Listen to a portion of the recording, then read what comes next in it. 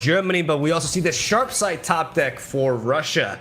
Just in time to stop that Zap Spray Fin from getting any easy plunder activations for Germany. I wonder what spell they would pick up. There's several options within the deck. Obviously, it's completely random. It could be Warning Shot, Make It Rain, but it ends up being the Parley, which could be enabled with Gangplank next round with the Powder Keg to allow them to potentially threaten either of the two units on the board with 2 health right now to eliminate them. But there are combat tricks like we see. Yeah, going to be one of the options with the keg. Obviously, no Make It Rain in hand. And Gangplank going to come down on 5 possibly just for that keg and just the chance to get the Parley activated. But he's not anywhere close to being leveled. The plunders are not really in order for Team Germany. So although I said that they might have been very favored from a deck-to-deck comparison, overall, the early to mid-game is definitely going in Russia's favor, I think. As the video card games don't tend to play the same way every single time. Obviously, draws dictate a lot of these things. Chaos, you got to adapt to that. And right now, Germany has to find a way to make use of this late game heavy hand that they've been granted this match, as they do have access to some really strong, like they have a lot of, even though they're struggling now to leveling up their champions, if they can slow down the pace of the game and not get completely smorked here by Russia, they have a lot of fuel for the late game here. We see like both champions available, that 4 mana Concerted Strike that we've been mentioning, and that Dreadway, which can just be absolutely brutal. But the thing here is Russia has a lot of momentum right now, and if they just keep applying pressure, they get that Jarvan attack next round, and they just don't let them keep a board, Germany may not have enough time to get back into this match. It's a matter of, right now, Russia needs to just not let go, and Germany needs to stabilize. And Russia's in a bit of a weird position here. They can't pass here, even if they expect an attack from Gangplank with Overwhelm, because I think Germany would just pass back. I think they know that the Gangplank would be in danger of attacking here without being leveled up. They know they're not getting that much value from it, and there could be some disciplines to trade with a Gangplank and just taking maybe 3 damage from the 2-2 Protege or the 3-2 Protector even. So it's going to be an interesting turn. If they play Young Witch, then all of a sudden this opens a Parley on the Young Witch, and they don't really have kind of a clear-cut proactive play to make right now. But those 2 combat tricks do allow them, like they do have 6 mana, right? Obviously, they want to keep them as long as possible in hand for when they actually need them. But having back-to-back combat tricks does make the Young Witch play relatively safe. The problem is by playing the Young Witch, you tell your opponent we're not going to enable Concerted Strike this round. Right? And not just that, even if in the best case scenario you use Parley now and they're able to save the Young Witch and then you attack with Gangplank and they trade with Twin Disciplines, all of a sudden you're down to 2 cards in hand for Team Russia, and you're looking at the hand for Germany, it's the complete opposite. So despite them maybe winning the let's say the trades in this round, it's not dooming Germany in any way, and in the top end they're definitely favored. There is an argument for just letting this Gangplank strike and trying to finish it off with Jarvan on an open attack next round. But we're going to see the sharp side onto the LoR and Protege to take down this Zap Spray Fin, and indeed letting this Gangplank go through. Being like, hey, we're going to let this guy connect, and then we're going to take him out for free with an open attack with Jarvan next round. And you could even do so. Like, there's no reason. Well, you miss out on 1 damage, right?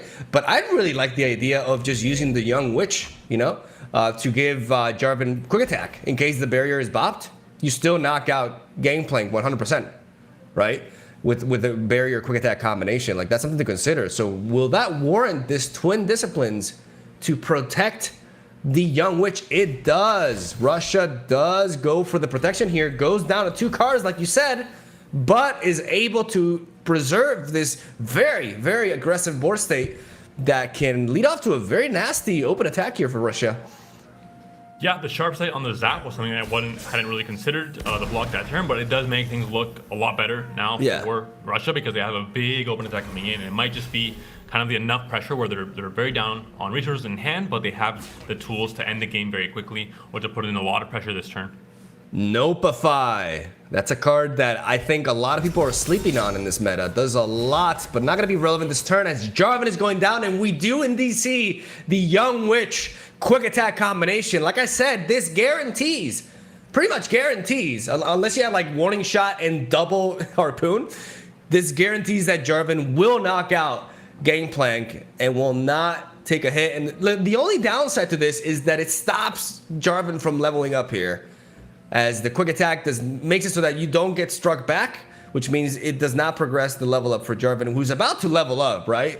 But Russia just just realizes that it's still just worth it to guarantee this game plan getting out of the board, making it so that if Germany wants to, have game plan again, they have to spend 5 mana to bring him back. And there is 1 unit versus 5. So can you afford these kind of plays at this point? I don't think so. I think you got to go Mariah Warden into Yordle Grifter potentially, and then maybe drop a Sejuani to try to clear up something. That is a really good pickup though. That single combat. They got some awesome spells with these nabs, the Concerted Strike, and now the single combat, allowing them to really try to survive here because they are down to 6. Yeah, the right word would have been. Not like this. A reborn Grenadier was reborn at the wrong time because he's gonna die without doing anything with his life. Do you still combat this? I think you can still combat it, honestly. Just kill off a young witch or the 3/2 or something. Like, there's an argument for that. Yeah, there's a consideration. You might want to keep it if you're expecting a Concerted Strike from your opponent to have that kind of counterplay available. It's funny they have a Nopify, so it's the best moment. Like, we know, right? Obviously, this is a very difficult thing to think about because you don't even know if Shen Jarvan is playing Nopify nowadays, right? So it's not something that you should consider most of the time. But because of the information we have, like, they actually should single combat here.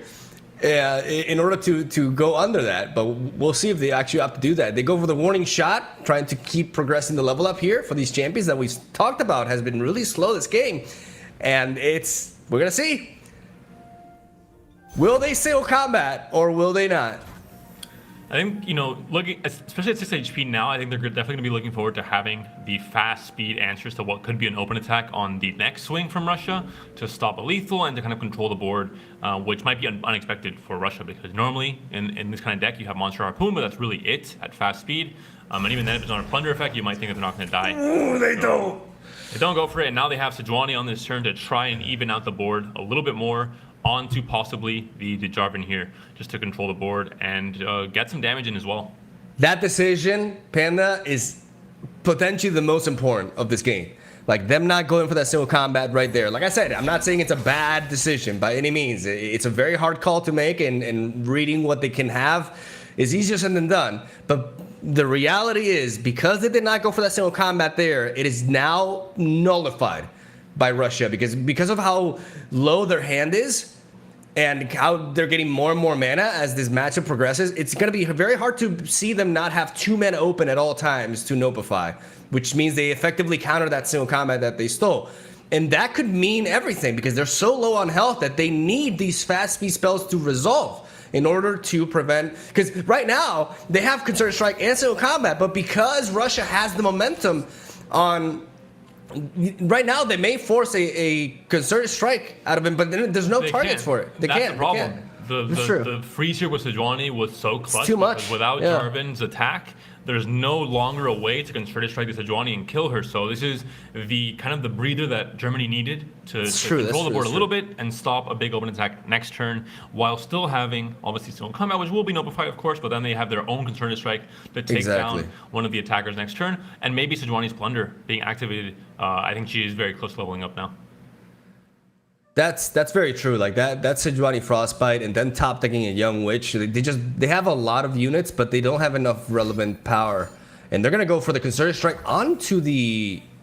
They're going in. They want to kill. They want to go for a big open attack, and this is not too surprising. But now they have a single combat in response, and then the Nopify in response as well, probably from Russia at this point.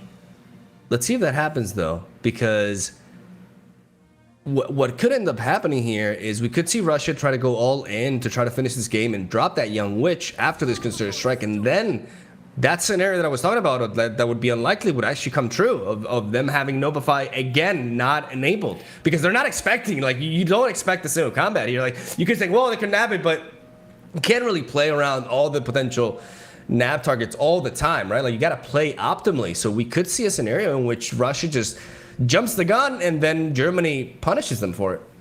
And that's going to be, do we think they have a Nopify in hand with the last 2 remaining cards? If we think so, then yeah, we don't go for it now. But if not, then you obviously want to get the value from the Drogo that will be dying anyway. But in this case, they're going to opt to wait. Sejuani, like I mentioned, does end up leveling up this turn. We don't see a Plunder effect in hand that can resolve at kind of burst or fast speed. They're open! And now the Snow Combat might come in, no mana. last card remaining in hand. You can maybe read it's a spell probably from Germany's side. You might just see Sejuani single combat here onto either the 3-2 or maybe just one of the young witches even. I think Germany, oh man. They already skipped it once. I think they should single combat here. Single combat from Sejuani onto the 2-4, the healthy protege. Eliminate a challenge because they're both gonna get challenged here. Oh no, they're not doing it. They're not doing it. That Notify is alive again. And the single combat in response now. Oh my God! Wait. Side as well. This might be lethal here. Oh my! I mean, wait. They have concerted strike, right? Like they still have the concerted strike. They have no way to proc Sejuani here. Right now they're looking at lethal, more so than exact lethal. 7 damage right here, forcing a single combat, which will be countered by the Notify because they've been holding on for it, perhaps a little bit too much here.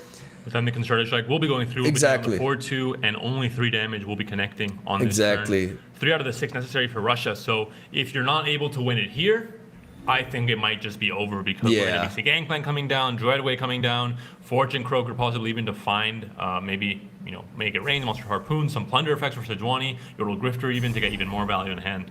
Gonna go for the concerted strike first. Makes sense. Naturally, it's harder to disrupt in general, and there's no way they can counter. Like if that was a concerted strike of their own instead of a single combat, then that would be game actually for Russia. But single combat is just too low impact. Their board is just too weak to truly make use of it, right? Like that's why single combat, has gone from the absolute 3-of staple for every Demacia deck, and now it's not so much the case. Like I think it excels in decks like Dragons. Oh, here we go, just single combat onto the Sejuani, but even the combination of these 2 hits is not enough to knock her out. That feels really bad. And the plays that are being made here, it could be just a read of, hey, we saw 1 concerted strike from my opponent, we have 1 in hand that we stole, so there's a very little chance it might just be another single combat or another concerted strike in hand. Now, one of the things here that they could have done is they could have gone with Young Witch onto the LoR and Protege so that this single combat would have killed off Sejuani, right? Because they had lethal without that +1 boost from the Young Witch. But now down goes Gangplank, and like you mentioned, they took the beating, but they managed to stabilize. And when you have both Gangplank and Sejuani leveled up on the board, attack token about to go back to you, I don't think there's I just don't think there's a way out of this. Like this is too much. Especially against a deck like Shenjarvin. Once they lose the board, they lose the game. There's no burn in the deck. There's no ways of getting it. The surrender comes in because Russia knows this very well. They play the matchup. They know how this goes from here on out. And they know that if you don't win it on that big swing, once you have the board under control and you get that value from the early to mid game, it's going to be over because there's no alternate way of dealing damage or of trying to win with that deck. That's the price to pay for exceptional spells like single combat and concerted strike. Because you may think, oh, concerted strike is just a 5-mana vengeance. Well, technically, yes, most of the time, but you need a board for it. So whenever you just completely, not only just wipe out their board, but you reach a point in which your opponent just has a bunch of 2 power and 1 power units spread out, you know that those strike spells just do not carry the weight. And we saw the Plunder player having an awkward series of draws, like drawing too much of that late game, but making, like that's the thing that makes a great card game player, right? You get what you get and you adapt to it. And I think Germany played that really, really well. And Russia eventually just ran out of gas right as they were pretty damn close to getting there, but not quite. As Plunder takes it for Germany, and they're 1 game ahead. Now they have 4 decks available. Zoe Nami, Action Sivir, Lulu Zed, and Darkness. And that's the difference with the Shenjarvin list when you have a Shrieking Dragon on the board and when you have a LoR Protege. The difference in attack from 2 to 4 is just huge in the possibilities you have. And if you want to control Demacia's spells, control the board first, and the solutions will come to you because without a unit on the board, a lot of their spells don't do anything. That's really the way to do it if you're playing against any kind of Demacia board-based deck. But looking at these matchups and these decks available along the way, what do you think might be Germany's choice for Game 2? Considering this is still obviously a best-of-5 series, you need 3 wins. So out of these 4 remaining decks, Germany has to win with 2 of them still. I honestly, feel like Zoe Nami is a very likely option here. Even though there's no like terrible matchup that I can see. Lulu Zed can be threatening, but I'm pretty sure that because Zoe Nami has access to a lot of elusives, that matchup is not as straightforward as it would seem. And yeah, I feel like Frozen Thrall is also too slow. But instead, they're going to be opting to go with Action Sivir, and they get the right call, Panda, because going with one of the things that Demacia mid-range Action Sivir loves to do is just go into another weaker version of a Demacia mid-range, because this Lulu Zed is faster, but because of that, it's weaker and it's vulnerable to tracker, challenger combos with combat tricks, and they have access to Sharp Sight as a 3-of that can shut down key attacks. So very, very good matchup here for Germany as back-to-back, they keep getting the matchups, man. They get that Plunder into Shen Jarvan, and now Action Sivir into the thinner, quicker Lulu Zed. But Lulu Zed can blow out anything. If they draw right, they get access to rally spells, and they set up a strong board with Lulu support. They could just be completely overwhelming. So we're going to see how this one plays out. Especially if their opponent doesn't draw the right card. We've seen before, Action Sivir can, get these, crazy hands where they don't have any early game. They only have, Sivers and Bruises, etc.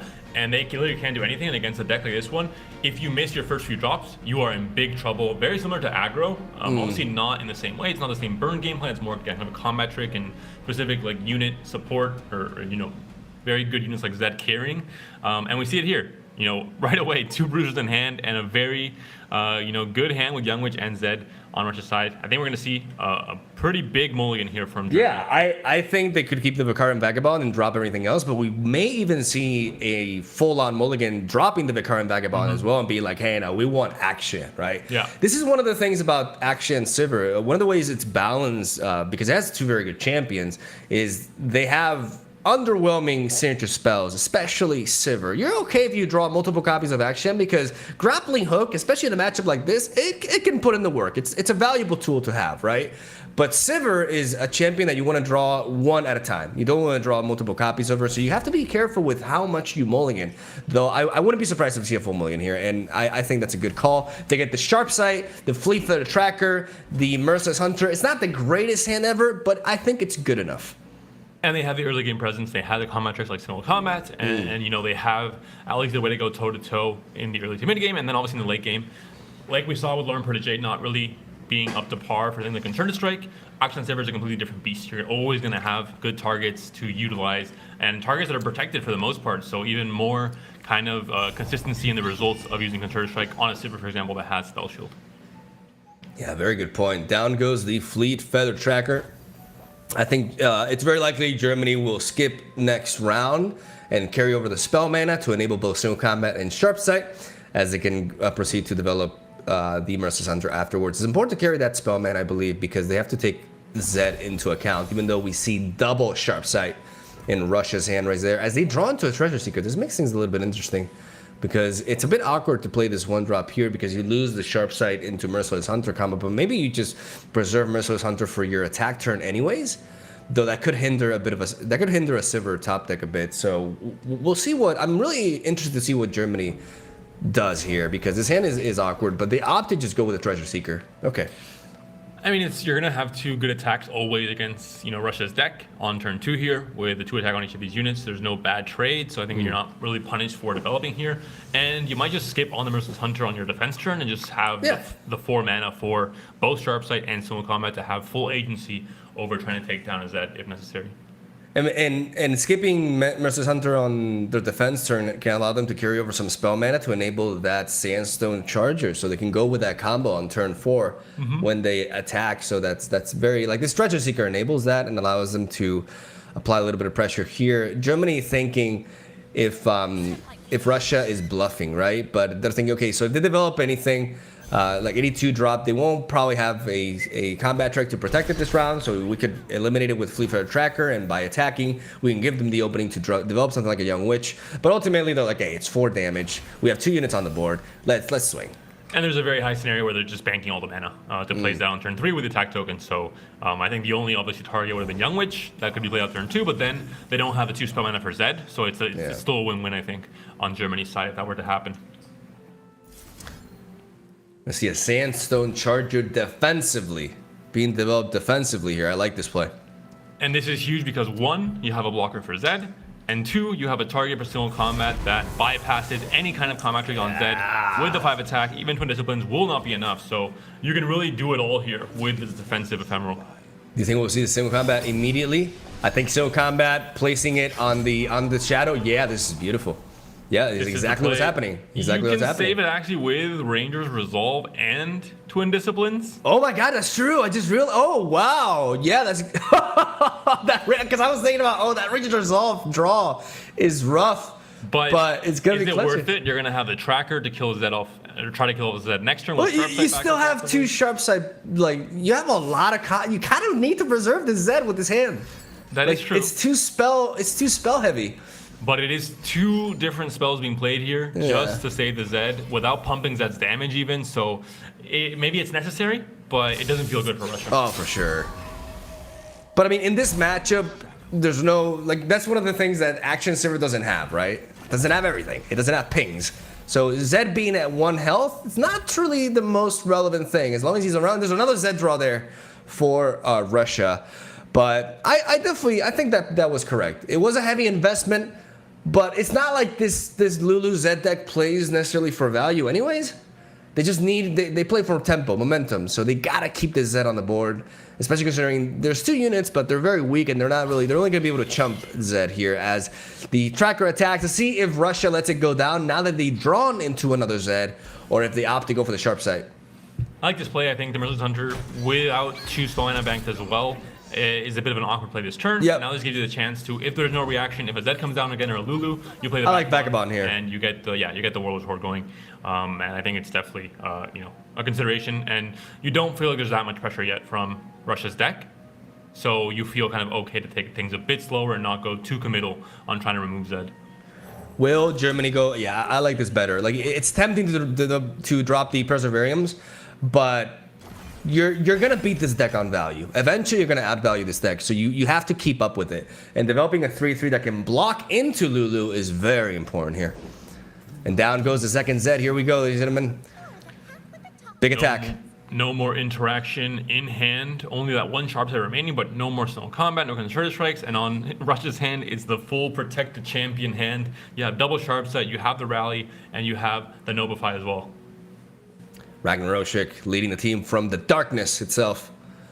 Right there. A player that made it 2 seasonals as well. This turn made the top cut. So, again, has been on a tear with Team Russia in Masters Europe and also with just hyper all consistent seasonal. Yeah. Hyper consistent. He's always up there, and not only just as an individual player, but also we see that he's a good team player as well, right? Like he's just definitely very, very consistent and one of the better players that the European region has to offer as Lulu attacks there, buffing Zed up to a 4/4 stat line, which will be replicated onto the Shadow. The current Vagabond, like we mentioned, going to be threatening an even trade onto Lulu, as we're going to see Germany has to, now because this Zed was essentially replaced, they have to rework or start from the beginning to work for the level up, which means that Germany can't actually afford to just block one of the 2 copies of Zed and let the other one strike through, as they may be looking to use this turn to, after this combat happens, to develop these Preservariums and start refueling.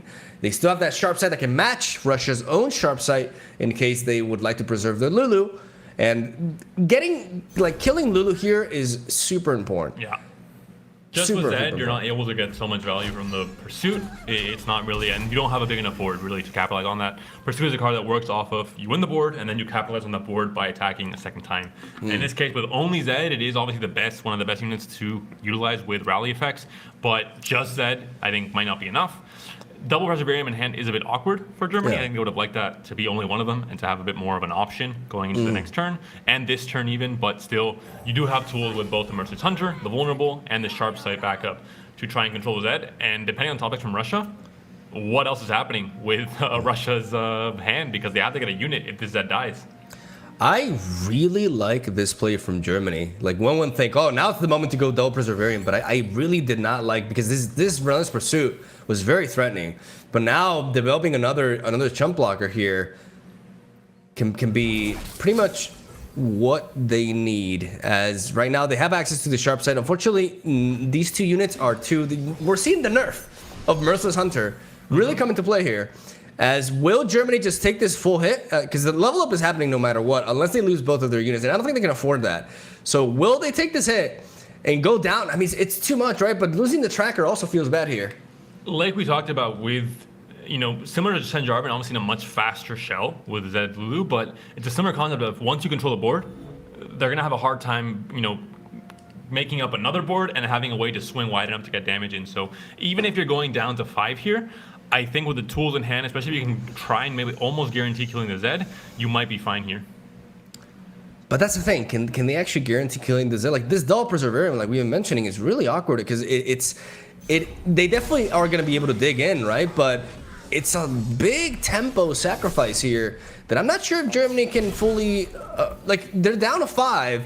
There's double sharp sight, and what if they're playing cards like Ghost that will be applied onto both copies of Zed, so sharp sight won't counter that. There's another Lulu draw right there. I mean, this Lulu draw is not the craziest thing because this Zed is already at 4 power, but Russia is just a few key draws here from being able to threaten lethal.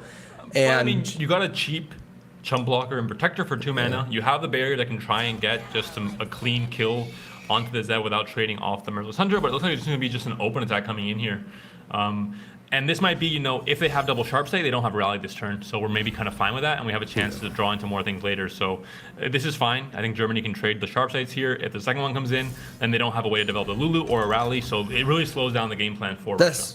That's true. It slows down, but it still preserves this, and it's still scary. It's really going to depend on what they pick up with these Preservariums. And now if the Zed survives here, the protector, if played on defense instead of now, is going to be a huge stop. For sure. For sure. If they want to develop Lulu, then they give Germany the opening to play that Bright Steel Protector.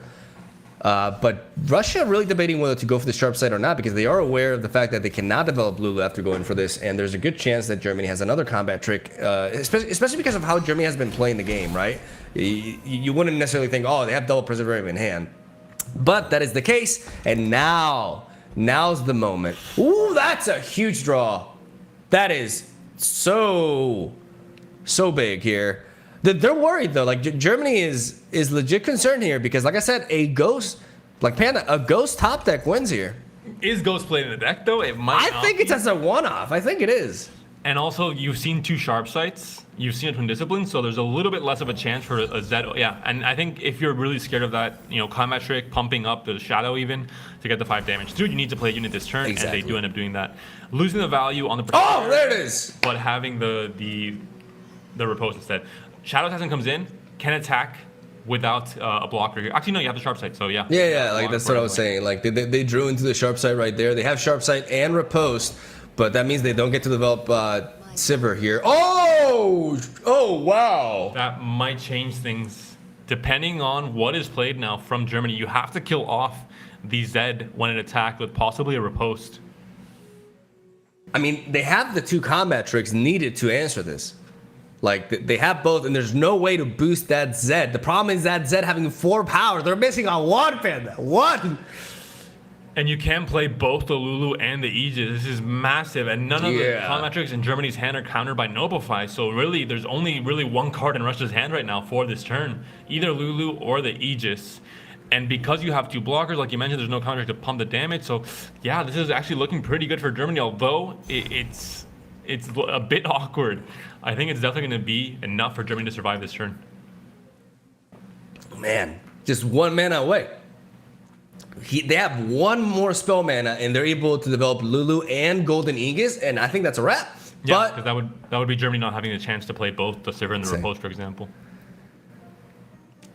Right now, like we mentioned, this Repose sharp sight deals with it, right? But if they had that extra body, they would be able to just guarantee the lethal right there. So because they don't have that one, like just 1 mana away from victory, that just feels rough. But that's why you gotta force everything out of them. And Germany has been playing this really well, considering they got that double Preservarium. Like I love how they just waited and found the right moment to commit those sources of card draw, right? And down goes Lulu. Golden Aegis is out of the picture.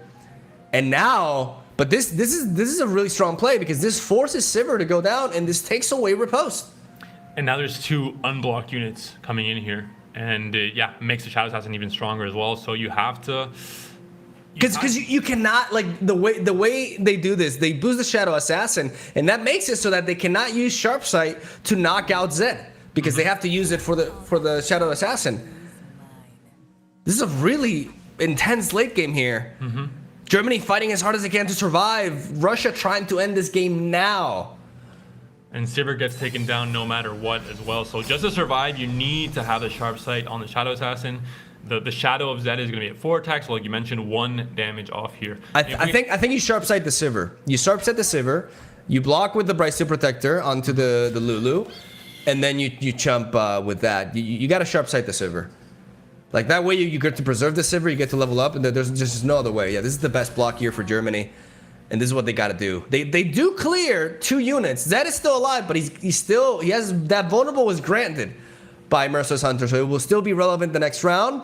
And right now, Russia, like that Notify, looking very useless. And Golden Aegis requires a bit of a board, so Germany's going to live on 1 health, but that could be all they need, because that Warlord's Palace is also going to flip. It could lead to a Sandstone Charger. And like I mentioned, it's still the fact that this deck from Russia doesn't have any burn, doesn't have any reach outside of just having that, like we're seeing here, just an extra wide attacker dealing some extra damage. And when you're at 5 HP, that's great, but it's still not enough here to deal the high amount of damage. Okay, they're going to take out the Zed. Really? I mean, it has vulnerable. This is dangerous, though. This is meaning that if you're not able to get a good top deck next turn, you don't get another Sharp Sight, the Shadow Assassin might end the game 2 turns from now. I think Germany is looking to just finish this game next round. And they just kill the Zed. But I'm not sure if that was necessary, because Zed, it has vulnerable. It's like it's and 1 easy for HP them. as well. Yeah. I mean, Shadow Assassin will go back to 1 HP too after this. So that'll be fine. They have a lot of card draw here, and it's very likely. Like it's actually hard to think that they won't. Oh, the Absolver! Absolver as well. Oh! And another Sivir for the if you need it. But no other unit here. I mean, I think you just go for the Absolver initially just to flip that Warlord's Horde. You get the Sandstone Charger. Yeah. And you go for the kill. And you have a Concerted Strike back up next turn to deal with any elusive threat or Zed or because at this point in time, from the hand we've seen in the plays we've seen from Russia, they can max play the 1 unit they top deck this turn basically, and then either open attack next turn or maybe play into something next turn by developing. So I think Germany. Charger. Pretty sure. Charger. Gotta be Charger. Going for the Charger. The Sandstone Charger developed there. Going for a burst speed, aiding the attack from Sivir. Double Absolver gonna come in here. Gonna get that Absolver, and that's gonna be it. They're gonna come back from 1 health, and Germany moving up 2-0 versus Russia. 1 win away from advancing to the finals, which is such a beautiful piloting here of Akshan Sivir by Germany. And nothing that Ragnarsich and Russia can do here. Only 1 Absolver was used in this case because of, just the Sivir and... Beautiful. Just enough damage here. 9 damage coming in from Sivir and the 5 from the Sandstone Charger. More than enough to deal with the health total of Russia right now, and nothing that Russia has, in hand. Again, Notify, maybe a good card in certain matches in the meta, but against this deck that has a lot of burst speed, not really doing much of anything in hand for Russia. Game 2 goes to Germany, and now Germany is already on their match point, One away. on the way to the finals, and Russia has to look into going for a reverse sweep to get into the grand finals. So they have, against one of the best teams in the game and in this tournament in Germany, Zoe Nami in the mix. It's going to be a very hard task. For sure. Like Germany only having 3 decks. This is when it gets really interesting, because now that we're in a best of 5 format, it makes the last win that a team has to get is definitely rougher, because you're more predictable, right, with the decks that you're going to be bringing. So Russia can narrow down the matchups here and be like, okay, what's our best option? I believe there's a nice chance Russia will bring Lulu Zed again, because I mean it can do well against Darkness, it can do well against Zoe Nami, and then there's the mirror that you got to take into account, right? But I feel like that's a solid option. I mean, Lee Sin, I'm not sure how Lee Sin matches up against Nami, to be fair. But there's also the Minimorph from Darkness as well. Like it's it also interesting. depends on the tech choices in Nami Zoe. For example, initially people ran 1 or even 2 copies of Hush. I think that's been toned down to 1 or maybe 0 in some lists. So depending on how many hushes you have, that is a way to deal with Lee Sin, obviously. And I think Lee Sin might not be running Bastion or maybe only 1 copy in the current kind of meta deck. So it's going to depend on the tech choices. We have closed decks, of course, for this final day, and teams just aren't really sure. So sometimes there are some matchups where a certain tech choice, Shen Jarvan being aggro focused or not being aggro focused, changes the matchup threat completely. So players have to consider this. Can this possibly be like looking at the lineup and looking at the bans they've made? Does this give us any information on what this deck might be tech for? I would love to see Frozen Thralls, but I don't think this is the environment for it. I think the Darkness matchup can be really good, but the other two are just so rough. Like the rally effects from Lulu Zed can just be way too much for the standard Avalanche, Blighted Ravine board reset. Especially considering now that they are playing Ranger's Resolve, which is a card that's extremely good in the matchup. So I just feel like Frozen Thralls is too risky of an option here for Russia, considering they have their back against the wall. So I'm not expecting them to bring that. Lulu Zed is a good option, but they go with another. Like they have multiple Demacia mid-range decks here, and we see Shen Jarvan versus Darkness. This matchup, I already love it. Like really fascinating. Might be trying to get the Nami Zoe, for example. Having challengers is obviously one of the big ways to counter Nami Zoe and elusives. But in this case, Germany might be a step ahead and picks out Darkness instead. I know you like both of these decks, Mogwai, quite a bit, and you probably maybe have experience playing them as well to some degree.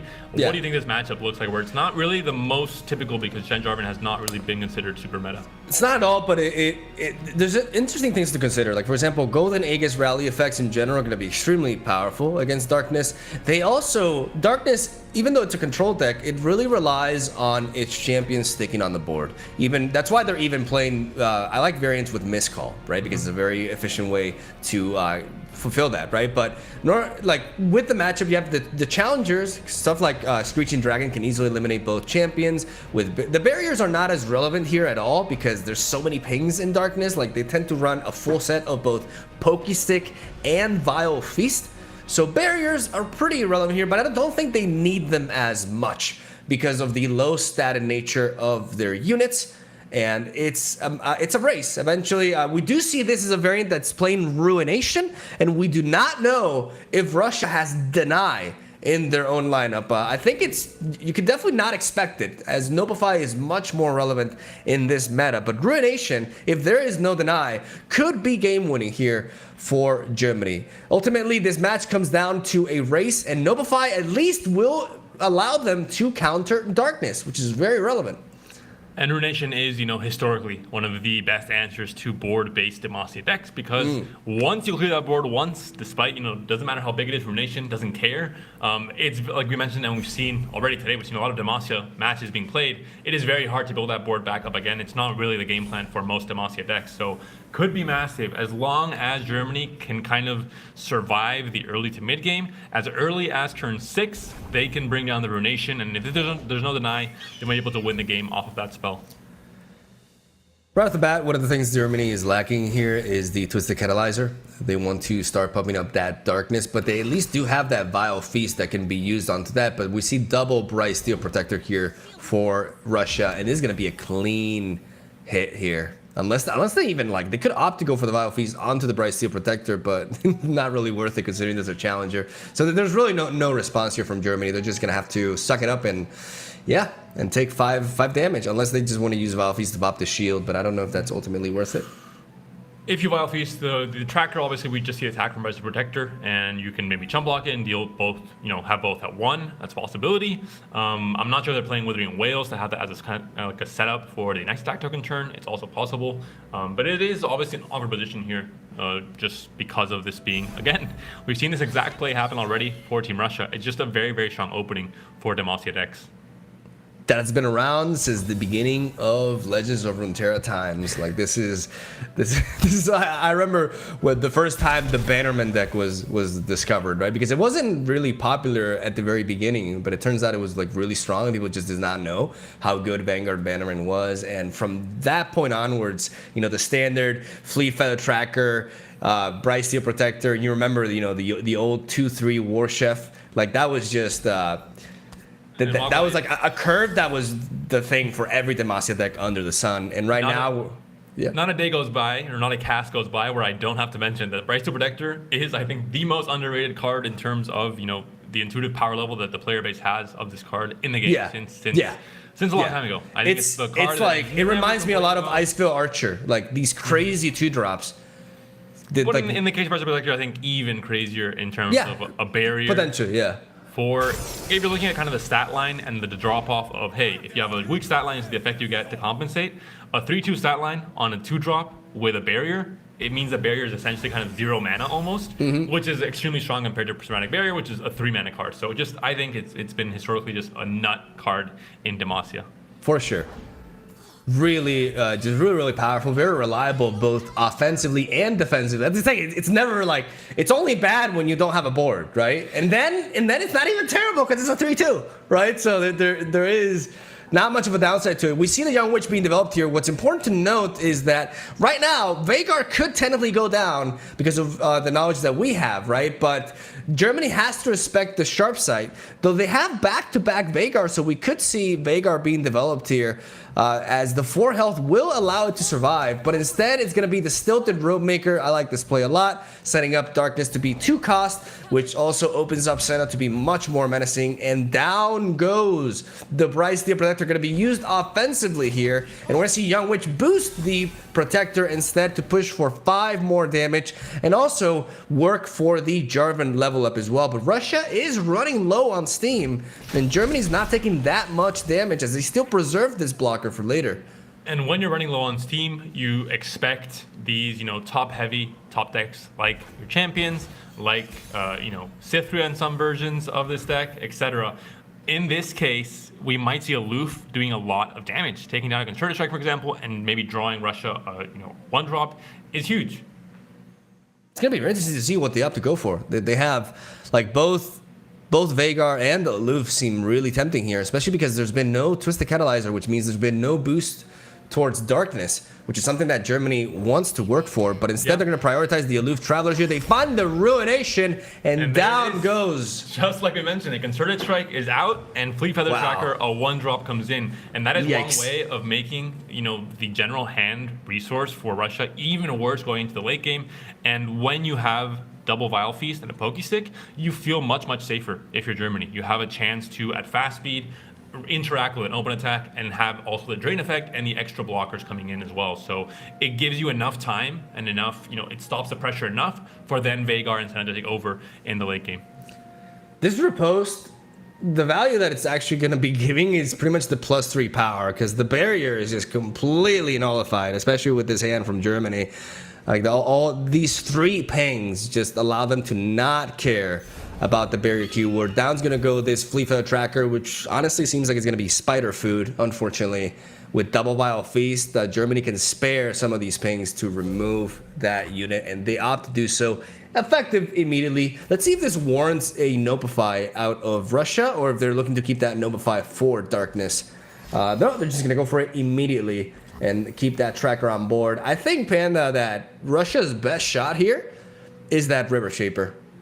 Yeah, I mean, it's classically been the way that Russia and just Demacia is able to refuel your hand, since, it's been in many, many different decks, trying to do different things, but always kind of a valuable way of getting that extra refuel. Demacia, a region that has a very hard time normally drawing cards and kind of refueling the hand. But we've talked about kind of spells being dependent on units, and there aren't any truly crazy units on the board here for Russia just yet. Exactly, like this is why I mentioned, like I the other day I was playing Dragons with Demacia, and in that kind of deck, single combat is so much more valuable. I think single combat is obviously really good, but it's not nearly as good in this specific deck, because we're seeing another. I mean, don't get me wrong, you play single combat in Jarvan, but there's different power levels to the card. It depends on your board, and we're seeing another scenario in which the board state is just so weak. Like the highest power unit has 3 power, so that single combat has to be combined with Riposte to really do anything meaningful as of right now. And considering they're so low on gas, this second Vile Feast going down is just honestly too much for Germany. They're gonna go for the single combat. This comes off a bit desperate. I mean, they have to get some value out of this Tracker was going to die anyway. They take on the 3-2, so it's a good trade in theory, but the hand continues to dwindle. They don't have mana for riposte now, only 3 mana up. There's a Pokey Stick here anyway to stop this on Germany's side. So like I mentioned, they had a lot of interaction, and now looking at their hand, if someone told, what hand do you want as Darkness going into turn 7, it would be pretty close to what we're seeing here. You have the Rekindler, you have the Champions, and you have double Ruination against Demacia. I mean, how can they possibly lose this game while only taking 3 or 4 damage on this turn? Yeah, I was going to suggest this attack here for Russia, using the LoR and Prodigy to drag out the Aloof Travelers, as it has too high of a health stat, because, that card being a 3-4 is completely fine.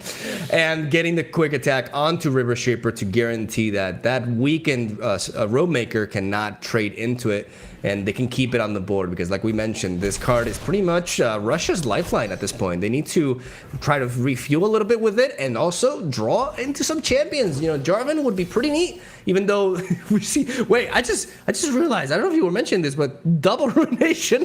They have 2 Ruination. Yes, I mentioned it. You mentioned sorry, I was like really absorbing that attack. I think, wow. I blanked out. How That's do crazy. you possibly fight against double Ruination at this point? It's Yeah. Now my brain's like, yeah, you were talking about that, because I was like so focused on that attack with the River Shaper, because that's the only thing Russia has, but I didn't realize they have 2 Ruinations. Oh my god. And more so that Ruination, once you kill off your own champion possibly, then you have the Rekindler to bring it back anyway. It's kind of like all the synergies are already in hand. Obviously Veigar and Senna, the Darkness coming down. There's just, I think, not much that Russia can do with this current board. If they attack next turn on open attack, there's going to be ways to deal with it as well with Senna, obviously. And if they don't open attack, there's going to be a Ruination with possibly no deny in the deck for Russia. So it seems like Germany is in a very good spot to take this down to a 3-0 and clean sweep Russia in the first semifinals of the day. I think Germany has to be a little bit patient here. They have to respect the concerted strike. Yeah, I love this pass, because you would be inclined to just play Darkness and then attack with Senna so you can Darkness again, but this is incredibly reckless. Even though you have Rekindler, you have all the value you need in hand, but you need the tempo. You're down to 10 health. You're very vulnerable here, so you cannot make any mistakes. You need to be patient. This Withering Mist draw is fantastic.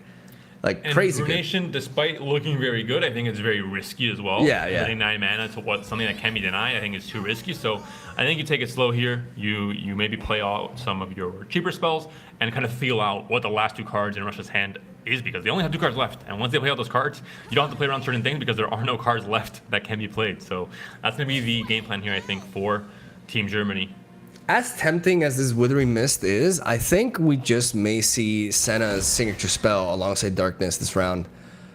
Just having the ability to kill something and then reduce the power output of everything by 2. It nullifies his attack completely. Like signatures, yeah, her I forgot the name. It's something about Dawn, like the 7 mana fast speed, slow speed, but Senna makes it fast speed. That spell being applied onto Screeching Dragon here completely shuts down Russia's attack on its own.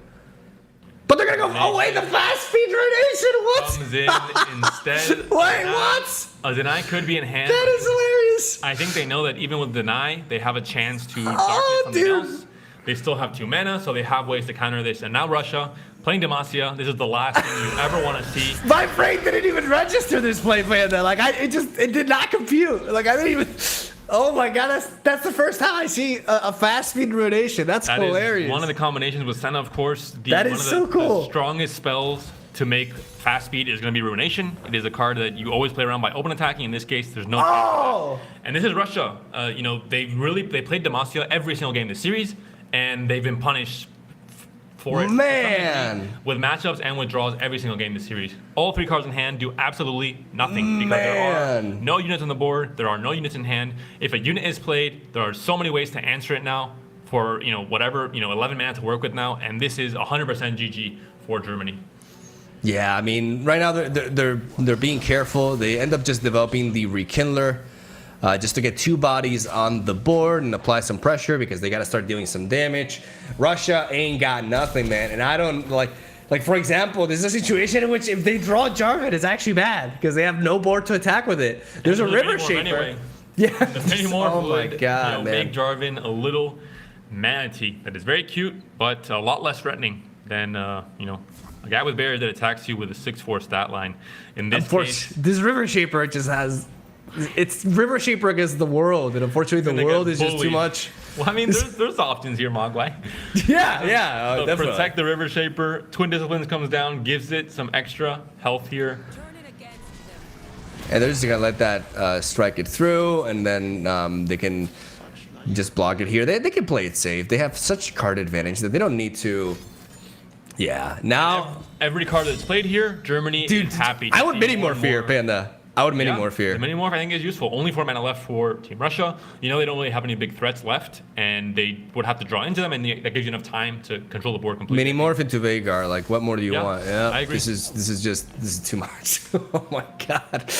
Just completely halted. Ladies and gentlemen, Germany advances to the finals with a 3-0 dominant victory over Russia. That was just amazing. Like, they didn't drop a single game, and the number 1 seed is the first team to make it to the finals of Euro Masters. The first time Germany has made it this far. So I feel really good for them, honestly. They deserve it. We've seen with Masters Europe always, all these storylines of teams not, showing up to expectations, kind of a lot of surprises, but also, on the other side of the coin, there are teams that do end up performing exactly as expected. We saw it in the first EU Masters with France making it very far, and Spain as well to semifinals. The last EU Masters, we also saw teams like Russia and just consistent teams making it to top 4. In this case, it is Germany's time to shine after not making out of groups in the last Masters Europe. They really got down to the business, made things very serious with Teddy at the helm, and are able to finally qualify their country as to the grand finals in a Masters Europe tournament, which I think they're very, very happy to see happen. Germany, a team that has always been there. They didn't make it to top 8 last time around. I believe Turkey was one of the ones that upset them out of it, right? Like, they were in the same group as Turkey, if I recall correctly. And this time they got vengeance against the reigning champions. They make it to the top 8, this time in a dominant fashion, and they're able to avenge their loss from the last Europe Masters, and now they defeat a powerhouse of a team in Russia and advance to the finals. I'm pretty sure Fresh Lobster, if he's watching, sparkling iced tea, our fellow German casters should be happy. That'd be, can you imagine a German versus Spain finals? I don't want to downplay Morocco, though. Listen, we're getting too close to the script. If 4 out of the 5 casters in this tournament are Spanish and Germany and Spain make it to the finals, we might get some angry emails from people saying that we rigged. It's hard to defend. It's hard to defend. So maybe Spain losing is a good thing in this case, but that will be, of course, our next semifinals coming up: Spain versus Morocco. I believe we are ready to take a very short break and come back with all the action. A much quicker best of 5 than we expected.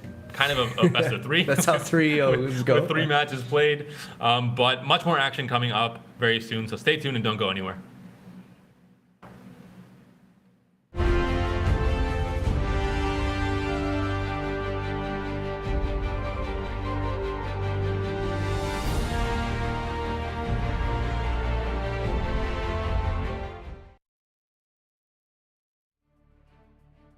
Thank you. The experience was hard at first. We didn't know how to. We were a little surprised by the decks in the first week, but we managed to bounce back in second week. It was better. I would say Poland and Belgium, France not making it was a little surprise for me. So, and also France didn't make it, we make it, so little surprise, so we, like we usually do, we prepare our decks and we try them in the ladder and we see what the other country plays, and we try to make a good big band, and that's all. So my in-game name is a Pokemon, so I used to play a lot of Pokemon when I was a kid. So it's a Milotic for the English version, but I play Pokemon in French, so that's my favorite Pokemon. That's why it's like that. So it would be very good if we managed to do it. Also for my teammates, Buddha and Teenage Wasteland, it would be really huge because they put a lot of effort for building the decks and climbing and everything. And also for Morocco, it would be very, very prestigious to do it. Also in Europe, we're not even part of Europe, though. That's very, very good.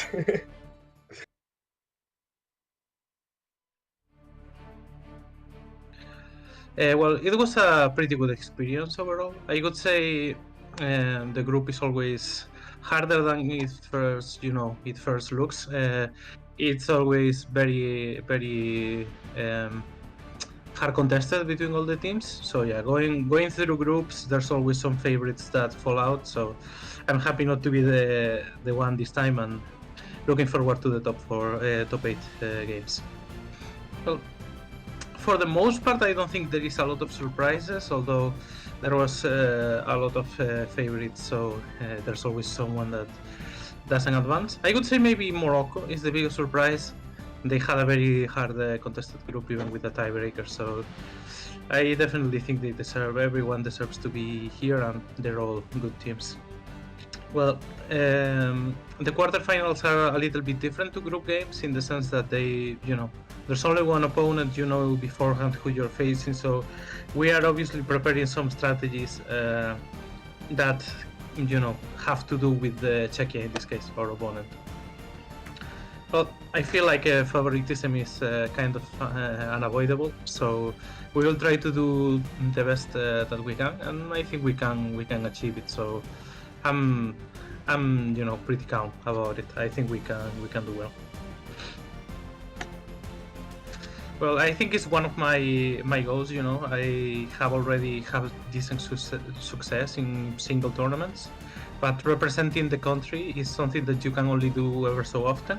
So for me, it would make me proud, and I would know some of my teammates. This might be one of their last tournaments, so this would be really a huge motivation for us to take the win and leave maybe our team in a high note.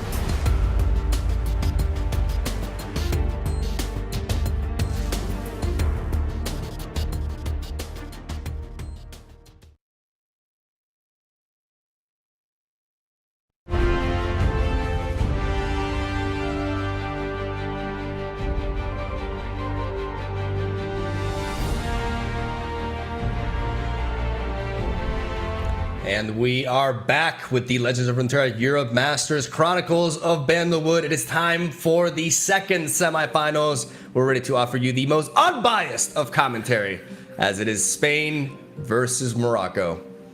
Yeah, a very interesting matchup from kind of a big favorite to win it all. From just historically, Spain has been performing very well in Masters Europe despite not qualifying on the groups on the last one. And also from an individual perspective, Cosimo at Worlds, Sergio Vamos, a player that has done really well in seasonals, has made top 4 multiple times, and Faul, someone that's been around since the first Masters Europe, has qualified to every single one of these tournaments with Spain and has been a dominant player on ladder for the entirety of the last year and a half against Morocco, a team that is definitely the underdog, kind of the Lebanon story, going to top 8. Beat Sweden as well in quarterfinals, has a very, very experienced, or not experienced, but a very good player in Guda, who has done very well recently, but doesn't have that long track record. And then 2 players in Tina Wasteland and Milabelos that were very low masters to qualify with Morocco for this tournament and are more wildcards. We don't know too much about them, and it's kind of really the underdog story here in the David versus Goliath between Morocco and Spain. Reminds me of Lebanon's performance in the last Europe Masters, and Gouda is also, like you said, making a lot of success in the competitive scene, as I believe he's qualified to the seasonals recently as well. And speaking of Spain, man, I think this is the dream team for Spain. We've had several different versions of Spain throughout Europe Masters, but this lineup with Cosimo, Sergio Vamos in fall is just so strong. I feel like these players already, like they've bonded. And they work really well together. And it is no coincidence that they are up here in the semifinals after having defeated one of the favorites to take it all in Czechia. Let's take a look at the picks and bans face, and let's see what the lineups look like. Let's start off with Morocco. Morocco having already, what catches my attention is that Ribbon Vi deck. And then looking at Spain, At least Vi. What is going on? Wait, what is that? Wait, is that like a control deck? It has to be like an old school. Whoa! At least control deck with Karina top end or Ledros top end, possibly with Shadow Owls and PNZ. We used to have the 5 mana spider spawning card that is now 6 mana. I forgot. Yeah. Oh my God! Brood Awakening. Yeah, that is it. Oh, wait, aren't I the one that doesn't know any cards? I was trying to you thought I was gonna let you just ignore I was that? trying to build up your confidence. I was giving you a bit of a win here. Get out of here. Early on to the day, shut up. now you're hyped up for This is the rest BS, of the day. man. But yeah, kind of it could be that kind of an evolution of that archetype that kind of fell out of favor once better control options came in. One, especially Shadow Wild Freljord took over as a control tool. But very interesting, with a And I also know for a fact that Spain is a big believer in the Frozen Thrall archetype. They think it's the dark horse. It's been very overlooked throughout this entire tournament, and I would not be shocked to see them bringing it up this time around. We saw Russia being super successful with it in the quarterfinals against Italy, and I would really love to see some Frozen Thrall actions. But here we go with the first ban. It is Zoe Nami gone for Spain as Poppy takes the ban from Morocco. I wonder which one. I have a feeling that Poppy has received a few more bans than Nami throughout this tournament, but I could be wrong. They feel like some of the more popular bans though. It's possible because Ziggs Poppy is a overall deck that is very hard to deal with, especially if you're not bringing like a full anti-aggro lineup. It's very hard to not, even in unfavored matches we talked about, it can win, able to get wins because it's just crazy. Especially like new variants that are running Treasure Trash, for example, which just makes the deck just actually does not run out of gas. And I can see that ban happening. But Poppy just in general, just a very, because we've seen her being banned not only from Ziggs Poppy, but from other Poppy decks. Right there we see Spain not bringing Ziggs Poppy themselves, which makes me even more of a fan, to be honest, because I'm not crazy on aggro, and I love the fact that they're actually taking a more mid-rangey, even control-y approach here. As we'll see what the second ban goes down. Things that we can expect. Scion, another very popular ban to go down. From Gouda. Gouda's a very strong Great Slam player. Is the deck that he really climbed with and qualified. I didn't know that. So a very, very experienced player. Some would even say a one trick initially. Just seeing. And there it is. You're right on the money. Scion comes in. No, Frozen Throws! Oh, come on! At least we're able to maybe see what Vi at least looks like. And I want to go over an interview I did with Sergi going to the final week of quarterfinals, or I asked about innovation. I asked about players bringing these wacky decks that are maybe unexpected, and he literally said, most of the times I think these kind of decks are more of a risk than a reward. We will see if these words come back to bite him, because they have brought a deck that we've not seen the entire tournament on semifinals day, on the day where everything matters. They've brought an Elise Vi list that could be fantastic, but could be a dud, could be a misplay, and not just sticking to the But you know what? Because he said that, I'm gonna go ahead and give him the benefit of the doubt and be like, okay, so he's very against innovating. So if he is innovating, then it must be worth it. He must have tested it. He must feel confident. And now you got me just thinking about this Elise Vi deck all the time, and that's what I want to see. But it's not going to be the case, gentlemen. It's going to be Plunder for Morocco versus Lulu, Poppy, I would assume Rally, Demacia, Bando City for Spain. Game 1 of the second semifinals here between Morocco and Spain. The winner of this entire set will advance to the finals against Germany. The loser will have to face off against Russia for third place, and we are set to go, ladies and gentlemen. This is a very interesting matchup. As a reminder, this is going to be also a best of 5, so you need 3 wins to advance here. Germany did it in a very dominating fashion with a 3-0 win over the Russian team in that first semifinal, but this is going to be probably a different story. I think this might be a pretty tight matchup. I do think Spain is favored. Just again, Morocco has put in the work to get here, but I do still think, like you mentioned, this is kind of the dream team for Spain, and they've seemed dominant the entire tournament.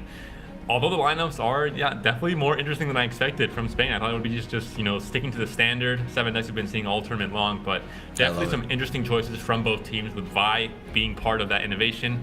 I was playing Vi when the expansion first released Mogwai. Maybe I was onto something, playing Fizz Vi and then playing Shellfolk, of course, as well.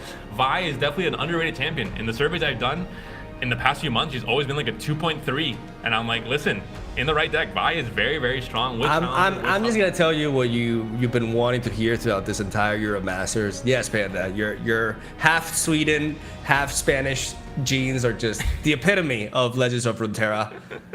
That is not at all what I was going to, but thank you, Mogwai. If you can't help but compliment me, then I'll have to take it, I assume.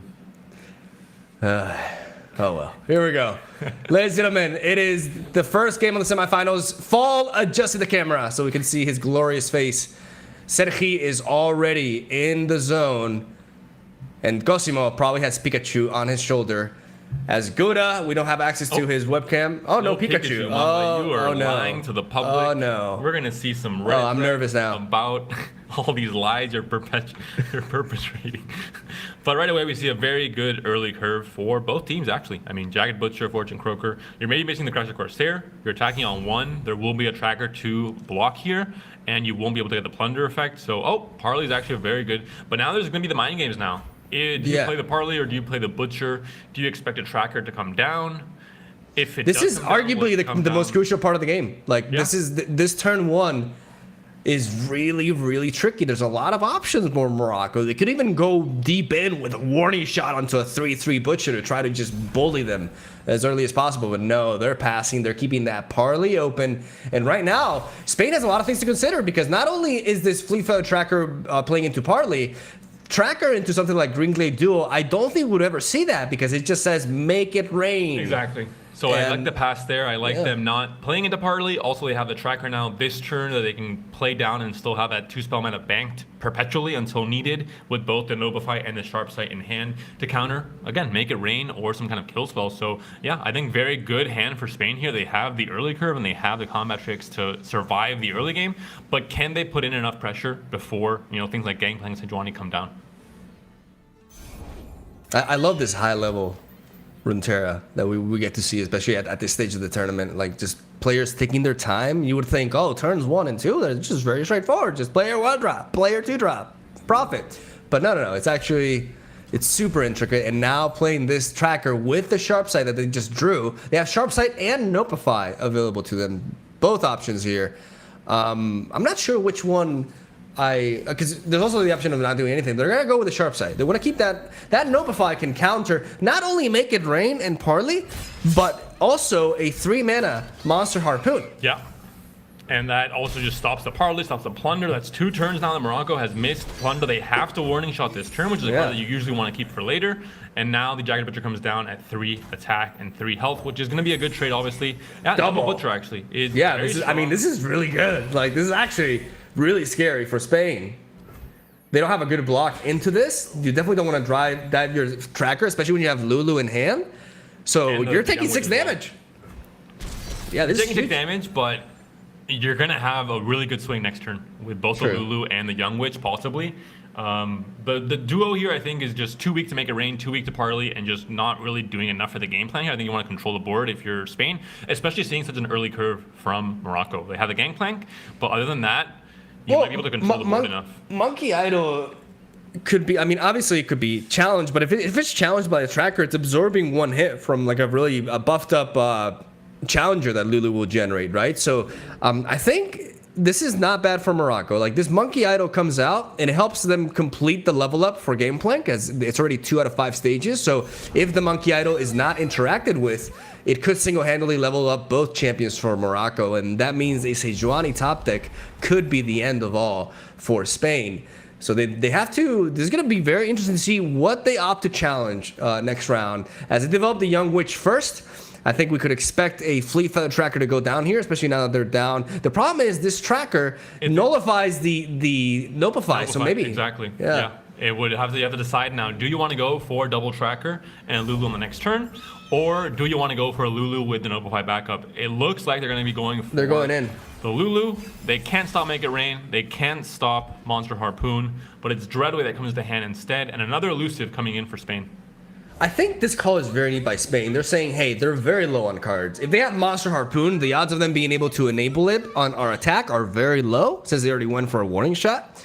And if they have a Make It Rain, well, we can't counter it, but we're spread out, and maybe, you know, the RNG gods don't completely screw us over. So I like this. This is a great example of playing to win, not playing not to lose, right? Big difference. And you can attack here with, you know, the elusive can't be blocked. You're going to have the 2 trackers challenging both of the Jagged Butchers, ideally, and the Lulu. Uncontested. Or yeah, I love it. I love this. They decide to prioritize the Monkey Idol. It's like, hey, we have to do everything we can to deny their champion level up. If you disrupt the level up of Sejuani and Gangplank in this deck, you take away so much power from them. But I was just thinking, yeah, they don't need to. I mean, why not? Okay, they can just challenge the 3/3. It doesn't really matter. Trading off the Okay, so they could just go for this. I mean, this is interesting as well. This is the initial one I was looking for. There's no good trades for Morocco.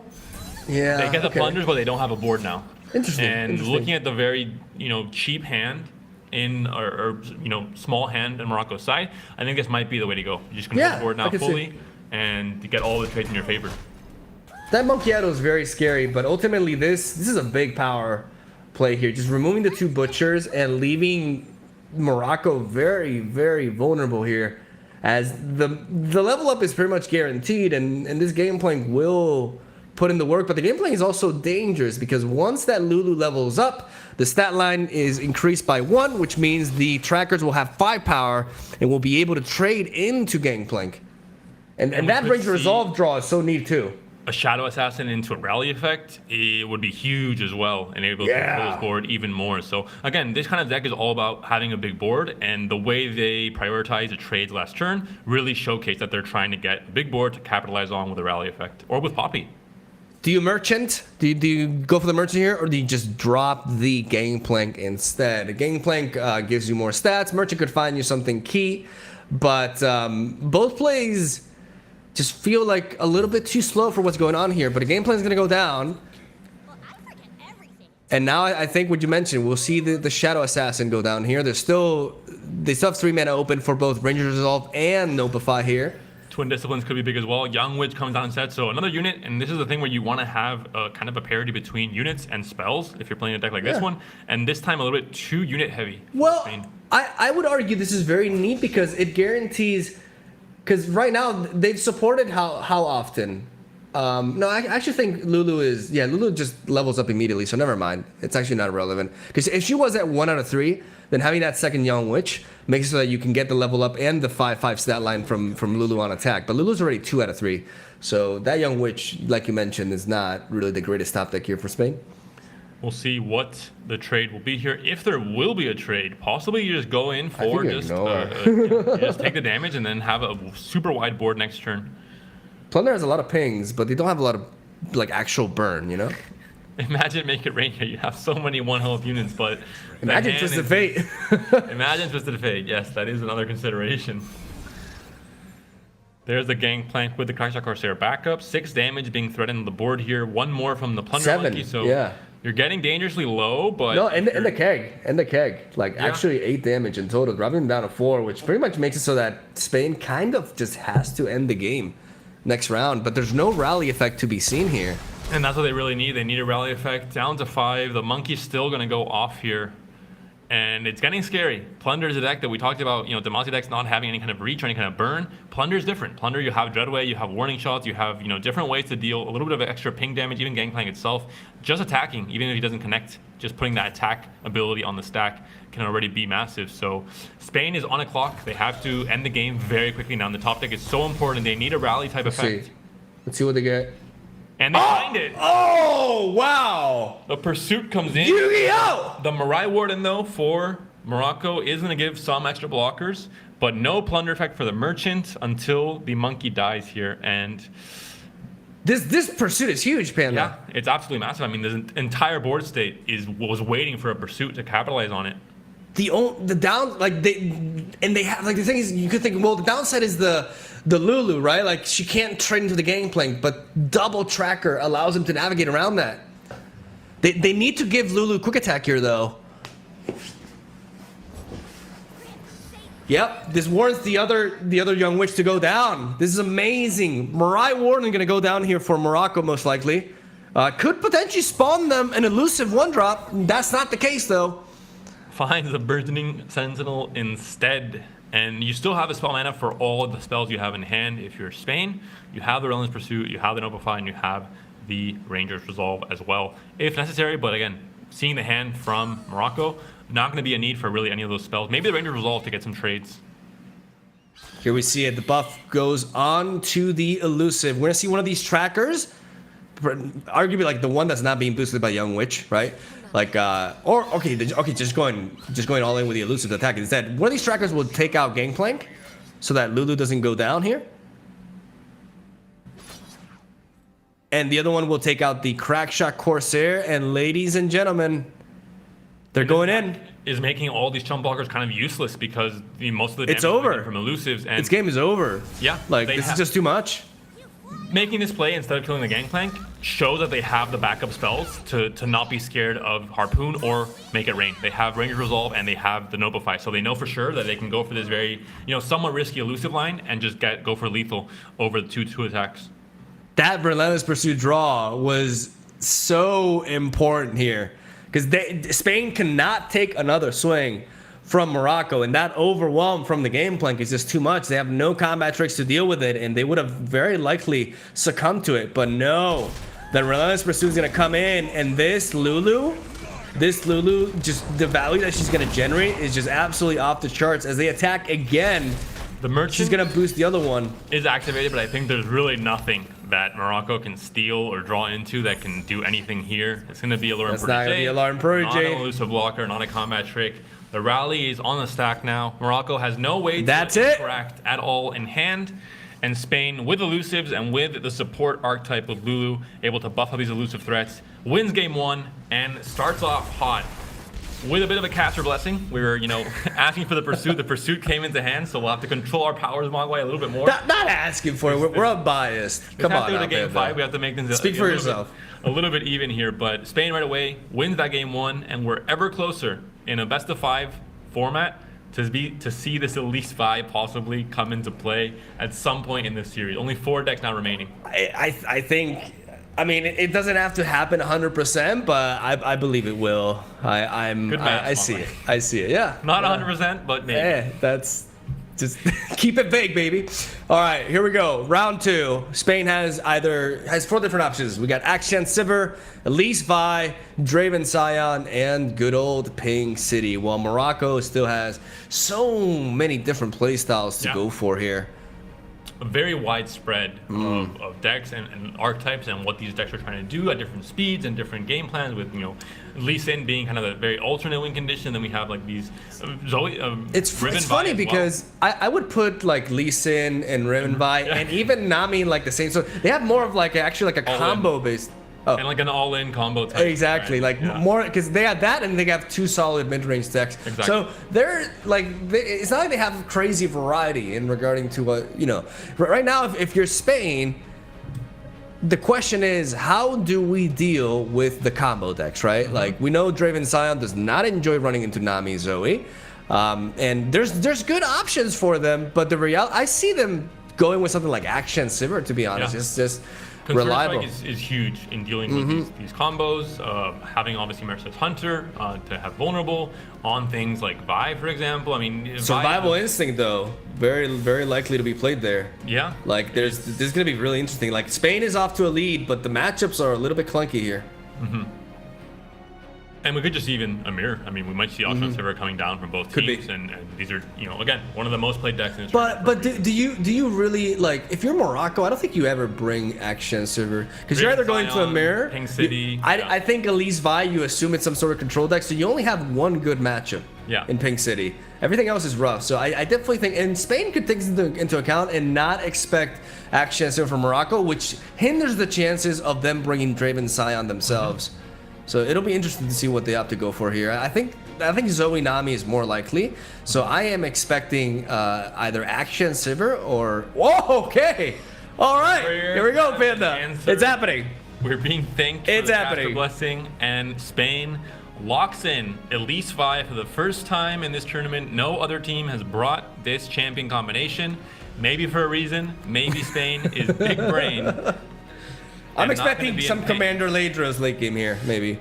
That is the usual expectation, but We'll is see. there a chance for something different? I mean, there's a lot you can do with PNZ Shadow Isles. It's a very open region combination. in terms Catalog of regrets. Yeah, that could be a thing. You have, many different avenues you can go for in the late game. Even we have Ledros, we have Karina, we have, a lot of different options. And Vi obviously gives you, Vi and Elise are very generic champions where you could kind of go all in on Vi with Riven Vi, for example, or you could just play a control deck, the two champions that are very good on the turn they're played, they're very good on their curve, at least one of the best 2-drops in the game. And Vi, as a challenger in this meta, again, I played her a lot from the very beginning for a reason. I think she just fits very well and synergizes so well with a lot of the new cards as well. Yeah, I honestly have little idea what this is because there's so many different variants of this deck. It could also try to bamboozle and be just low-key like this super hyper aggro It deck. might but be aloof mill. We might be oh seeing my god. full-on control with Shadow Isles and PNZ, two of the best and most efficient regions at controlling the board with combat. And two of the best, like arguably the two best regions at creating copies of Exactly. units, having access to fading memories and also the iterative improvement as well from both regions. So they could have a design that's just aiming at just playing aloof as often as possible. Like you said, aloof mill and double aftershock. Okay, this is definitely control. Definitely. And this is, again, it's all about, you have two champions, you have 30 control spells, and you have all the possible ways to play aloof as many times as possible. We see Ruination. I expect to also see a Herring in this deck to bring out all the aloof travelers you've played. And I believe, with Elise and Vi being both 2 attack at base stats, it brings out aloof with priority. Super dynamic start here for both teams as we have on one side Morocco with 6 spells in hand, which is to be expected because believe it or not, Lee Sin does carry quite a bit of spells. I think it's like close to 30. Oh no! What Oh! is beyond? Oh! Where is the Eye of the Dragon? No early game whatsoever. But in that Lee Sin draw as well, you know it's going down. You know what's happening. Aloof can come in, snipe the Lee The Sin. Will of Ionia buff is actually a nerf here. All right, From beyond goodbye, does Lee finally Sin. come in, but there are 3 Aloofs in hand already for a deck that you're building to play Aloof as many times as possible. Listen, Magai, I played this deck on ladder because I think it was a very interesting idea. After 3 games of not drawing Aloof, I'm like, all right, I'm done with this. This is terrible. But when you have the right draws like this we're seeing for Spain here, this opens up the entire game plan. Not 1, not 2, but 3. A hat trick, ladies and gentlemen, of aloof travelers. Many suitcases will be lost today. As we can expect to go down here. I mean, There's so many cards that if you don't draw Aloof, they just can't really function. All these copy spells, sometimes you just don't find units to copy from your opponent's side. You don't have, we're seeing it here. Ledros and 3 Aloofs are all the units that are in hand for Spain. And the Harrowing obviously doesn't work that gameplay either. But when you have all 3 of these, everything gets, amplified to the next level. So Spain, I think, very happy with this hand. Spain debating whether to go for the aloof now, because the thing is they technically don't have to, because they have priority next round as they have the attack token, which allows them to drop it and basically, unless there's 2 Lee Sins, guarantee that it won't go down. But there's no reason not to play it on curve, to be honest. I mean, you don't want to, like, the thing is, you may be worried about, well, I only have 3 aloof travelers, and maybe I do end up missing Lee Sins here and there. But if they do indeed have access to copy spells, which we can assume they do because we haven't seen them yet, then they shouldn't worry too much about that. And the biggest thing, Malangwai, once Lee Sin was discarded, Morocco actually drew into an Eye of the Dragon, which is very good. But consider this not as a game of tempo. Consider this a game of, you have a finite amount of win conditions. With 2 of the Eye of the Dragons possibly going down to a Ruination maybe in a few turns, and 1 Lee Sin discarded, all of a sudden we might get into a position where even if Spain hasn't committed any damage on the Nexus for Morocco, they might just not have any way to win the game after a few turns later. Like if Morocco loses all copies of Lee Sin, there's just no way. They have to like Zenith Blade something and snowball it, but it's just very, very likely. Down goes the second aloof, taking away the Will of Ionia, giving Spain very valuable information. And the Atrocity comes into hand there for Spain, so they have that is another win condition. Commander Ladra's Atrocity, baby. That's the win con. Just shut down the opponent with the aloof travelers. They go in. Look at the smile on Sergey's face. This is so degenerate. And again, this is a deck that when it doesn't work, it feels very bad. But with the hand they had, it's going to be, I think, a great showcase of what this deck can do. I know some people close to you, Monkai, absolutely despise this deck. I've heard a lot of very strong opinions. I know someone who is not a big fan of aloof travelers. She's definitely loving this series right now, for sure. Spain, gonna make things very interesting here, and Morocco gonna have to really, really think how they can possibly win this game. If the Lee Sin dodges the potential aloofs, great. But it's not just these 2 aloofs. They're gonna keep coming back. There's ways to copy this. So even if we haven't seen them though, I mean, it's safe to assume that, right? But there's 100%. no. I mean, 100%, right? It's built to copy. I think they're playing Burgeoning Sentinel. Wow. It's a very good card. You have look at all the spells you have to kill stuff. Yeah, that's true. It's a one mana 3/3 with Fearsome. Exactly. Pretty good. Down goes Deep Meditation. Unfortunately, this will not draw them a Lee Sin. It only draws spells. So right now they still have 2 Lee Sins left in the deck, but they've drawn so many spells. I mean, they have the Eye of the Dragon, right? So now they are able to maintain a respectable board presence in and out. But the problem here is the longer this match goes, the closer we're getting to that Commander Ladro's late game. And what do you do? Like with Morocco, I mean, you have access to Deny that can stop either the skill or even the Atrocity. So you do have options. But eventually, if you're limited to only playing spells don't become units on the board that engage in combat, which means that spells, if that's your only game plan, like you're eventually going to run out of gas. Despite having so many different options, these spells will, run down, and it's going to be rough for Morocco to deal with just this ongoing pressure. Like they could hush the Ladros, because otherwise, if they don't deal with the last breath effect, Ladros alone can just single-handedly seal the deal here. Yeah. And the one thing is that they do have the Deny from Ruination, so they're not going to get just all 3 of these Eye of the Dragons killed off immediately. Once you get this Crescendum in, you're able to attune, so you still have mana with 3 mana to really save any of these Eye of the Dragons that are countered or targeted, but there are many spells still in hand, and there are just chump blockers. There are ways to just not really take too much damage. And right away, after I like this play. Forces more stuff out of them, like they got removal for days. It may as well start using it. They may be concerned about Lee Sin here, but because they've developed back-to-back aloof travelers, I think have they checked that they didn't top deck it though? I mean, to be fair, can you really expect a Lee Sin without any sort of spell mana to back it up? Matter too much in this case, I think. Yeah. I think this is a safe aftershock here from Spain, targeting the Eye of the Dragon. Morocco opting not to go for the Twin Disciplines, instead letting it go through and just leading off with this attack, still keeping the threat of dropping Lee Sin alive, which may make Spain a little bit more cautious and just not having them go for another play here, as they could just take the hit here, or they could make use of the stat line from their beefy blockers here on board and prevent a little bit of damage here. We'll have to see if Morocco is playing Scattered Pods. That's another impactful unit. If not, 2 out of the 6, let's say, quote-unquote, win conditions are gone. So 1/3 of the important cards in Morocco's deck are either gone or have been discarded by aloof travelers.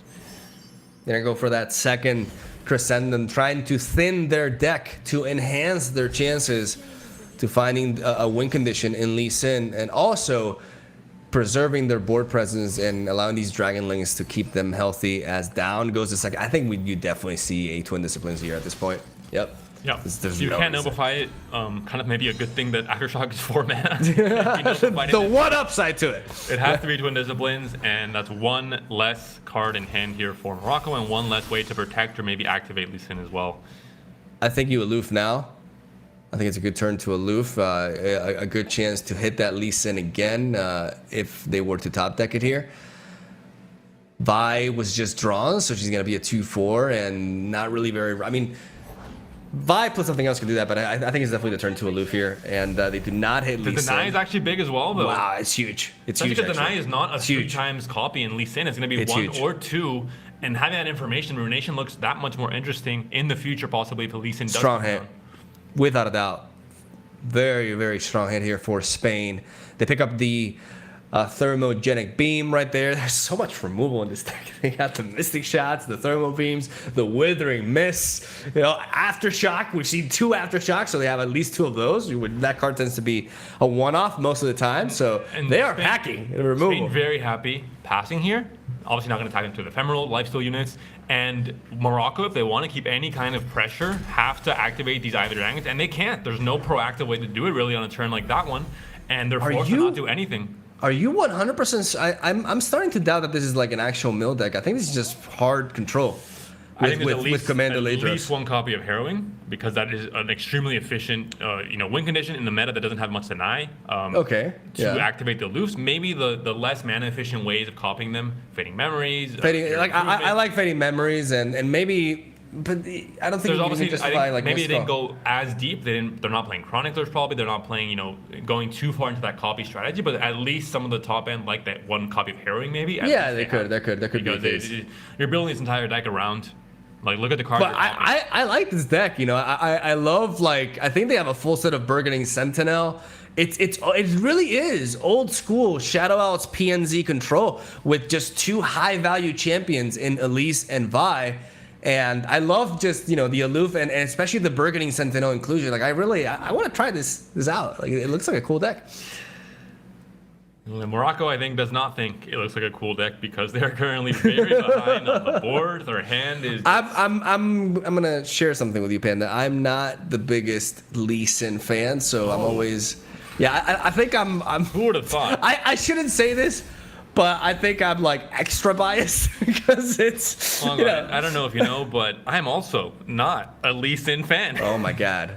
If we had another reason to root for Spain. Top 10 anime betrayals. There's This is Morocco drinking some juice. And down goes the missing shot, threatening this. I mean, there's like a bazillion answers here for Morocco, so I would This expect attack from something. Morocco is basically them saying, hey, we need a reason to play our spells, so please Yeah. do something. Yeah, exactly. Please block here. We need some incentive to play Notify. And they need a way to activate and to, kind of, if they don't activate the Dragonlings for next turn, then there's going to be a swing from Spain, and then they're able to utilize this board to their advantage. If the board gets decimated, then they're, not decimated the card, but decimated the verb, then Ruination is more attractive as well, and they have less of a board that they're not doing so much, direct damage to themselves. So all in all, I think Morocco had to attack there, even though it's not really doing much. Yeah, because they they're not winning. have to. They're not winning. They with have the to overall. force stuff out of them. They have to, reduce that hand size, and try to see if they can Reduce that sand. Yeah, sand size. yeah. Are we building sand I would have said sand highs, so at least I stop with because my brain is very clearly something's going on. Regardless, I really wanted to point out just how this is a great example of just the tremendous impact that Aloof Travelers has had over just the game as a whole. Like, this is a region combination and a deck of a controlled nature that you never would have expected them to have a good shot at beating something like Lee Sin that can just build up for this crazy combo. It can disrupt all of your more expensive sources of removal and go under that and just kill you in one turn, right? But because they have access to hand disruption all of a sudden, these control decks have extra tools that can interact and can actually shut down combo decks, and it makes these matchups really, really interesting all of a sudden. So it's just just wanted to point that out. Like, Aloof Travelers has really changed the game. Thermogenic Beam comes down, and again, a 1-for-1 battle between removal and protection. Until now, every spell answered with another one on Morocco's side. Grasp of the Undying, Withering. Like, I'm telling you, this entire deck is removal, dude. Zoe comes down, but against a deck like this one, not going to be doing much of anything. Definitely not going to be leveling up anytime soon, and not really a win condition or power play in this matchup. I'm gonna go ahead and say it, Ben. I think that this deck actually runs no copying for the aloof. I think it's all in on just like this crazy take on just control by Spain. It's kind of wild because I'm thinking of like the deck size, right? Like when you have like unless these are all one-offs, you know, like when you're playing both Grasp of the Undying and Withering Mist alongside all those other sources of removal, 2 Aftershocks, it's just like, you know, the slots are closing out, you know, like it just feels like it is an all-in removal build, and it's really interesting. Could definitely be. I think both are doing a lot of the same things. Obviously, one is much more all in on this mill strategy, which might be funnier, but maybe not as consistent, really. But here we go. You're getting a much more balanced take on this. And Ledros comes down. His skill on the stack. What is the skill's name, Mogwai? Oh, come on. Don't do this. Don't do this to me. I mean, it's okay, so it's give me at least a hint. Is there maybe some sort of sword or blade element involved? Okay, so I do know Commander Ledros has a thing for Callista. And the wrong information. That's not the question I asked. Well, because Callista got, like, you know, she has like impaled by 3 spears, right? So he's angry. So he's just like gonna smack the Nexus for half the health. He has a very big sword in hand. Could that have something to do with the skill? Is he maybe smacking with that? Yeah, it's I'll let you think about it. I'll ask you again later in the tournament. I'm gonna have 3 hours to think about it. You know, there's this thing. It's called Google. Oh, like just say, but cheating. I don't know. I would taking never. It too far. Right? I would never. Spell Thief does come down here. We see Aftershock, we see Withering Mist, and we see Thermogenic Beam offered for Morocco.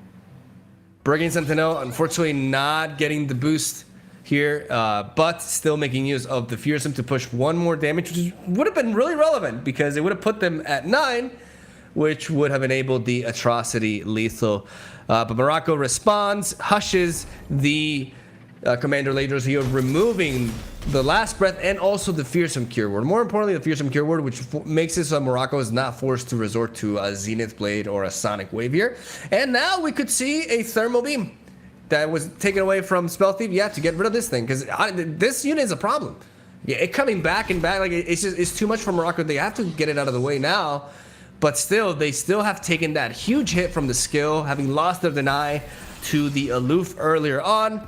They have these Dragonlings that can allow them to get back into it. They're even playing the 3. I'm down. This deck is cool. This is definitely not a mill deck of any. This is definitely control with the Fearsome upside, with Elise, with the Burgeoning Sentinel, and the 3-drop as well. So it's a dope deck. I like definitely it. A more consistent. Really cool innovation here by Spain, and the deck putting in the work right here. I do believe this deck was not made by the Spanish team. I think it was.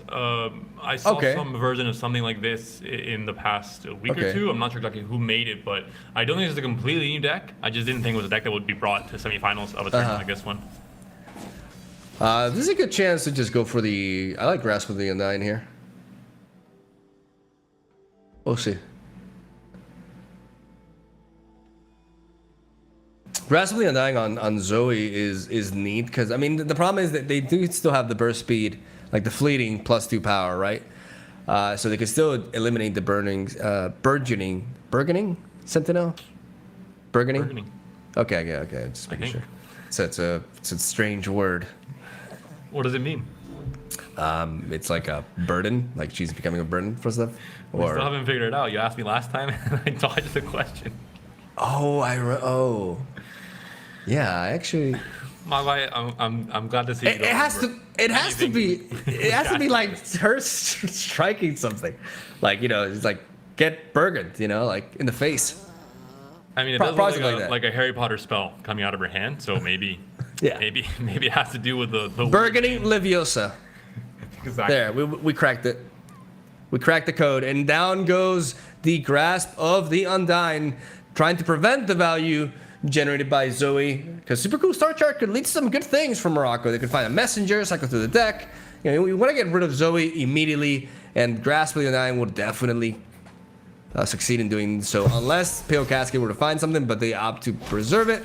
Burgundy Sentinel still goes down. Aloof Travelers sponges the hit from the other Dragonling, but this allows Morocco to get back up to 17 health and allows them to buy a little bit more time as they try to find that Lee Sin, as all 3 Aloof Travelers are on the field, so there's no more discarding Lee Sin. So Morocco is still in it.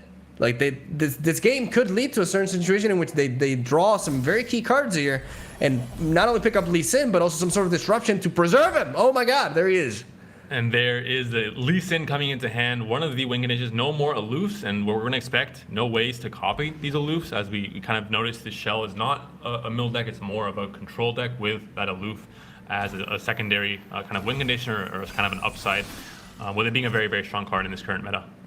Gifts from Beyond could potentially generate a Gravitum to stop Vi from attacking. There's a lot of options that it can lead to, but one of the key things here is we may see a situation in which Lee Sin comes down after a swing, they go for the Zenith Blade, and then Spain is like, no, let's just Ruinate. But that's no longer the thing, because now they drop this 3-drop, and Ruination is not going to happen this round. So very, very clutch turn here for Morocco. What will they do? And of course, the Fearsome and the Vi can attack. The Vi obviously going to start cleaning up these Eye of the Dragons, stopping these Dragonling kind of generation turn after turn. They can't really full swing yet because the Dragonlings are still here, of course, so you're still stopping and stalling out this game until this thing comes down next turn. Will there be enough for Lee Sin to take down Spain from 20-0? I think not.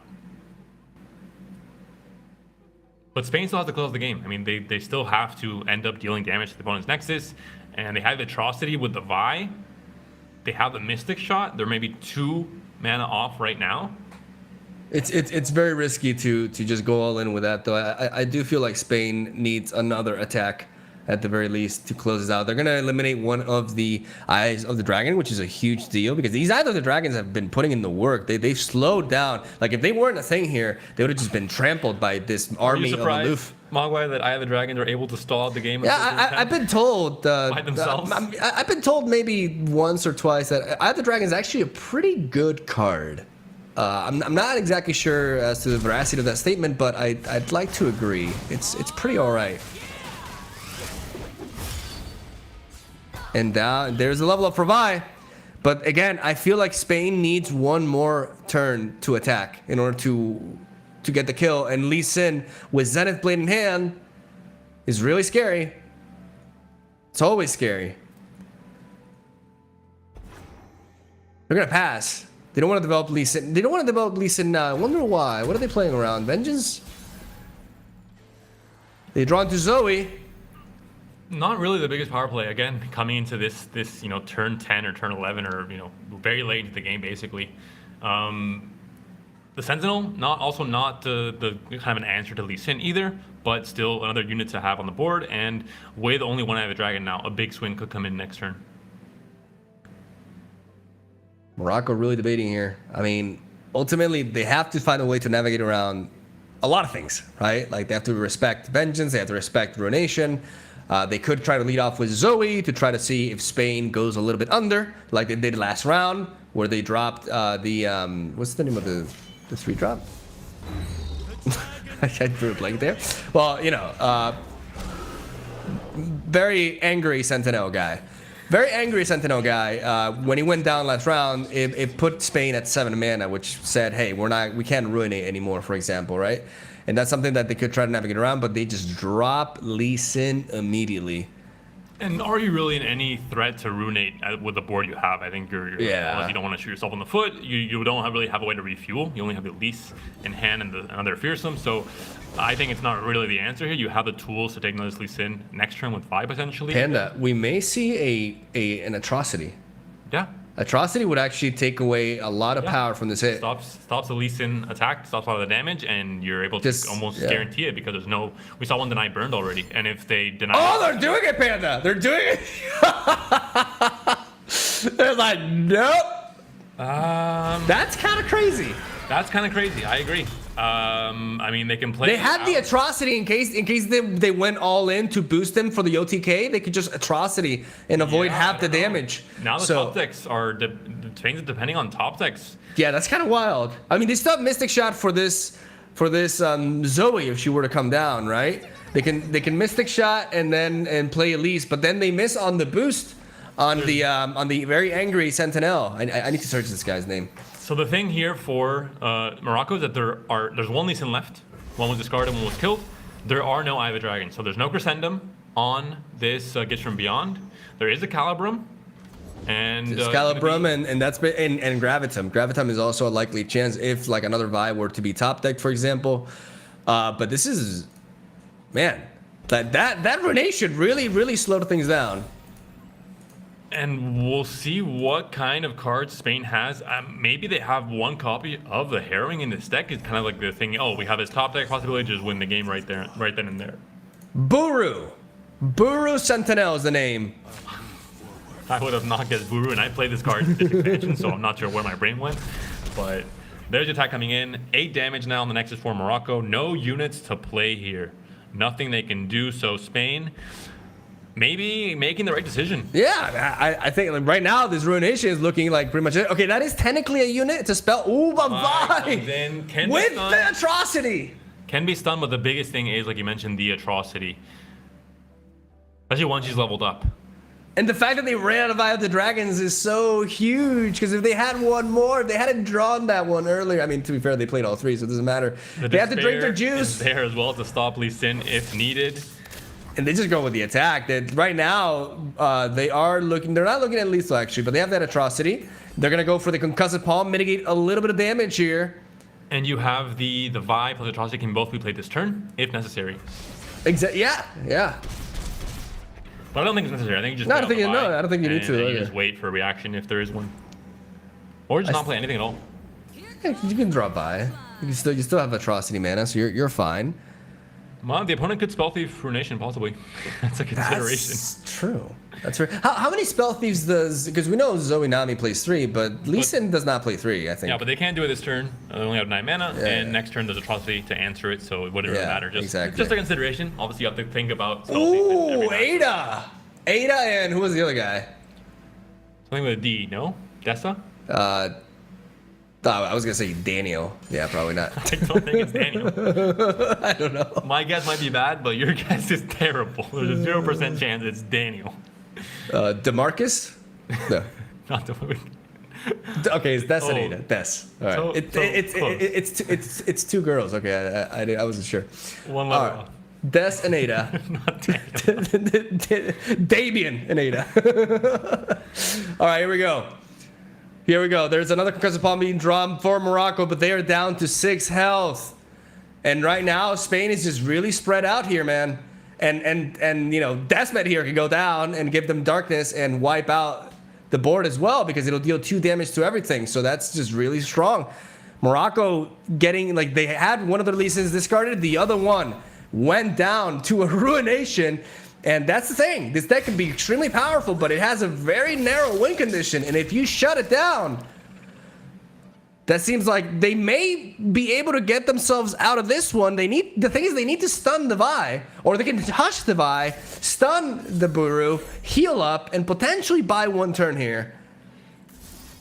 I mean, the atrocity is still very much in hand, and Vi, once she's leveled up, base Once- stats are now yeah. 10-5. Once they're out of like deny range, like Morocco can still. Even with deny, we've seen one burned already with the aloofs early on in the game. So how many denies is Lee Sin really running nowadays? And Can be also 2. important to know, Elise is leveling up. Yeah, but like, who needs synergy? She can do it on her own, baby. And if there was a deny in hand that was top deck throughout the mid game, it would have stopped the Ruination possibly. I think there was still mana for it, I believe, when it was played. So overall, I think deny is pretty likely not to be in hand. But again, you're not in any rush, I think. And also, right Will of now. Ionia could be a thing. Like, I don't think if you're Spain, I just don't think you need to. Okay, now you do. Now though, Zoe Now you comes do. down and says hello. There's nothing can stop. Like Please, spell atrocity thief. my Nexus. Well, spell thief Mystic Shot is something that they could be considering, and that's pretty much it. But you just go for it. I think, or no, they're gonna go for the box. I love this. Well, they can still do both. So if maybe even more mana is committed here from Morocco, then you have an even, you know... Buru finally becomes or achieves its true potential. Getting the boost there from the Vox. Yeah, they're playing it super safe. I love this. And we get to witness an Elise level up. So that's also cool. Because right now, they win with their board. Why go for the atrocity when your board wins? Like, I really, really like... I love this approach. Especially because they have all the tools to like, they can always atrocity if Lee Sin comes down. There's the card draw. They have more health gain and cycling and more stuns, but man, all these spells. They might mill themselves. We said it wasn't a mill deck, but maybe we spoke too soon. We've seen them draw. Pretty much, listen, all of the units, we're missing one Lee Sin. A whole lot of spells they've cycled through with Pill Cascade. I mean, and Guidance that deck looks like it has like one card left. Production. Like, I don't see the stack below it. Click on Morocco's deck and see how many cards are left. I think it has to be under 10 for sure. I mean...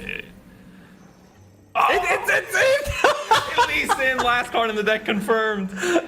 Oh no, I was saying, you know, I've seen a lot of cards drawn. Game 2 goes to Spain. If there was anyone chat flaming us for this not being a mill deck, you were wrong. Morocco just got milled, and Spain wins it. Slow mill.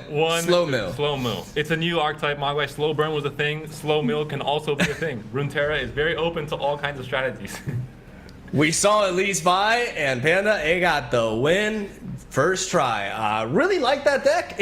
What I really liked about that build is that it highlighted some cards that really didn't get much attention at all from the expansion compared to all the Bandle City package and, you know, the Lost Soul and the discard package for Noxus. The Shadow Isles cards that we got haven't really been seen as much play, and getting to see Burgundy Sentinel and Buri Sentinel, these BB Sentinels actually shine in a deck feels really neat. And having it being piloted by Spain to get them 2-0 here, it feels even better as they are one win away from joining Germany in the finals. But Morocco is not out of it. They can still pull off a reverse sweep. They have a strong lineup of decks left. And despite Spain being up 2-0, the downside of this and the silver lining for Morocco is that they have less decks to choose from, the matchups are more predictable, and you're maybe able to get a strategic advantage to try and mount a reverse sweep here if you are Morocco. So we'll see now. They have 5 decks to choose from, a much more open, diverse chance of decks here to play, and Spain is now tunneled into just Akshan Sivir, Draven Scion, and Ping City. Which one would you bring here?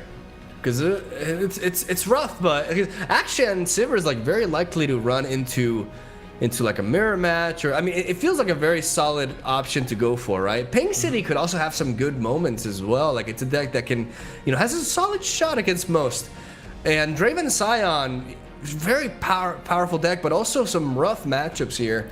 And Ping City against Nami Zoe, if they draw Sparklefly early, it can be doomed pretty early on. Or even Vi, if you don't have an answer, they're going to be faster than you with their combo. If they're able to pull it off by turn 5, for example, and you don't really have a clear way to deal with that, I think this Ping City will be fully aggro. It won't be a version that has, you know, monster harpoons and more of the late game that we've seen some players playing on ladder. So overall, it is tough. There's some matchups that are not really so clear. I have a dragon as well, and Lee Sin is going to be a way to just stop if it's drawn and played out early, like we saw the full, you know, dragon wall in this last game. It can really just stop any kind of aggro deck like Ping City. So it would be, I think, a risky deck to bring into this one. I definitely expect, I don't expect Akshan Sivir to go here from Morocco again, because you either get a mirror match, or you get a bad matchup, or you run into Ping City. So I think we're going to see either Nami Zoe or Lee Sin here from Morocco. One of these two. And I think Spain can read this, and we may see them bring out the Akshan Sivir. Yeah, I think that might be the case, but is Morocco going to fall into that trap of playing Nami Zoe into the possibility of an Akshan Sivir? Yeah. Again, the mining game, because the 3 decks on Spain's side are so different and the matchup tables are so different, you can't, if you do one thing, you're playing into this other one, and even if there's only 3 decks left, that triangle of matchups is enough to make Morocco really sweat here in what is a do or die game. It will be Akshan Sivir for Spain, and Lee Sin ultimately for Morocco, once again being brought. Yeah, I think the current mind state Morocco has right now, I feel like it's always going to be Lee Sin or Nami Zoe here. It's the best shot that they have considering the matchups left, and it's a very strong, like, Lee Sin is pretty decent here, but Akshan Sivir can also sneak in the win as well. It's really going to come down to the early game control We're going to see Gifts from Beyond being a very key card here for Morocco to get out those Eyes of the Dragon early, and then try to stabilize and just threaten with that Lee Sin later down the line, while Spain just has to apply pressure. All kinds of pressure. Merciless Hunter, very important card here. Obviously, playing action on curve, very important as well. Combat tricks, too. And Concerted Strike. Concerted Strike allows them to bypass the barrier from Lee Sin. Very key card as well. And we've seen Akshan Silver kind of switch game plans from a more mid-rangey, more combo-y deck to a more aggro deck in some matchups where they have to go fast with Treasure Seekers and Sandstone Chargers, and Silver being leveled up very quickly and Absolver just ending games before Lee Sin can even come online or become a threat around turn 6 or 7. So that might be the case here for Spain. I think the early curve and the mulligan and the first hand they have is going to be ultimately very, very important for Spain to apply the proper pressure going into this one. But that's one of the things, man. Like, Akshan Silver has become one of my favorite decks to just watch people play, like especially like really good players, because I love playing the deck myself, and I always feel like there's something to learn. And that opener, oh baby, Treasure Seeker into Akshan Silver, both champions already in hand with that sharp side that can also allow them to counter an open attack from Zoe on turn 2. It is looking neat. Need for Spain. Merciless Hunter, another very key card being drawn here by Spain. Good start. We were talking about the need for a good opening hand, and it doesn't get much better than this one. You have both champions, you have a little bit of combat tricks, the sharp sight into something like a Zoe on the next turn possibly, and you have the Merciless Hunter as well to deal with Eye of the Dragon. So overall, we talked about the importance of a good hand for Spain, and they couldn't have asked for a better one. The only downside to this sharp side here is that you do want to play Akshan as early as possible, but I think you can definitely justify this. Like, getting rid of Zoe early on, stopping the super cool start chart value may be worth one turn on the Warlord's Horde, even though it does kind of also prevent you from developing Merciless Hunter on 3, but there's not really much you want to be mercilessing on 3 unless you're expecting that Gifts from Beyond into the Eye of the Dragon. So this is an interesting... Like, we could see them skip this and just play Akshan, actually. I don't think mercilessly is a verb in English language. I like the adaptation, though. The slang is being created as we speak, but the dictionary does not carry that word, I believe. Like you mentioned, I'm going to have you mercilessing for Boy Bear. Akshan goes down. Like, this was what I was saying, though. Like, sharp side feels so good there, but Akshan on curve is so vital for this deck that you just prioritize, especially because now mercilessly is the way to go. As you can go for that and target Zoe, or you can wait for the Gifts from Beyond. I mean, at this point, I think you pass here if you're Spain. There's a good argument for that. Or no, just go for that. You could go for the Sandstone Charger to enable this tracker instead. There's several options here. Lee Sin Zoe not at all favored in this matchup, 39%. That being said, the Lee Sin is a deck that on ladder, even in Masters ladder, has skewed win rates because it is a very hard deck to pilot very well, I think. Yeah, I knew it was slightly advantageous for it, but I didn't expect that disparity. That's kind of wild. I think, like always, it might be a bit closer than it looks. Yeah, I think those are just general guidelines to base maybe some predictions off of, but overall, Lee Sin, when comparing a top tier Masters player with just the rest of the Masters ladder, it is a bit different, I think, with that deck. Spain just really prioritizing the speedy countdown of this Warlord's Palace. Just going for the attack, being like, hey, we don't care if you Gifts from Beyond. We're not looking to make you burn mana here. Like, you're looking to stall out the game anyways, because turn 5 onwards is when things are going to get really serious. So we don't mind what you do here. We're going to get our hit, 6 damage pushed in, while also progressing that Warlord's Palace and keeping that sharp sight in the back in case you try to get cheeky with combat tricks yourself. And now Morocco is going to respond with that Gifts from Beyond into Crescendum, going to pull out that Eye of the Dragon and meet the Dragonling requirement, as well as 2 spells have been played. Very, very crucial for Morocco to get back into this game, get a little bit of health back, and also start generating a bit of a wall here. But that Merciless Hunter looking really neat, though we may just see Sivir going down here to curve out better. There's the Absolver as well as a possible win condition later down the line with the Overwhelm onto a leveled up Sivir. So overall, a lot of the tools that you need in hand are there for Spain. No Lee Sin yet for Morocco. And this challenge now onto the Akshan with the backup of Pale Cascade and Twin Disciplines. That's really good. That's really good for Morocco, just getting really good value. I mean, this is a good argument for Spain to just like hold back a little bit that round and try to make them burn a little bit of mana, right? Like this Eye of the Dragon coming out and enabling all these plays, really making up for Morocco's bit of a slow start, even though they did get Zoe turn 1, right, is just really neat here. Because right now, this sharp side doesn't, the sharp side makes no sense because they have the resonating strike. So they can just easily trade into it. And you may just take this hit if you are Spain and preserve that sharp side for more value. But losing action here feels tough. Instead, they're going to go for the sharp side onto the Treasure Seeker, denying the Zoe value. I think this is a really good call. Like at this point, you go for it. And now the Resonating Strike goes down. Will we see something crazy like an Absolver to preserve this action? I don't think so. They have too much of a hand. And too much spell mana banked, obviously. There's no spell mana, no reaction, then yes, but obviously with a deck like Lee Sin Zoe, they have so many different ways to make sure that that trade goes in their favor and that Akshan is taken down. But of course, the landmark remains on the board, so Akshan has done, half of his job and has, slowly made it so that there is going to be this huge power spike once that does pop. They have to go fishing for another one, though, which the Warlord's palettes will contribute to. Allowing them to draw and predict into potentially another action to get the Warlord's Horde going on as down goes Sivir. Next round, Spain losing a little bit of momentum here. Having to spend all their mana means that they are limited to 5 this round, which means if they play something like a Merciless Hunter, they can only really follow that up with another combat trick, and that's pretty much their entire turn. So they have to... they would be vulnerable to a Lee Sin development here, to be honest, as, combat tricks could allow them to survive a lot of hits.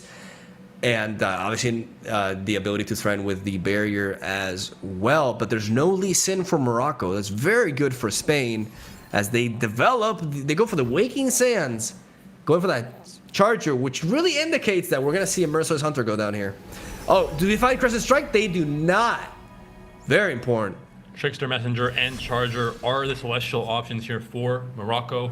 They do still have mana and ways to help keep this Eye of the Dragon alive, which I think is definitely going to be the game plan for Morocco. The Messenger there, trying to cycle, trying to find Lee Sin. This is a deck that sometimes shoots itself in the foot, where if you don't have Lee Sin, all of a sudden you don't have a win condition. And despite how much you can stall with Eye of the Dragons, it's sometimes not enough. But there's a vulnerable being granted onto the Eye of the Dragon, and now the hunt for this card begins, but the hunt I think will be unsuccessful with Twin Disciplines still in the hand. We also have Pill Cascade, we have Nopify. There is a sharp sight to back up though. I think you're gonna use the Sandstone Charger to charge into that Eye of the Dragon. I see no reason not to attack with you have to be worried about. Yeah, I think I have Dragon with Sivir because there's the Chump Blocker Ephemeral anyway. So there's not really, unless you care for the health game, but I think it's not going to be that relevant. And you'd rather have the guarantee where there isn't going to be a hush on the Sivir. You're right. Getting rid of the Messenger as well, and also attacking with the Sandstone Charger first to mitigate the lifesteal potential from the Dragon Lane, as they could potentially boost this Dragon Lane to gain more health in a certain scenario, but by leading off with the Sandstone Charger, this trade doesn't feel as great. We're going to see Discipline of Fortitude onto the Eye of the Dragon, which allows her to barely survive, because I believe Sivir is not quite there with her level up, and this Pale Casket allows them to trade into the Merciless Hunter, getting good value out of the lifesteal. And just as she levels up, right as she connects, really unfortunate for Spain, as the Eye of the Dragon is going to remain on the board. That's a big deal. But now that the level ups happen, this Absolver is looking like a solid win condition. Even though they've mitigated damage, they're still at 12. This Dragon Link will potentially get them up to 14 unless they boost it. Now, another Absolver there. And Morocco has only 6 mana this turn. They went down also to 0 mana after all those spells, so you can't really play like Guiding Touch into Lee Sin. You don't have a way to play Lee Sin and get the spells procs. Oh man, these sonic waves. Oh, I think you have to try to protect it. You have to sharp sight. Yeah. You absolutely have to. You have to. Life. There's a sharp. And there's no more. There's a hush, but the spell shield protects. There's no more combat tricks for Morocco. And there's no way to draw into them either. Guiding Touch and Deep Meditation obviously leaving you without mana to play whatever you draw. And the Sivir survives here. One attack is equally, or one health is equally as relevant as full health because there aren't really action. Do they find action? They do. You find the action. You find the Sivir. You have the revolvers. And a big attack will possibly come in on the next turn with Merciless Hunter as well to guarantee. Well, there's already vulnerable granted on the Avid Dragon, so. Action coming in, clutch. Next round, they can develop the Merciless Hunter to aid onto this attack. We do see, like, the problem is if they do, there's the Hush Concussive Palm combo can stop this this lethal attempt here by Spain if they were to go for it. Double Merciless Hunter. There's so many spells here for Morocco. Morocco can stall for a bit here, though, as they keep digging, trying to find that Lee Sin that just eludes them. Really clutch moment. Like, there's a lot of momentum going on for Spain, but Morocco has so much value. So many options. 10 mana. Oh, it's really, really intense moment here for both teams. Down goes the Merciless Hunter.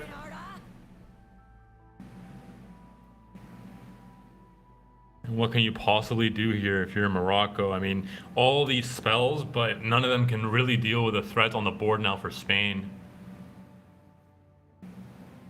Well, the thing is, like I said, the Hush Concussive Palm combo is pretty brutal if they commit to the Absolver, right?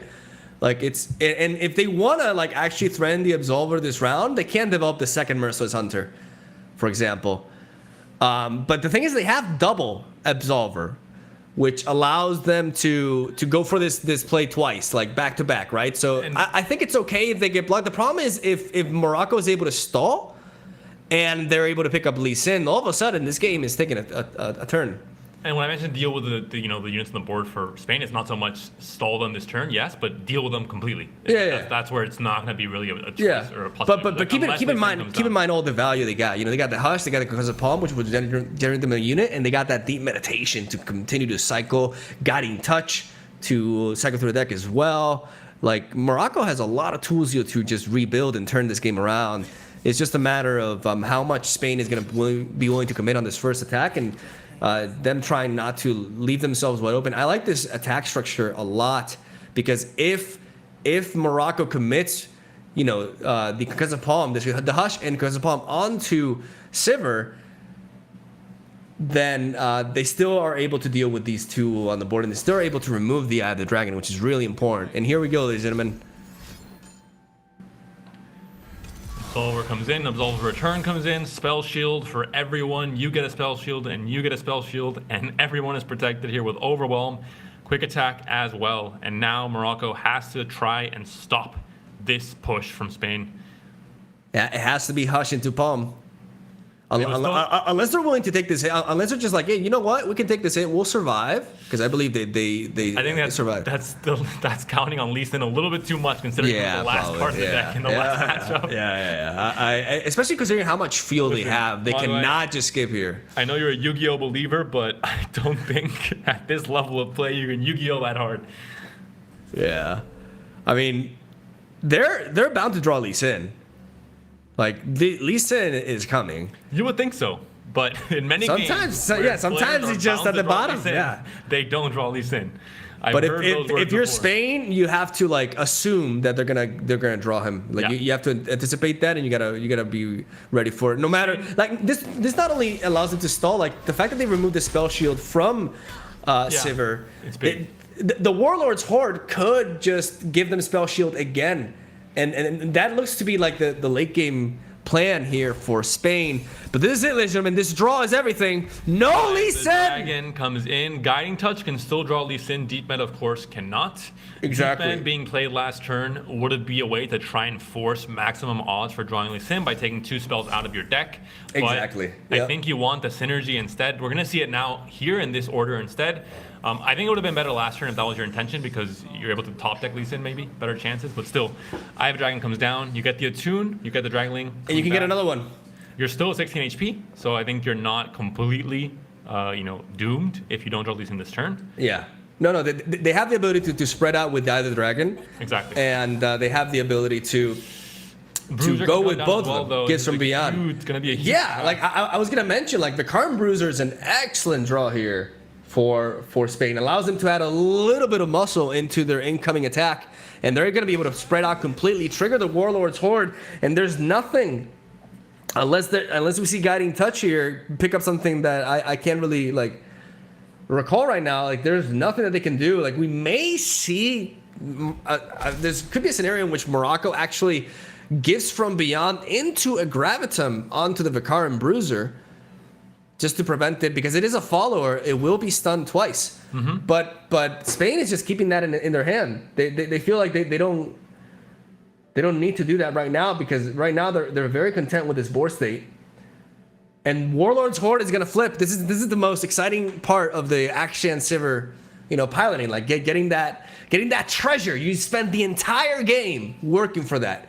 And picking up that Akshan with the predict, like we saw earlier, enabled this. And now the payoff, ladies and gentlemen, the money is coming for Spain, as they're going to try to end this game soon. The longer the match goes, the more likely Morocco will be to draw into Lee Sin. And that will be the beginning of the end. Sound quite apocalyptic, Mogwai, in that statement. Very dramatic. We need dramatic intensity, Panda. You are right, because this is, of course, for any viewers that are just tuning in, it is match point for Spain in the semifinal, number 2 of this grand finals day. If they win this next match, or this match rather, they are 3-0 and they do go through to the finals against Germany. But Morocco, with double Eye of the Dragon, with double Dragonlings, are going to do their best to try and continue stalling until Lee Sin comes in to potentially save the day. And now that we see the second Eye of the Dragon being pulled out through Crescendum is when Spain is like, okay, Bruiser, get in there. Bruise them.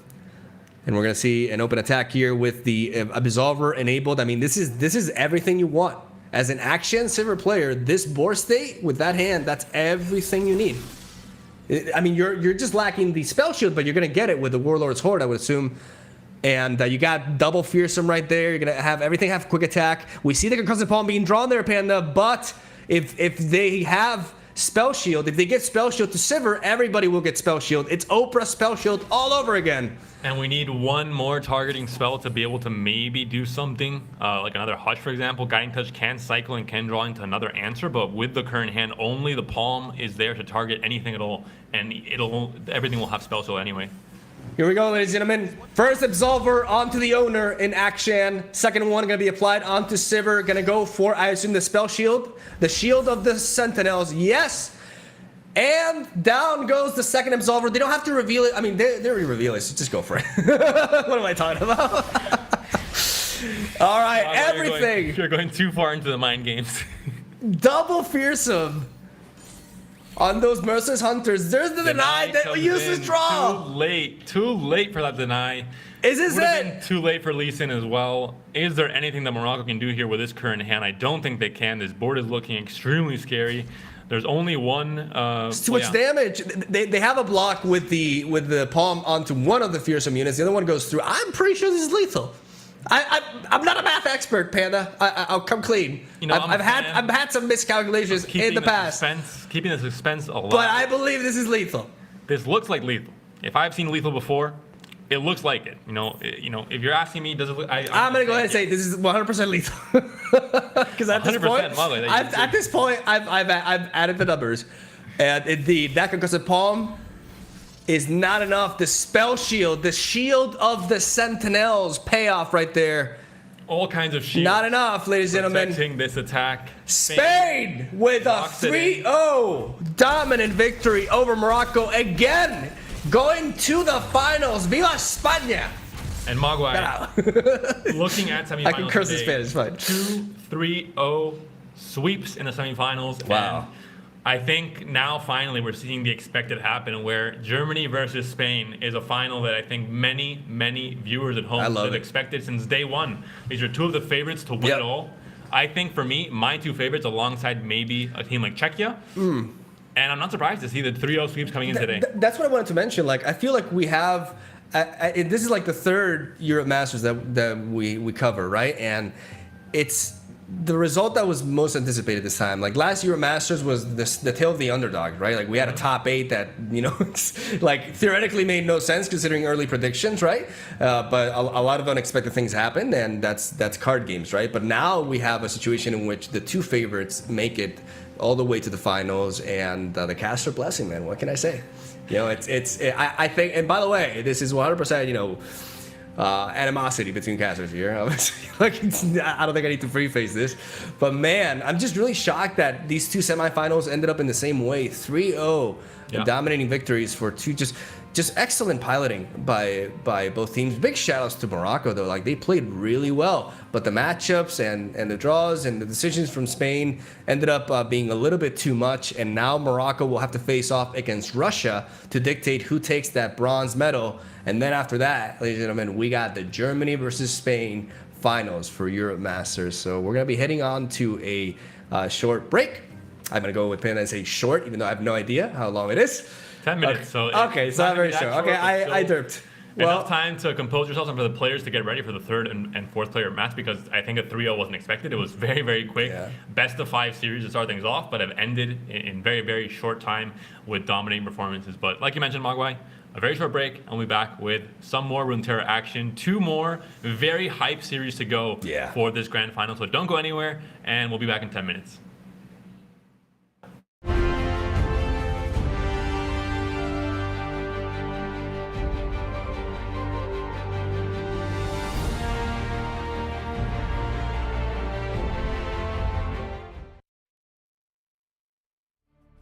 This was not much different from the second Yulum. I think we are following an effective strategy. It would have been a surprise to me if we hadn't left from the group stage, as well as for the matches in the group stage. I agree with that, but in addition to the preparation, it will also require a bit of luck. Wins motivate me to keep playing.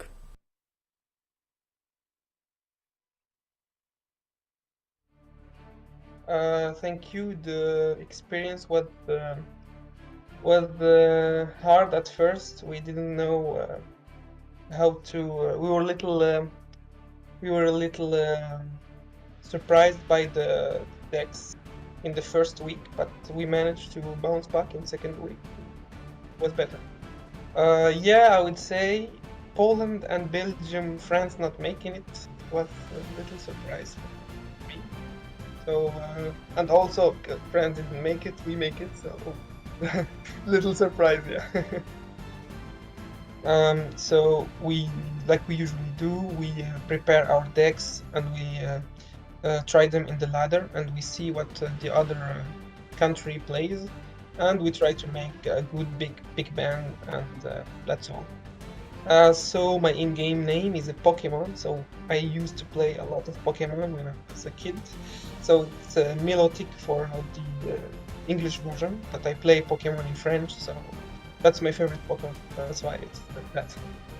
So it would be very good if we managed to do it. Also for my teammates, Buddha and Teenage Wasteland, it would be really huge because they put a lot of effort for building the decks and climbing and everything.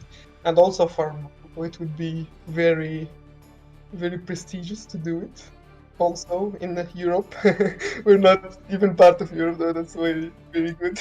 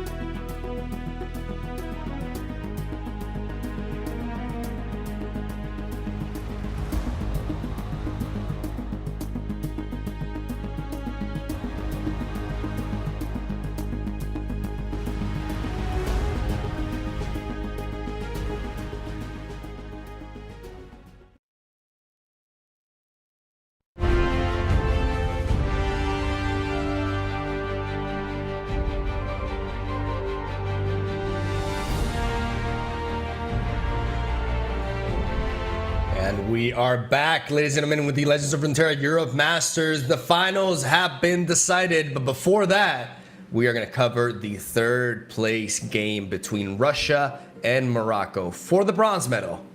And this is a matchup, Mogwai, that we have seen before twice already. These teams were in the same group C. Mm-hmm. And things get even more complicated when you consider that Morocco made it to the top 8 because they beat Russia on day 6 and were able to win the tiebreaker against Norway after that. And Russia had, let's call it an interesting lineup on that day 6. Yeah. So Targens, Peak, Poros. Maybe Morocco is even here because of Russia.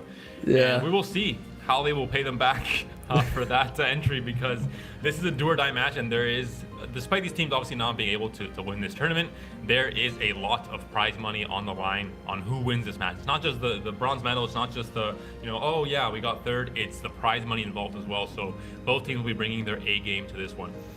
For sure, and it's going to be a very fun one. We've seen Russia being just a really strong force throughout the entire tournament, but they met their match with Germany in the semifinals. And now, considering how well they've been performing up until this point, to go down and not even get the third place would definitely be a little bit rough, I feel. I think they have a little bit of extra pressure going on for them than Morocco, because Morocco, didn't even know they were going to be in the top 8 until the very end, right? Like, they barely managed to squeeze in, and making it to the semifinals is already a great achievement.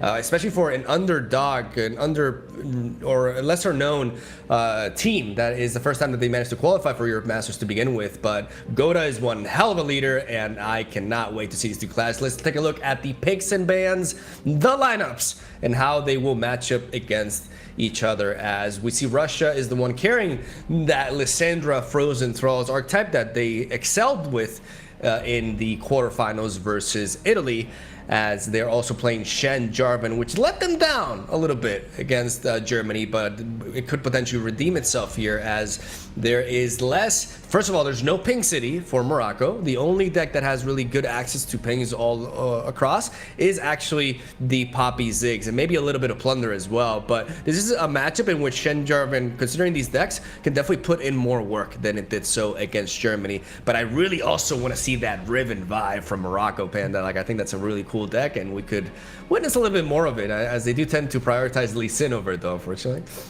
Yeah, we saw kind of this Riven Vi already played by Italy in the group stage in that final day. So we've seen what it can do. Yeah. We've seen kind of the game plan. We've seen the output against certain matchups that don't have a way to control that combo. It is kind of a very all-in deck where if there is no kind of like Lee Sin, I think we mentioned the similarities as well. So it's a deck that you have to be very careful when you choose it. And right now there's a lot of open options from Russia, obviously, at the very start of this series, so it might be difficult. But once there's fewer decks remaining, then it's a chance to have, hey, there's no real answer to this deck. You can just bring it and maybe not get a free win, but get a very high matchup. Even though these two lineups may seem a little bit similar because they're both playing Lee Sin, for example, they're actually very different. Yeah. Morocco is more geared towards snowbally strategies, because not only are they playing Lee Sin, they also have Zoe, Nami, and Riven Vi, which are decks of the same nature, like you mentioned. But Russia, on the other hand, is going for more, I feel like, a more consistent line of play, as they got Shen Jarvan. They're focusing more on mid-range strategies, and they got that late game or slow deck Punisher in Frozen Thralls with Lysandra and Talia. I mentioned that deck a lot, man, because I really, really like it. I think it's very good right now. I think it's perhaps the most underrated deck in the meta as of right now, and people are realizing. Yeah, I feel like it, more than underrated, underplayed. It's just really strong. And yeah. I would love to see Russia bring it, especially considering they were so successful with it in the quarters against Italy. Lee Sin and Sion, both banned, no hair. They're not going to be playing. I made this exact comparison. I'm going to join their club soon. I cried. If that was a Sion instead of a Talia. Come on, man. This is BS. If that was a Sion instead of Talia, I would be calling for discrimination in these bans. God damn it. Talia comes in head. Well, a full hair of head, yes. A full head of hair, sorry. Full hair of head? Are you becoming me? What's happening? Mogwai, you're contagious. I'm going to go to my doctor and tell him right away. Mogwai has given me his pronunciation disease, but Thrall's going to be missing from at least one, from both lineups. Ooh, a classic. Saber Akshan versus Draven Sion. We will see, Magwai, if what you said about it not being as unfavored as the stats say is true or not at this time. I believe it's a little bit. It's one of those cases where, like you mentioned prior, right, with some stats being a bit overblown because it's a big sample size and there's all sorts of different skill levels at it. I do definitely agree that Draven Sion has the upper hand. The Lost Soul, I think, is the biggest reason, and Sion as a win condition. Sion is actually a unit that Silver Action really struggles with. They don't have stuns. They can just consider strike it, but then they have to deal with the 10-4 Ephemeral with Overwhelm coming at him, rallying. So it's tough, but there's also a lot that Action Silver can do that Draven Sion can struggle with back, like the Absolver win condition as well, then finding action early. But it is true that it is in favor of Draven Sion, but it's certainly winnable for both, and it's a really fun. I love mid-range clashes, and I think this is a very fun match to watch as we are going to be leading up to Game 1, and it's Russia piloting the Undead and the Axes versus Treasures, and ricochets, boomerang stuff. Yeah, I try my best. If someone were to tell me those are the keywords to identify a deck, I would not guess these two decks, Mogwai. That is the worst descriptive abilities I've ever heard. This says the guy comes up with like the weirdest. I'm not even gonna go into it, but you know what board game I'm talking about, and you're terrible. Let's better not get into it. I see that instant retreat the moment you started. You knew I was like, this is too much. I'm gonna ramble you. All right. By the way, I think the thing to note here is that even going back to the World qualifiers, the triangle of matches between Draven Sion, Nami Zoe, and the Akshan Sivir was always a thing that we were considering in terms of bans, yes, in terms of lineups, and this is a matchup that you never want to have if you're playing Akshan Sivir because it's just statistically not going to be great, but. We'll see. We'll see if things go the different way here. Already, Russia has access to some really good cards. Like Lost Soul, definitely a keep the majority of the time, as it's going to allow you to outvalue Akshan Sivir potentially. And Survival Skill is also a very neat card to consider. Maybe not in the opener, but having access to Survival Skills and finding Draven is incredibly strong in this matchup because it just can allow you to very easily counter and they keep it. Maybe they did a full mulligan prior or something and we missed it, but I wouldn't be surprised for them keeping that. Oh my god.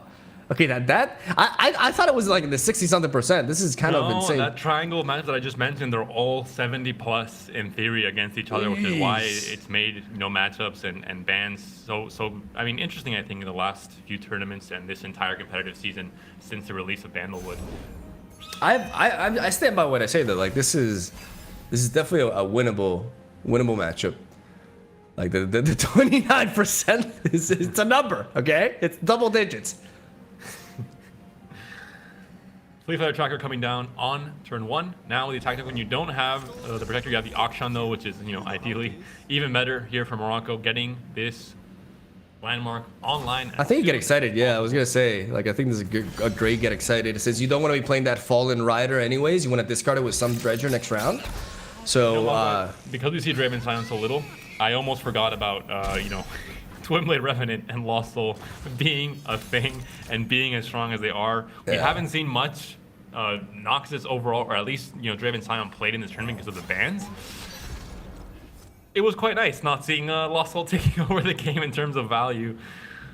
Yeah, it's a crazy card. Like I played a lot of recently I played a lot of like Leona Daybreak targeting with Aurelion Sol because I was inspired by that Europe Masters game that we cast a while back where they brought Leona but they didn't bring Aurelion Sol, so they were missing that sort of like late game, right?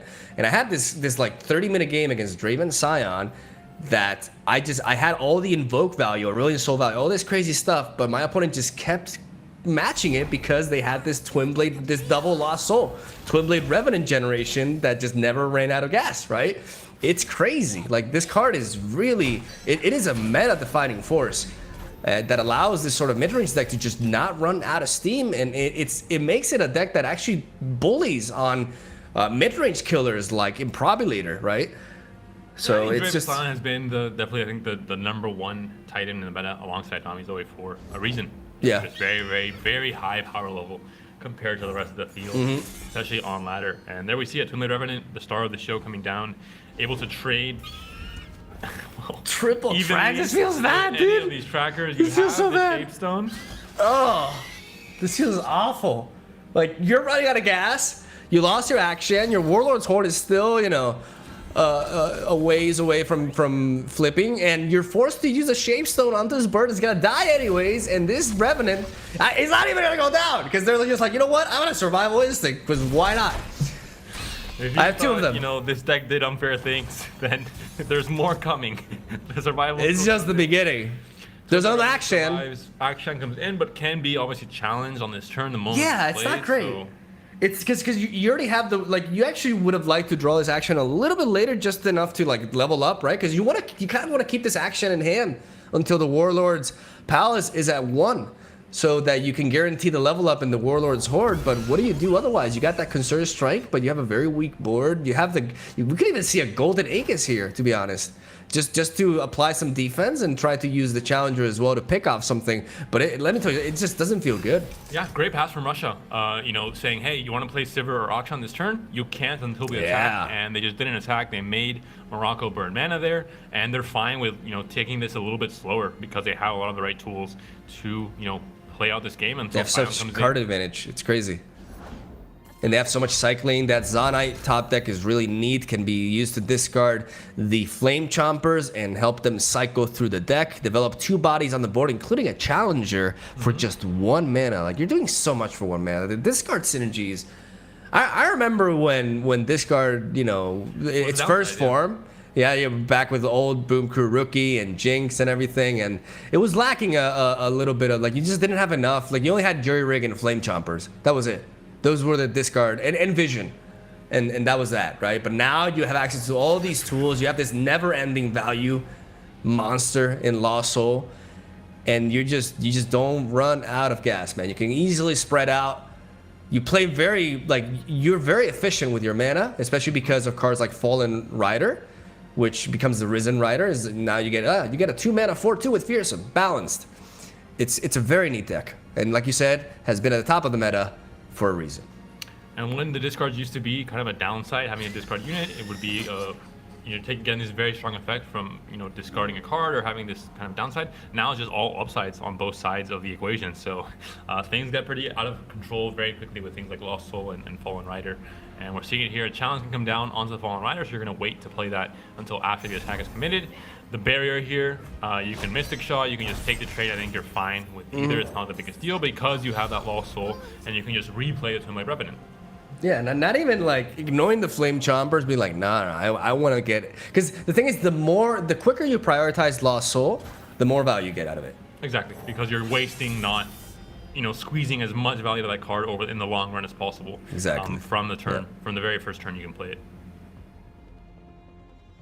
Down it goes for a second time, and it's not going anywhere. The survival instincts, like we mentioned earlier, very strong in this matchup, allowing them to just counter a Concerted Strike with potentially a Get Excited, or even just a Rummage or a Draven into an Axe. Just such a cheap counter to Akshan Sivir's strongest reactive spell. And there's more mana burnt. Exactly. They have to wait for that action level. What I was mentioning, now that the Warlord's Palace is at 1, now is when they can play action and not worry about it. If it dies, they still have that Horde. Because they need that. They cannot win with the Warlord's Horde. They're already so down in card advantage that if they don't have that to look forward to, then there's just no way out of this one. And right away we have potentially a big attack that can be developed. We can even see a burst speed, open attack with Rummage. Grenadier coming down with Rummage. But all in all, I don't know how much of a rush you are right now. If you are Team Russia, you also have the chance to find a Scion if you do go for the Rummage and develop that if you choose to. And that's pretty much GG, I feel. If you find, I like the fact that they're keeping that Flame Chomper on board. They find, the Scorched Earth.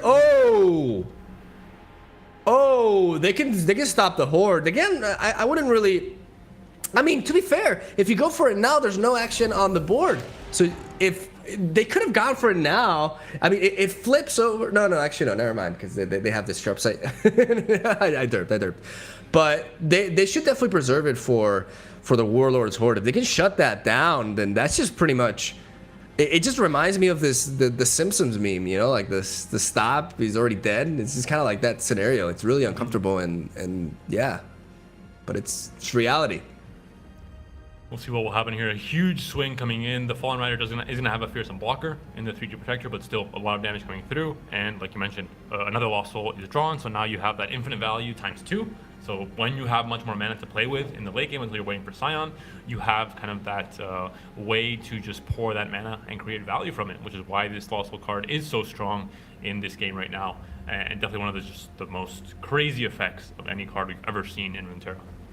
Endless value. That is the power of endless value. It is balanced by it being understated, right?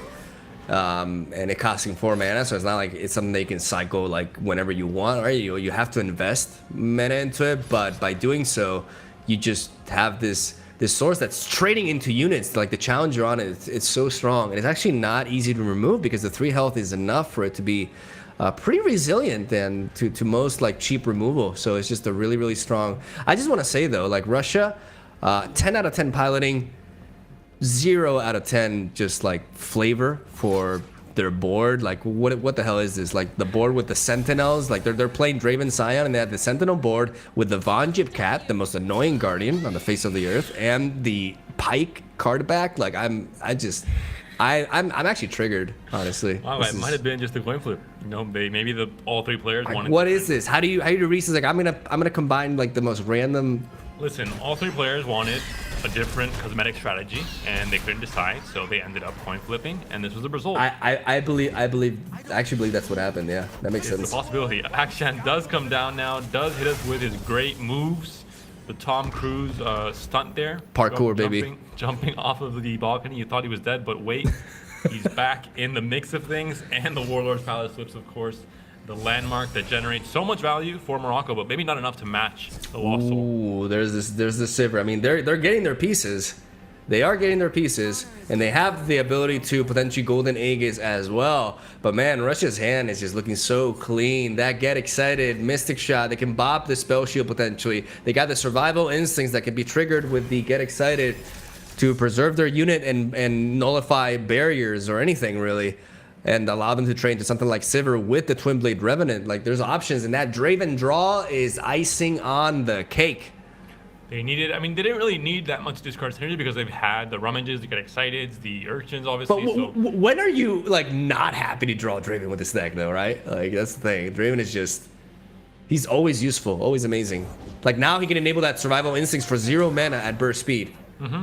Yeah, it's always going to be a good thing, but there's some hands that need him more than others. Of course, of course. And in this case, you did have a lot of discard. You had kind of the right balance between discard and the discard synergy cards. So we can definitely agree, it's not a bad draw. It definitely is not.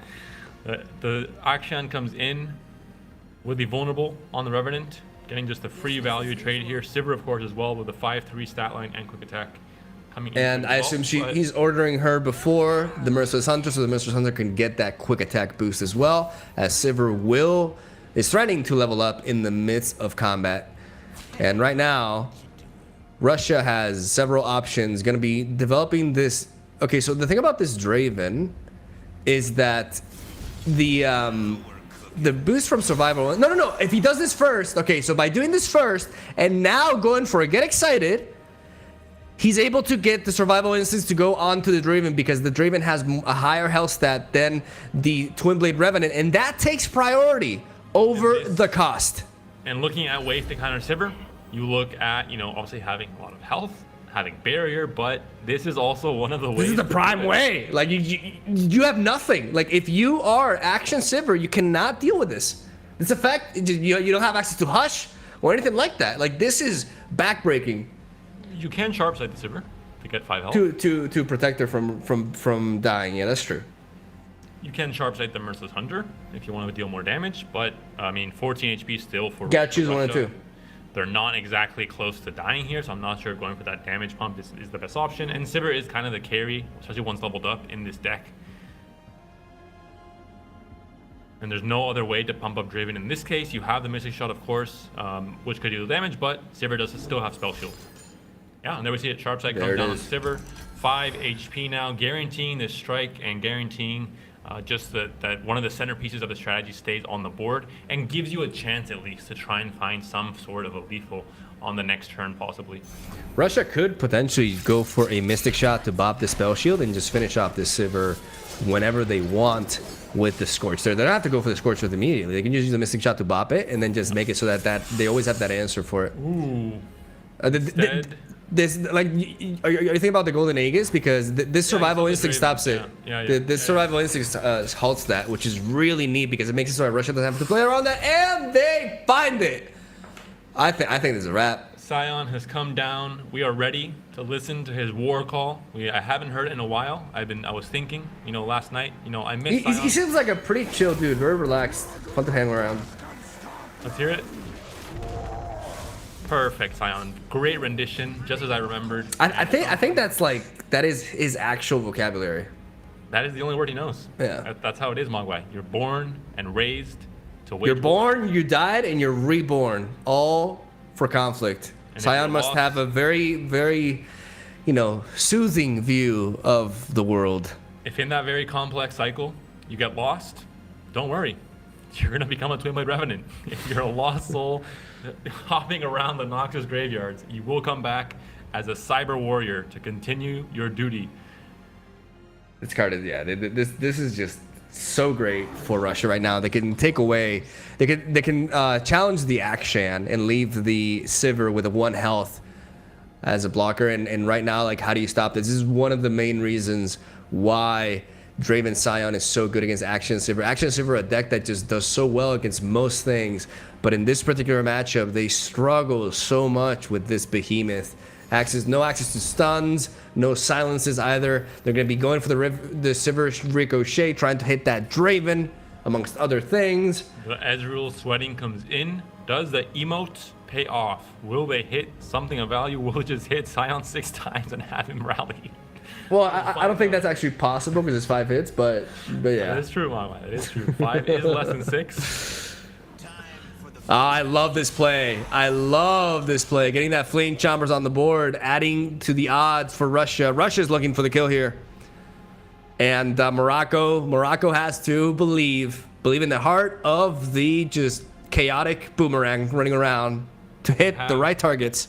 We have even the Mystic Shot to deal some extra bit of burn damage over the top. If you need that little extra push once this Ricochet comes into play.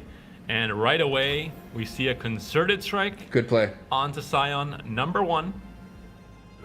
Good play. Because you take away the... you effectively take away the rally, the extra attack, by doing so right before they attack. So that's when you play the well, you don't concerted strike. And now it's about this Ricochet, man. What is this Ricochet going to hit? It's going to hit Draven. Draven dodges! Draven dodges! Almost nothing dies here. Sion is still here with a 10 attack. That's it, right? That's it. Damage. The challengers come in. That is exactly 14 damage threatened, plus the Mystic Shot over the top. And Russia, in what was expected, the stats don't lie in this case. And Sion, top tech at the end, comes in clutch for Russia to take this game. Exact lethal. Beautiful.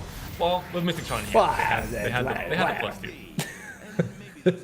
So just ignore that fact. Yeah, if Ricochet hit the Draven, it would not be lethal. It would not be lethal. No, yeah. Like that's what I was like. Draven, not.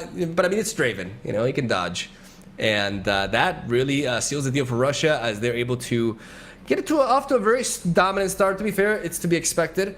The stats indicate that it is indeed it is winnable for Sivir Akshan, like I said, but winnable is it's a term, right? It indicates that, and it's possible, but most of the time.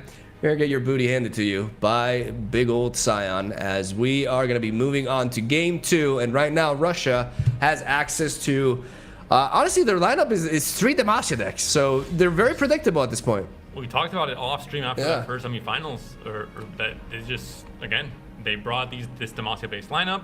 Certain bands came in on decks like Lee Sin and Thralls, and then most of their game plan became very one-dimensional, and this is not a good thing. We talk about the mind games of having a kind of a triangle of very different matches going in your decks. It makes things much more complicated for the opponent, but in this case, it's a little bit easier for Morocco to kind of, even though the strategies are different, they still have a lot of same kind of, again, regional game plans that you can't really change even if you're changing the deck and the champions. I think Plunder is a very good indication here, like a very good choice. It can handle Shen Jarvan with pings, and Sejuani is just the powerhouse of a champion against Akshan Sivir, and it can potentially match the Lulu Zed in speed and take down some of their key threats with, like I said, their sources of removal. And the matchup against Poppy Ziggs is relatively even, but very winnable as well.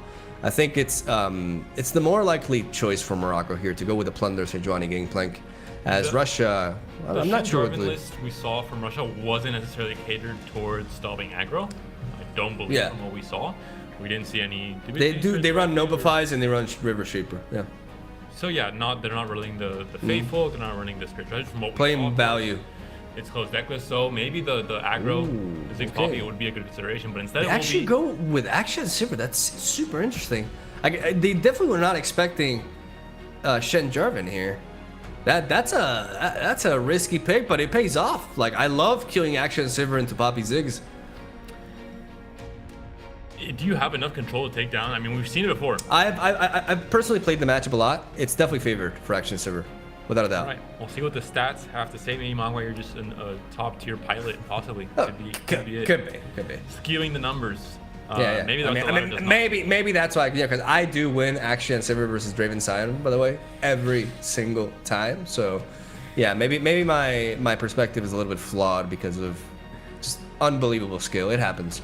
But looking at Akshan Sivir, they have a lot of tools to control the board. They have a good early curve. Yes, that is true, but they don't really have, especially this version that doesn't obviously pair with Ionia anymore. They don't really have any kind of life gain. They don't really have lifesteal. So, yes, it can be very quick to end the game, but I think if they don't have the right draw, if they don't have the right pressure to end the game with Overwhelm, for example, with Absolver on turn maybe 5 or I guess 6 would be more realistic. They might just die to just constant ping and constant burn damage, which is what this deck does so well on Russia's side. It's like the thing is, obviously you want to find your early curve, but you do find those treasure seekers into a card that just does so much, even though it doesn't seem like it should, but it does. Like the Brightsteel Protector, even though there's a lot of pings, it just comes in defensively and takes out so much from their attack. So I wouldn't be surprised if Morocco keeps the Brightsteel Protector, maybe mulligans away everything else. But Brightsteel is legit in this matchup here. We'll see. They need a 1-drop though. They need a 1-drop. Yeah, that's why I would expect, like, they could just go for a mulligan on everything else, but you can definitely keep Brightsteel Protector here. But you can also mulligan it away. You are attacking on turn 1 here for Russia, so we'll see if they get the tracker mulligan or off the mulligan, and then they have that turn 2 play with tracker with a protector as well. Offensively, just to get the free value trade as well. They keep the Vergara Vagabond as well. They find Akshan. Protector, Akshan, but no 1-drop. So right away, the Saboteur comes in for the quick 3 damage on turn 1. And you know that Stone Stackers is gonna stop Akshan's attack completely here. Now, here's the thing. If Russia should actually open attack on turn 3, I believe, just because of the Brightsteel Protector threat. Like, that's something that I've always been able to catch Poppy Ziggs players with when I'm playing the deck myself. He just drew. I was like, what is he doing? He just drew Shapestone. I was like, the bluff. And I don't think you really give up a Stone Stackers into the bluff if something. I love them pulling it back and then bringing that. That's such a like, oh, I'm bluffing, but I'm not really feeling too confident. Like, that's what you're trying to make your opponent think that you're doing. You know, I like that. That little detail goes a long way. And there it is. What I'm talking. This is why I think you should have open attacked.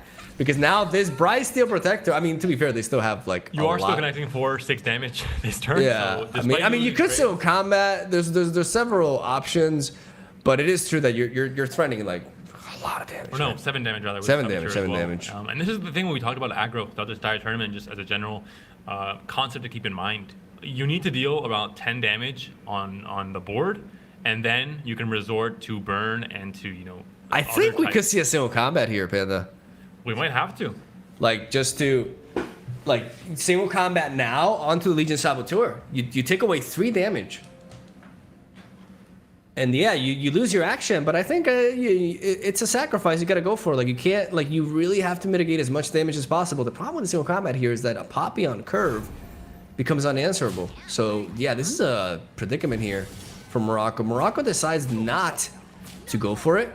And you might think with Poppy that, oh, you know, you're giving up a lot of your board now. Is it really worth it if you have Poppy? But one, it can be countered very easily, like you mentioned, with single combat. And two, you have double Mayor, or you have Mayor and Controlers in hand. So you have a way to kind of refuel your board, get a lot of very cheap, you know, chump units, let's say, and then just continue going wide for Poppy on the next attack token swing. Yeah, I was saying that Russia should open attack, but the reality is like having access to the second stone stackers and another one drop justifies them building and not even worrying about Bryce Theo Protector, because even though it's a very good response, the damage has been dealt. They're down to 10 against a deck with triple Decimate, triple Noxian Fervor.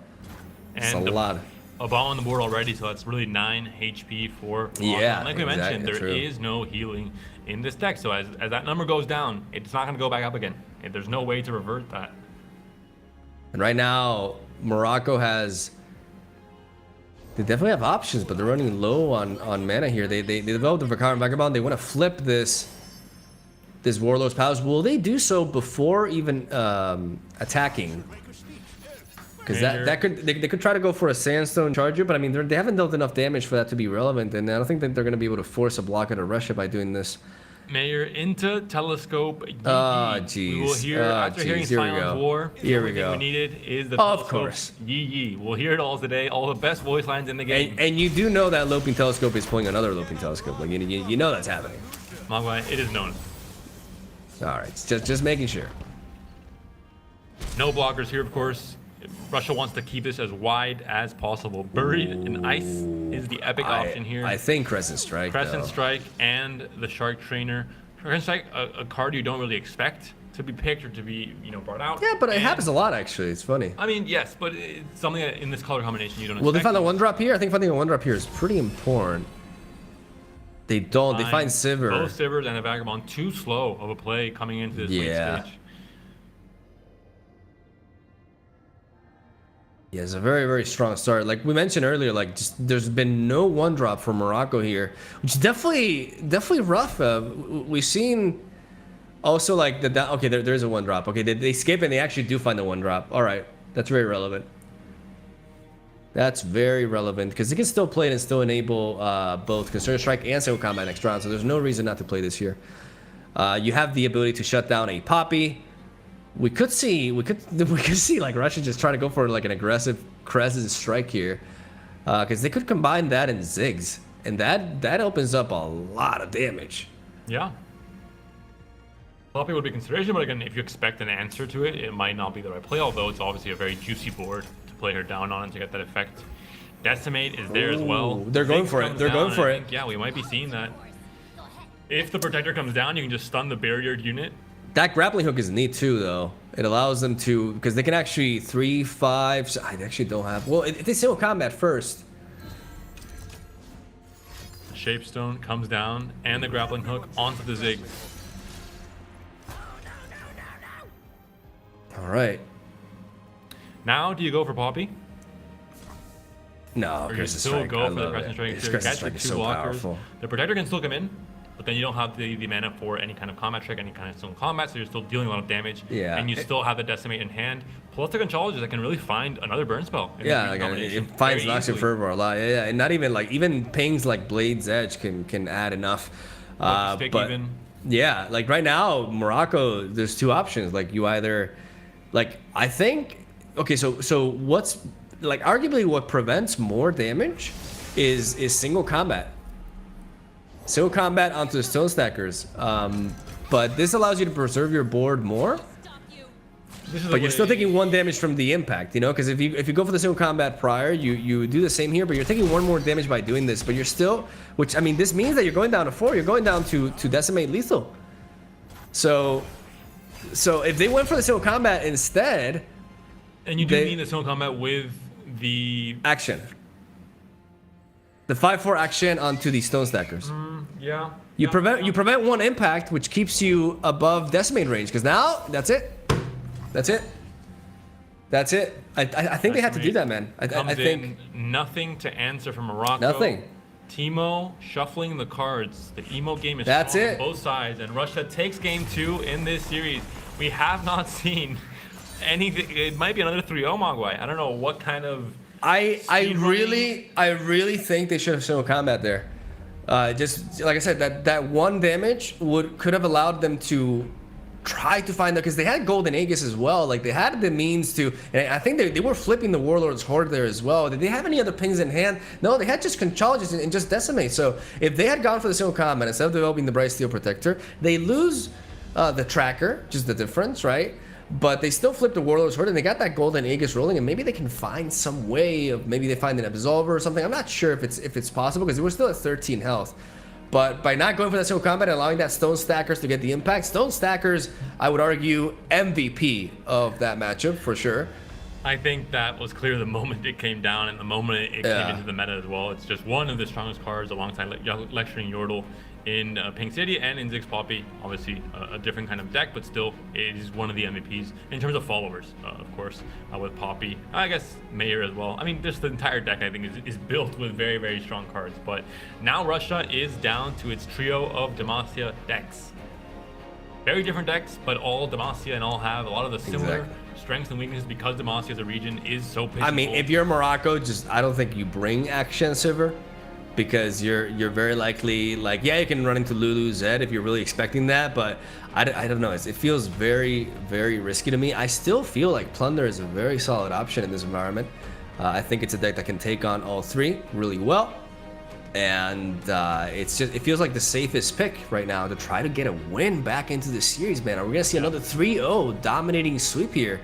Is that the finals, man? Is that what it is all about? Just Riven Vice not consideration because there is going to be a lot of interaction from Demacia-based decks for the most part with things like.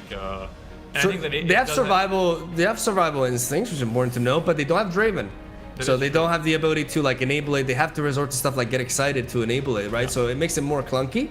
And therefore less reliable in general. So I agree with you. It's vulnerable. Like the ambush playstyle as well, and then Sharpside obviously ruins that game plan of having that surprise ambush on buy for the damage instead of the normal like overwhelm, for example, from the blade. So I don't think Riven buy is the best consideration considering there's three. A bit sad. It would have been nice to see the deck, but I agree. And maybe just Ziggs Poppy, just aggro. There's no lifesteal in any of those decks. Well, no. There's Spirit's Refuge and Shen. I don't like Poppy. I like this. I like Plunder. Yeah. I think it's what they gotta go for. Like it's just their best deck, considering these three that they have in front of them. And I feel like Russia was really expecting this, which is why they went with Lulu Zed.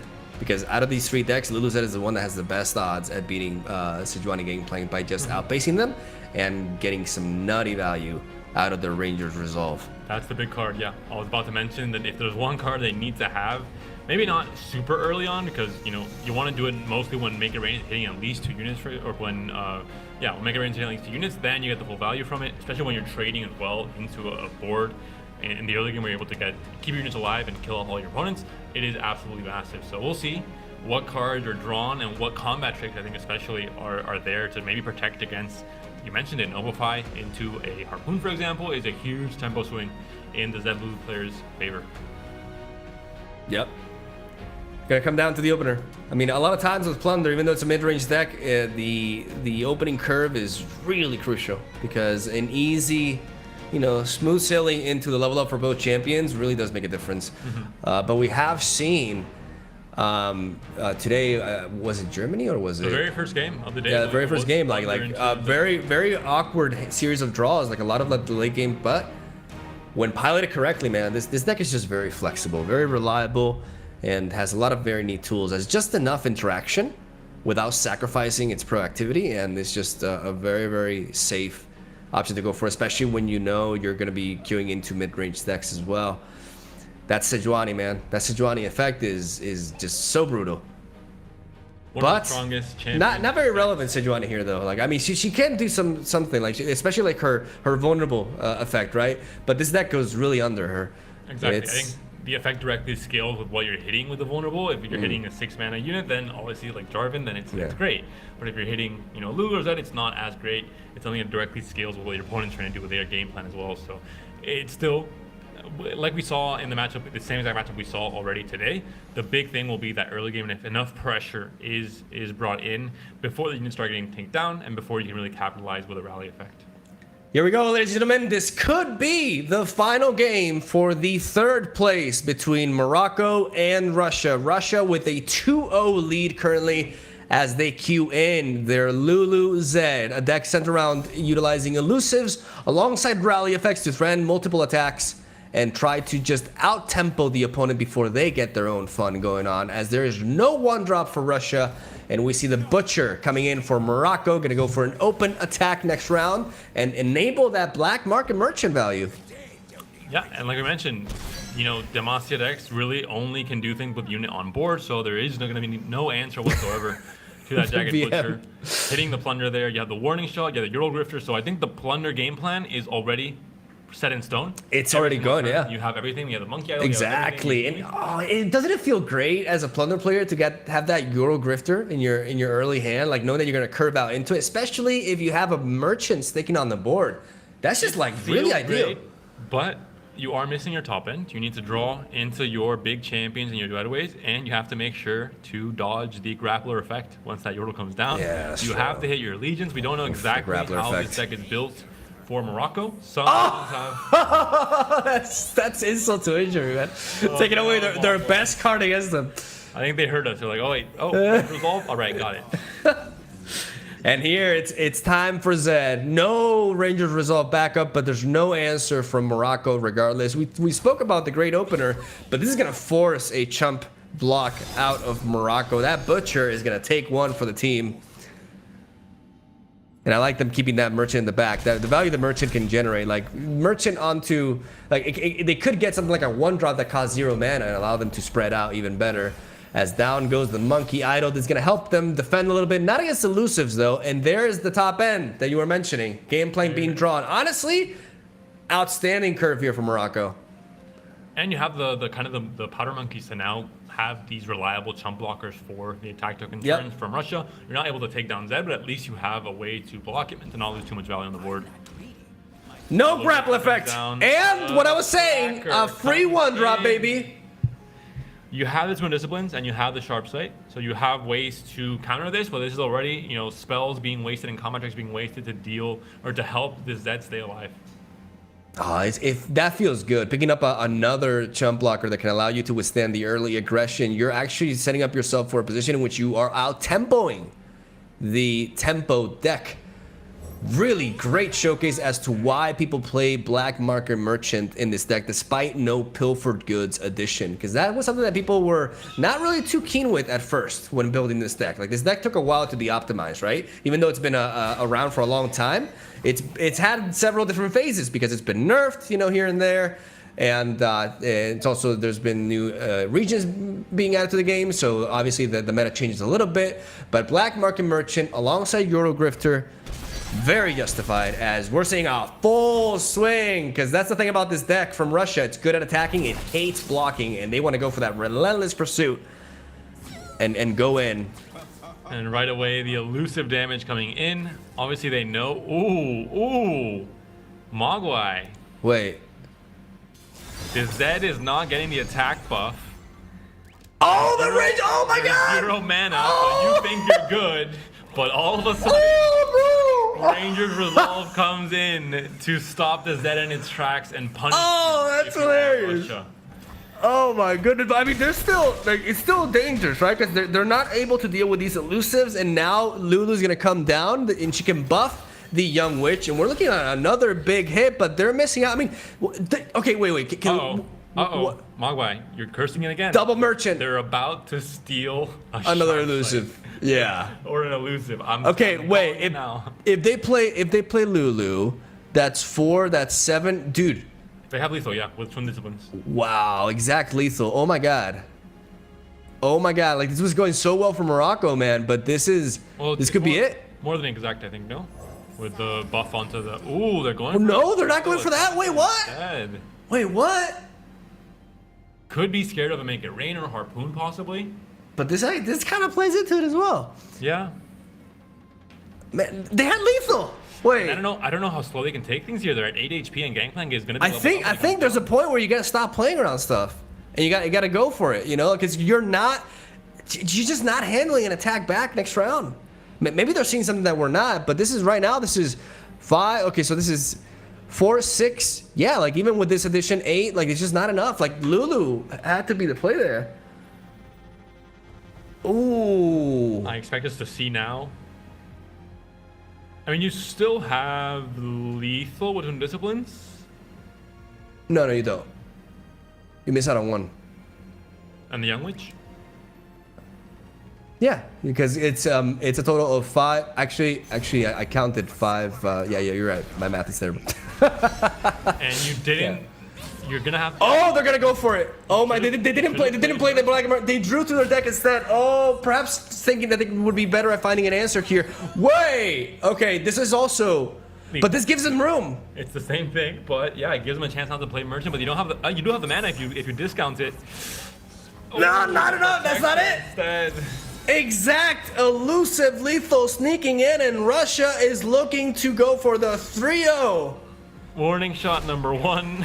Warning shot number 2. Number 2, but a warning is not. And there's a the sentence. juice. Okay, back to back. All right, a little bit of BM. We both said the warning shots, and then our commentary veered to the 2 completely different sentences after. Disrespect. And more Russia. juice. More juice. Gotta get that vitamin C. 3-0. This is all about 3-0s today. We weren't aware, but apparently this is a speed run. Yeah. I think the players were informed. We were not informed, but it seems to be that the quicker you win, the more prize money you get. That's the only explanation I can see for this just dominant performance across the board with all of these teams. Russia being dominated and then dominating with a 3-0 in return to Morocco, and very different to what we saw in Game 6 of group stage. No Honestly, Poros and no Targon speak. It's all now they got serious. They got serious. You know, it's like Goku when he takes off his clothes and they weigh like 200 kilograms. It's the same thing. You know, it's Russia. It's like, hey, no Targon speak, no Poros today. We're bringing real decks. And they saying Goku when he takes off his clothes. I did not know where that was going, but I'm glad. Well, his boots. Actually, that I gotta be careful with how I word things. But yeah, we have a situation here in which, honestly, one could feel bad for Morocco. Like they performed, they didn't manage to win a game today, unfortunately. But to be fair, like big props to them, man, making it to the semifinals as a new team. Also, they did exceptional. Like they should feel proud of themselves. And hopefully we get to see them again in the next year of Masters. But now it's Russia for the bronze medal, and after a break that will be going to soon, we will have the finals between Germany and Spain. Totally unbiased commentary right here. Spain. And we are going to see how that turns out. So what do you got to say, Panda, about this incoming finals? Looking forward to it? I'm very excited. If day one of this tournament, Riot reaches out to me, hey, we need a script. We're missing a few pages. Can you write the end of the book? Yeah. This would exactly how this was the exact fanfic that I would write. Spain versus Germany in the finals. 2, I think, undisputably powerhouse region. I think France has fallen a bit out of favor, and Spain has risen to take its place in the past few months. Looking at World, looking at no French players in Worlds, for example, seasonals as well, and players like Sergi and Cosimo really doing a great job individually and in a team performance as well with Masters Europe. So yeah, I think the 2 strongest countries in Europe are in the finals of this Masters Europe tournament. So it makes sense to me. And you know what? I think we also have a situation in which we have the best version of these teams so far throughout Euro Masters. Like I think Germany's missing Game Breaker. I think he is a very strong player. Okay, too, and they have Fresh Lobster as well. But I'm gonna crap talk Fresh Lobster a little bit actually. Watch the caster, but I really do. Seasonals, Mogwai, so I'd be careful with 39 minutes of prep according to him. So I would be careful. No comment. But I do feel like these 2 versions of these teams are definitely up there, and they've also, because this is a team effort as well, and they're working really well. And I'm just really excited to see which one of them ends up being the best, as we're going to be heading on to the finals. But first, a quick 5-minute break, and we'll be right back.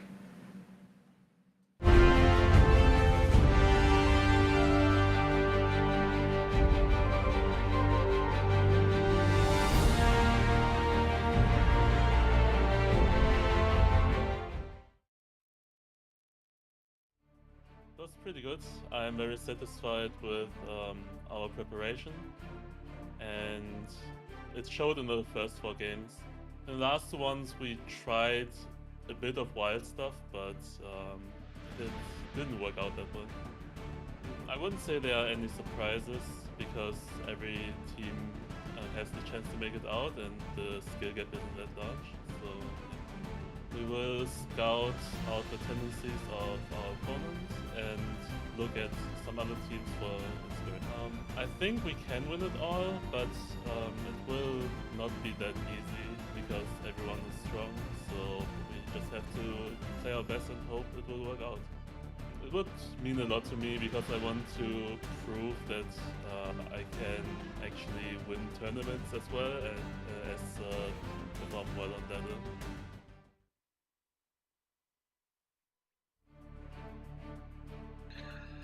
Well, it was a pretty good experience overall. I would say the group is always harder than it first looks.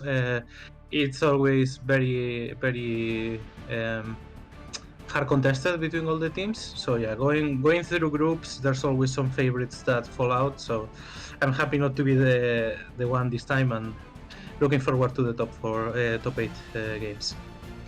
Well, for the most part, I don't think there is a lot of surprises, although there was a lot of favorites, so there's always someone that doesn't advance. I would say maybe Morocco is the biggest surprise. They had a very hard contested group even with a tiebreaker, so I definitely think everyone deserves to be here, and they're all good teams. Well, the quarterfinals are a little bit different to group games in the sense that there's only one opponent, beforehand who you're facing, so we are obviously preparing some strategies that, have to do with Czechia, in this case, our opponent. But I feel like favoritism is kind of unavoidable, so we will try to do the best that we can, and I think we can achieve it. So I'm pretty calm about it. I think we can do well. Well, I think it's one of my goals. I have already had decent success in single tournaments, but representing the country is something that you can only do ever so often. So for me, it would make me proud, and I would know some of my teammates. This might be one of their last tournaments, so this would be really a huge motivation for us to take the win and leave maybe our team in a high note.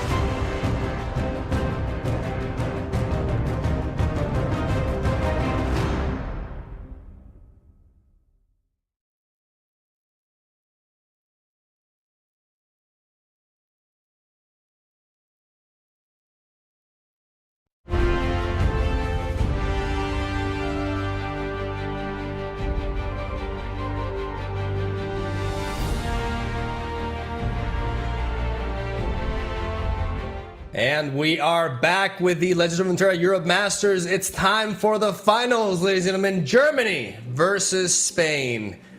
Like I said, part of the script, all rigged, confirmed. Nonetheless, so hyped for this. Will we have another 3-0, or will we have a more dragged out series this time around? I would certainly hope not. I think, it's about time we get to see some kind of a close back and forth. Really get to see how this best of 5 format really favors competitive, how it's able to really, especially in a format like this one where you have less and less decks, it really matters a lot going into a game 5 potentially, what the decks look like. But right here we see the rosters. I think no real need for an explanation. We've seen these players dominate throughout this entire tournament, and this is now the final series of the tournament and of these players' path to that championship trophy. For Germany, we have Kobachi, we have Teddy, and we have Kurashi. And for Spain, what can be considered the dream team, Cosimo, Sergio Vamos, and Cities Paul, the same exact team we had in the last Master of Europe. Yeah, these 3 players have just been hyper consistent. Cosimo with some big tournament performance. CDS Fall just like a master of the ladder, really, like always up there in the ranks. And Sergio Vamos has been a competitor in card games for a long time, and I feel like has been growing into a shell more and more, and is a very, very good addition to the team, as these 3 guys also work a lot together. They have been preparing really hard as well, taking everything really seriously, and now they have their toughest challenge yet. Let's head on over to the picks and bans, take one last look at their lineups and see how they fare against each other. Initially, they come off rather similar, but like we mentioned prior, there's a lot of differences here. First of all, Germany is running Darkness, something that Spain does not have. Both players running Zoe Nami, but Germany has access to Plunder and Poppy Ziggs, while Spain is not going with the burn and instead is running decks like Frozen Thralls, which I'll say for the 47th time I really like. Pink City, which is falling a little bit from grace as of late, and that sweet Elise Vi, Damien and Ada control list. Really good stuff. You went from Daniel to Damien, but you're still not getting closer. Des and Ada. I know. I was actually joking this time around. Okay. I hope so, because or else I would get really worried. I was like, Mogwai. I was gonna say it on stream, but I was thinking this guy's absolutely lost it. Thank you, Mogwai. Thank God you're joking. Now I feel much better. But like you mentioned, Thralls, maybe you jinxed it yet again for saying you want to see this deck and you like this deck, because every time you say that, we always see the ban come in or just not picked at all. But yeah, some interesting decks on Spain's side, alongside some meta staples like Akshan Sivir, like the Draven Scion, like the Nami Zoe. I think it's a healthy mix for both these teams between kind of the 4 or 5 hyper standard decks that we tend to see in most lineups, and then kind of the, I guess in Spain's case, more offbeat with the Elise 5, but still kind of the more tech choice lineups. And it is going to be Poppy on both sides of the board with an X on her face, banned from both lineups. Poppy getting the ban hammer with her own hammer, pun intended, as we are going to be moving on to the next ban. Not honestly, considering it's the finals, I'm hyped for a Poppy-less finals, to be honest. This champion has been one of the most popular throughout the tournament. I would argue maybe the most popular, really. Maybe alongside popular. Is that bad? Is that pun also intended, or was that an I'm gonna go ahead and say yes, since there's just no way out of it. But yeah, damn it! I just don't want to see Thralls. Please leave Thralls alone. Zoe Nami's very scary. You don't want to see Thralls. Banned. English. Important word to add. English. Well, hey, I've been jinxing it all day, so maybe that's what I gotta do. Reverse psychology, baby. Might be the strategy. We'll see what ends up being the second ban first of all, and then the lock-in pick. Reminder to viewers that may just be tuning in for the finals. Draven Scion is banned on both sides as well. So 2 kind of very expected bans. I think the 2 of the most banned champions alongside Nami or Zoe. I'm pretty sure at this point they are ahead of her, right? Like I've seen this ban more. I think so. Especially after the first maybe 1 or 2 days, it really did change a lot into Nami Zoe being left up.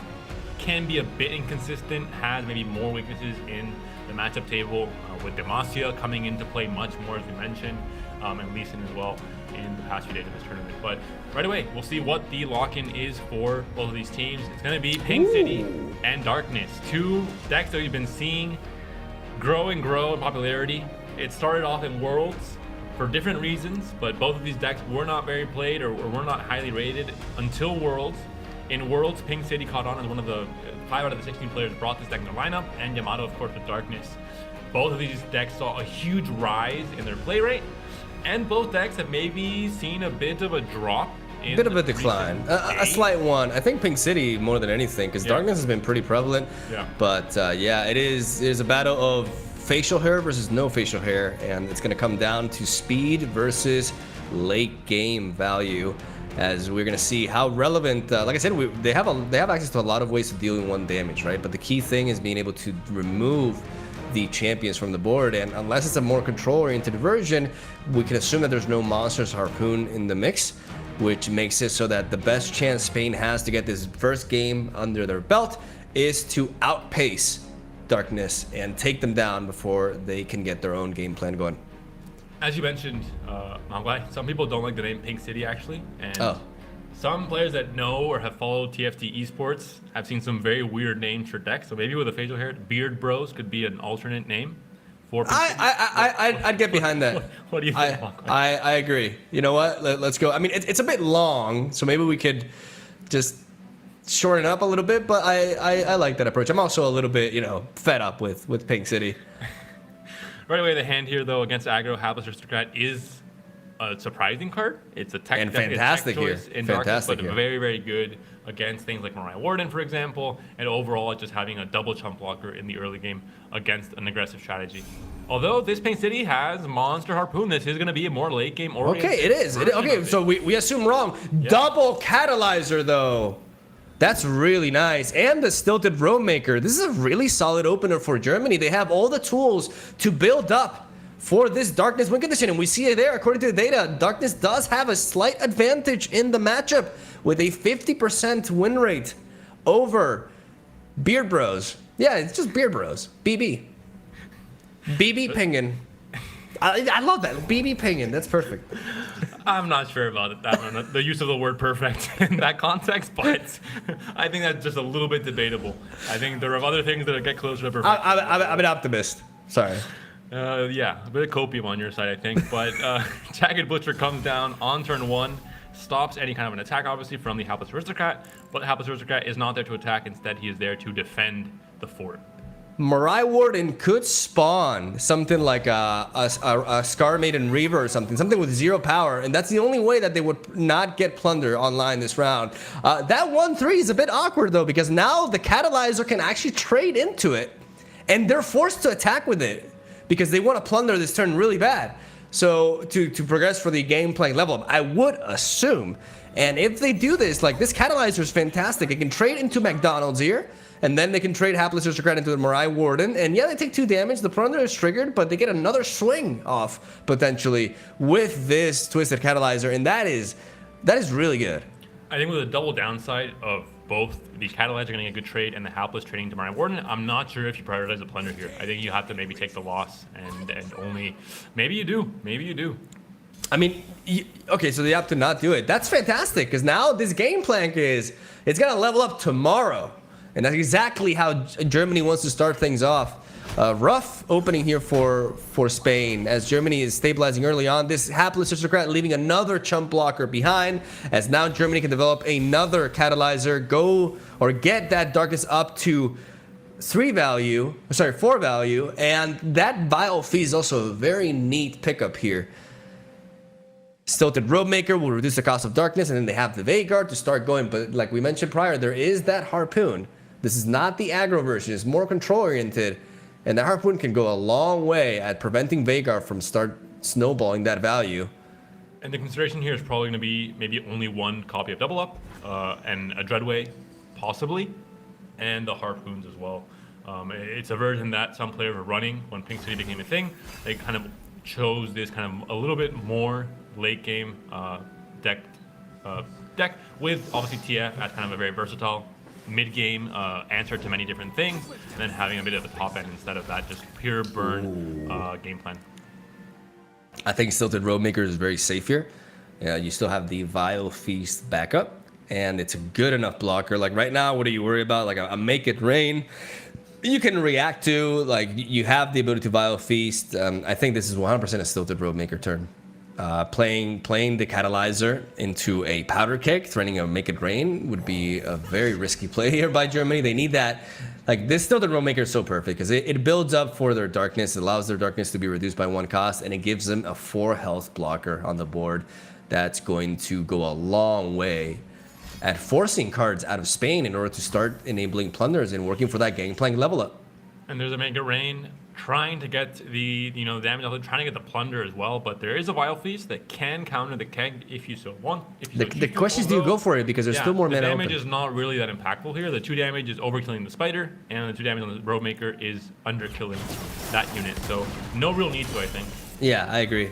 This could. I also don't think we'll ever see a Harpoon here. I think a Harpoon here would be a bit crazy, as you could definitely just trade this Roadmaker with this, especially considering there's stuff like Twisted Fate, with Powder Keg. So spreading out and swarming is not ideally the best strategy to approach this matchup with, as you may as well get actual value out of your units guaranteed by trading into one of theirs.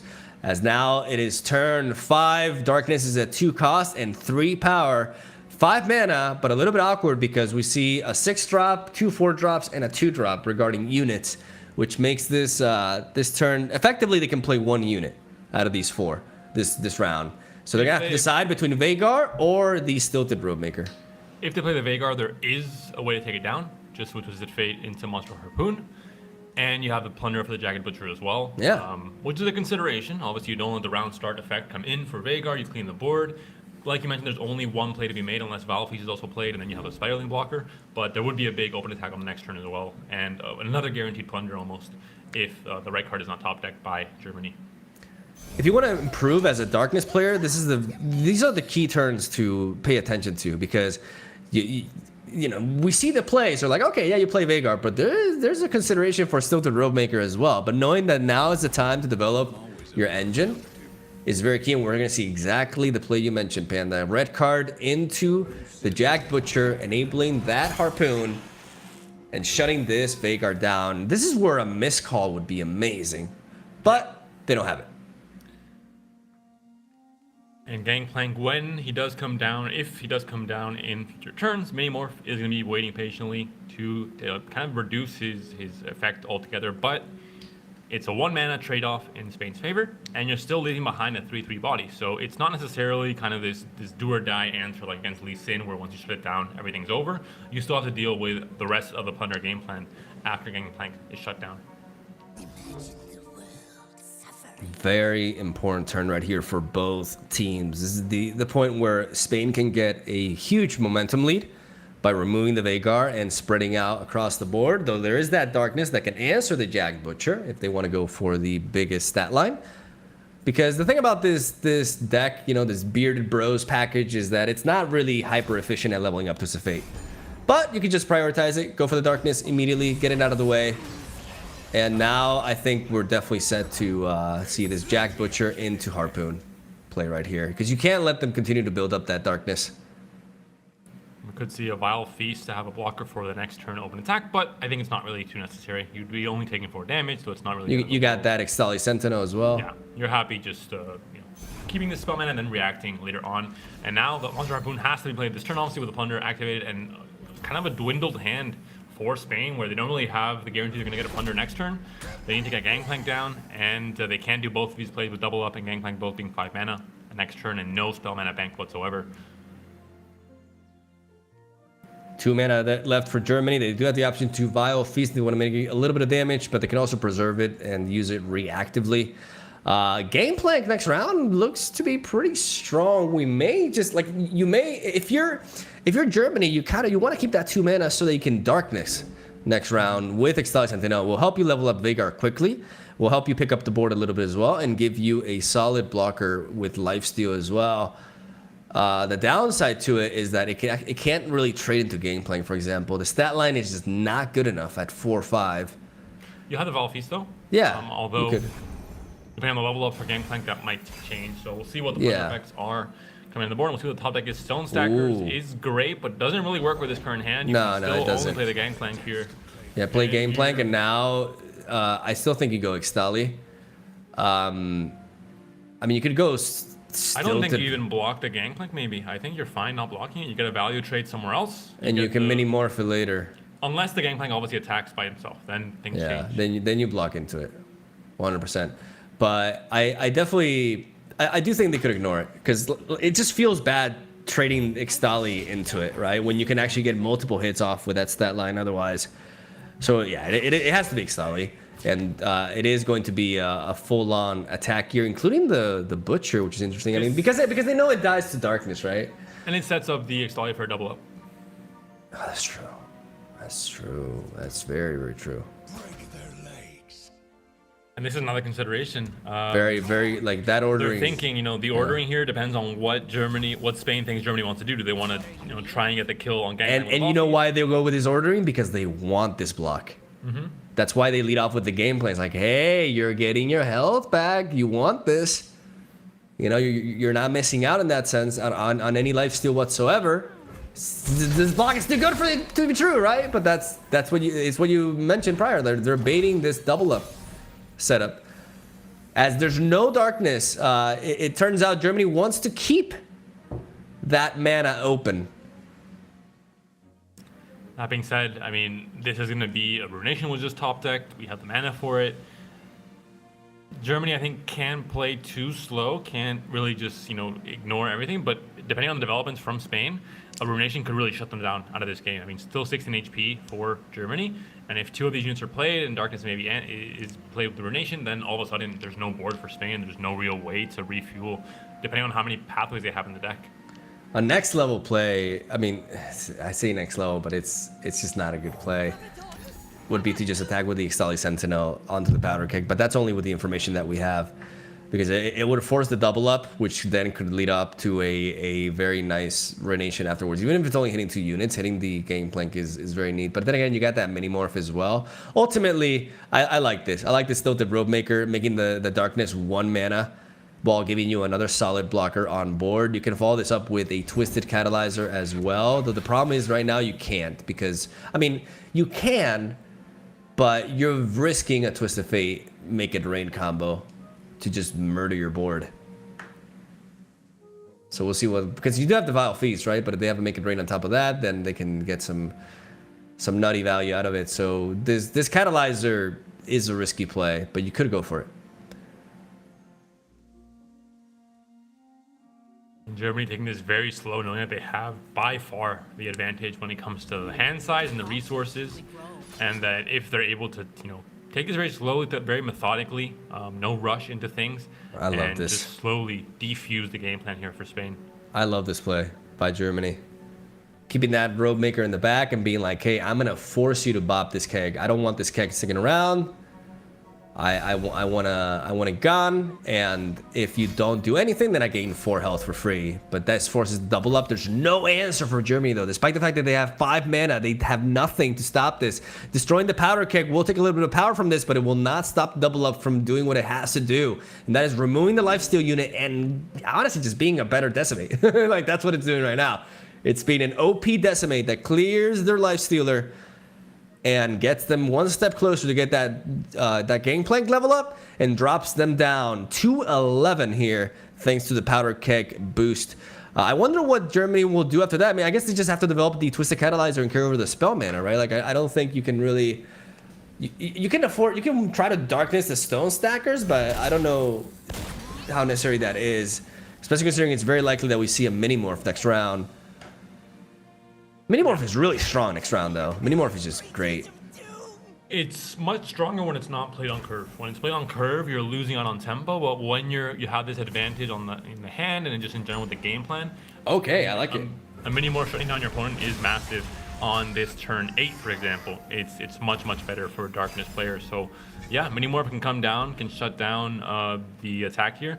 I think if you're Spain and you expect this, you want to develop all your cards in hand potentially, just to get the full value of knowing that 6 mana will be going to Mini-Morph this turn. That only leaves 3 mana available for Germany to do something else here.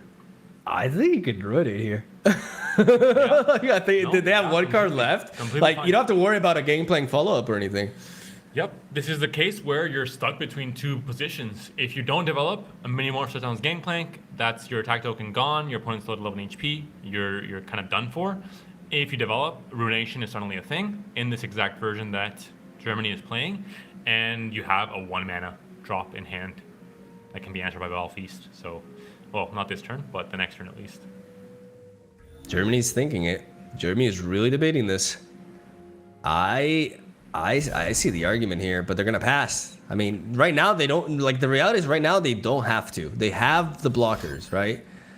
You're gonna see him go face. This levels up Gangplank, correct? Yeah, I'm gonna assume so. I'm already, yeah. Yeah, there it you is. go. So Now you ruinate. Now You mini morph or you ruinate here. One I of think the you were two. waiting to see if another one drop would come down potentially, but now that it hasn't, now that we've seen the Poison Dart come out instead, now you have to do one of the two. I agree. I think the line might be mini morph into Vile Feast into Poison Stick or Ruination. They're wiping out. They're going for the wipeout. That's brutal. That is brutal for Spain. That is amazing for Germany, as the inventive chemist is going to try to apply a little bit of pressure. I mean, she gets 2 damage going through here, but there's no more health gain besides that Vile Feast, so maybe there's a series of top decks that can pull it off here for Germany, but I see that mini morph, I see that Rekindler, Yeah. and that Withering Mist. Tenor of Terror is a great pull as well, but the biggest thing here is the Rekindler. You're able to wipe out everything and then rebuild much more effectively than your opponent can to try and end the game. Even though Spain's at 20 HP, that will start going down very quickly, and I don't think they're going to have any way to apply pressure, especially with the Withering Mist draw. It just If you're Germany, you don't even have to worry about a Gangplank top deck, because that's the worst case scenario, right? And you don't have to worry about that. The plan B, the plan C, all answered already with the spells you have in hand. Helping You go out. Rekindler here. Yeah. 1 mana darkness. It's just so clean. This is just they weathered the early storm, took the beating, and now Spain, unfortunately, is out of gas.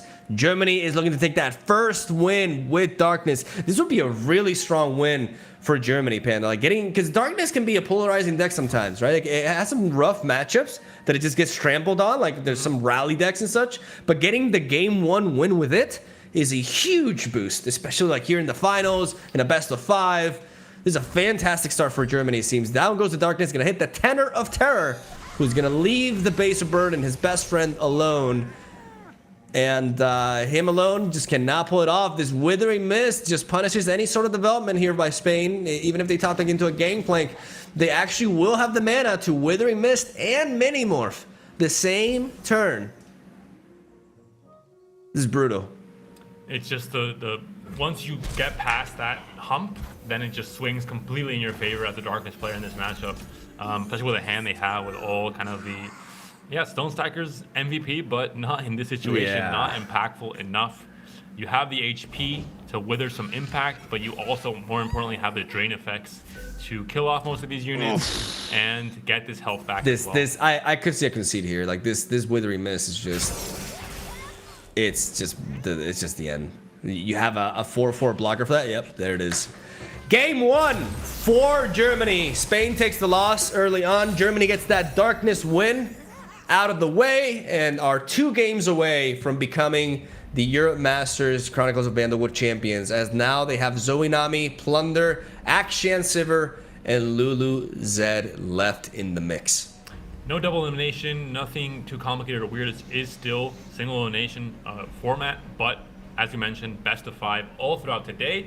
We've seen just 3-0 matches all the way across, but at least now with Germany going 1-0 up, and with our bias, we're gonna hope there's not gonna be a reverse or a clean 3-0 sweep. That would be a bit demoralizing. And I think with both of these teams and how strong they both are, I think we definitely deserve a very close series to finish out this tournament and to kind of put the cherry on top of what has been a very, very exciting 3 weeks of competition that we've seen the meta and the decks evolve completely as well. And the players, the strategies that have been implemented in the same kind of 7-deck format have changed drastically from day 1 until now.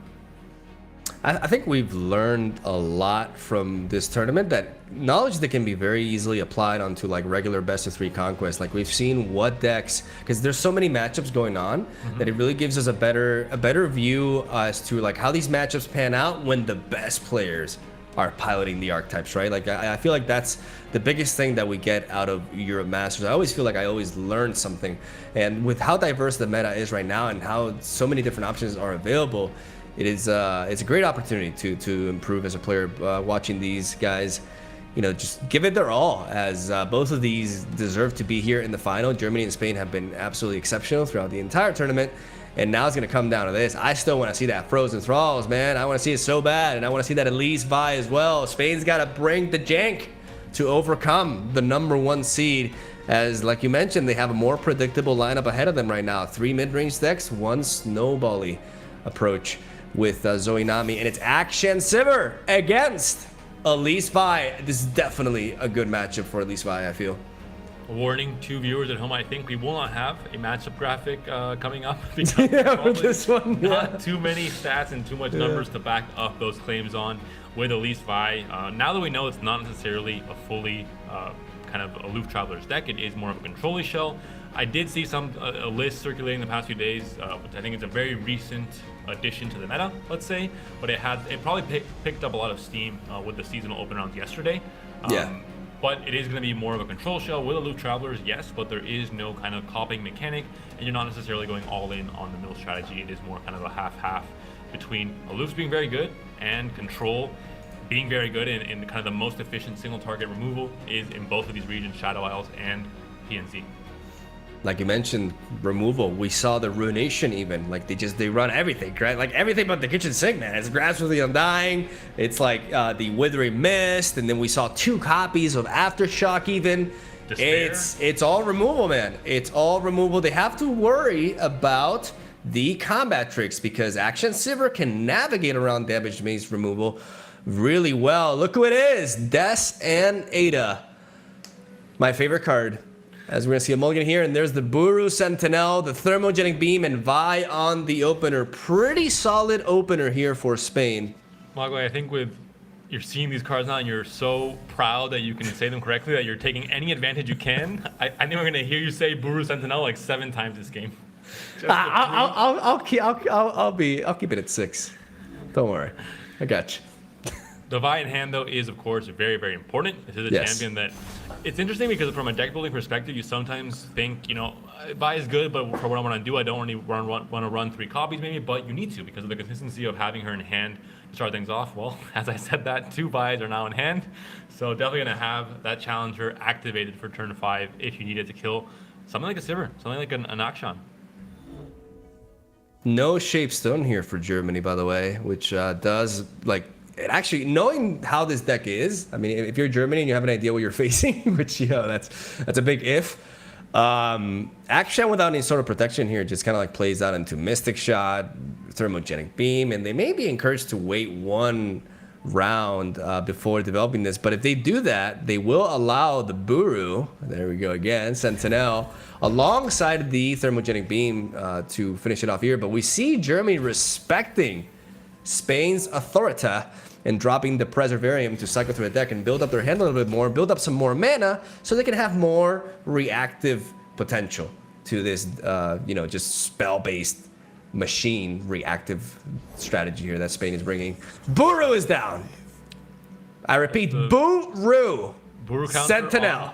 4 right now. You're getting dangerously close to 6, Mogwai. There's going to be an important moment you have to actually say the card's name, and you won't be able to because you'll go over your limit. It's fine. I'm keeping it, I won't it's keep fine. track of darkness, I won't keep track of thunder the triggers, but I'll keep track of how when the moment comes, I'll switch to BS. All right. That's his name. That's some BS then. But the Thermogenic Beam comes down onto the Vagabond, not the kind of the greatest target, but Germany has kind of navigated around giving up Akshan so easily. Buru, though, 5 attack damage. 5-4 stat line with Fearsome. I mean, honestly, the very, very spooky looking guy.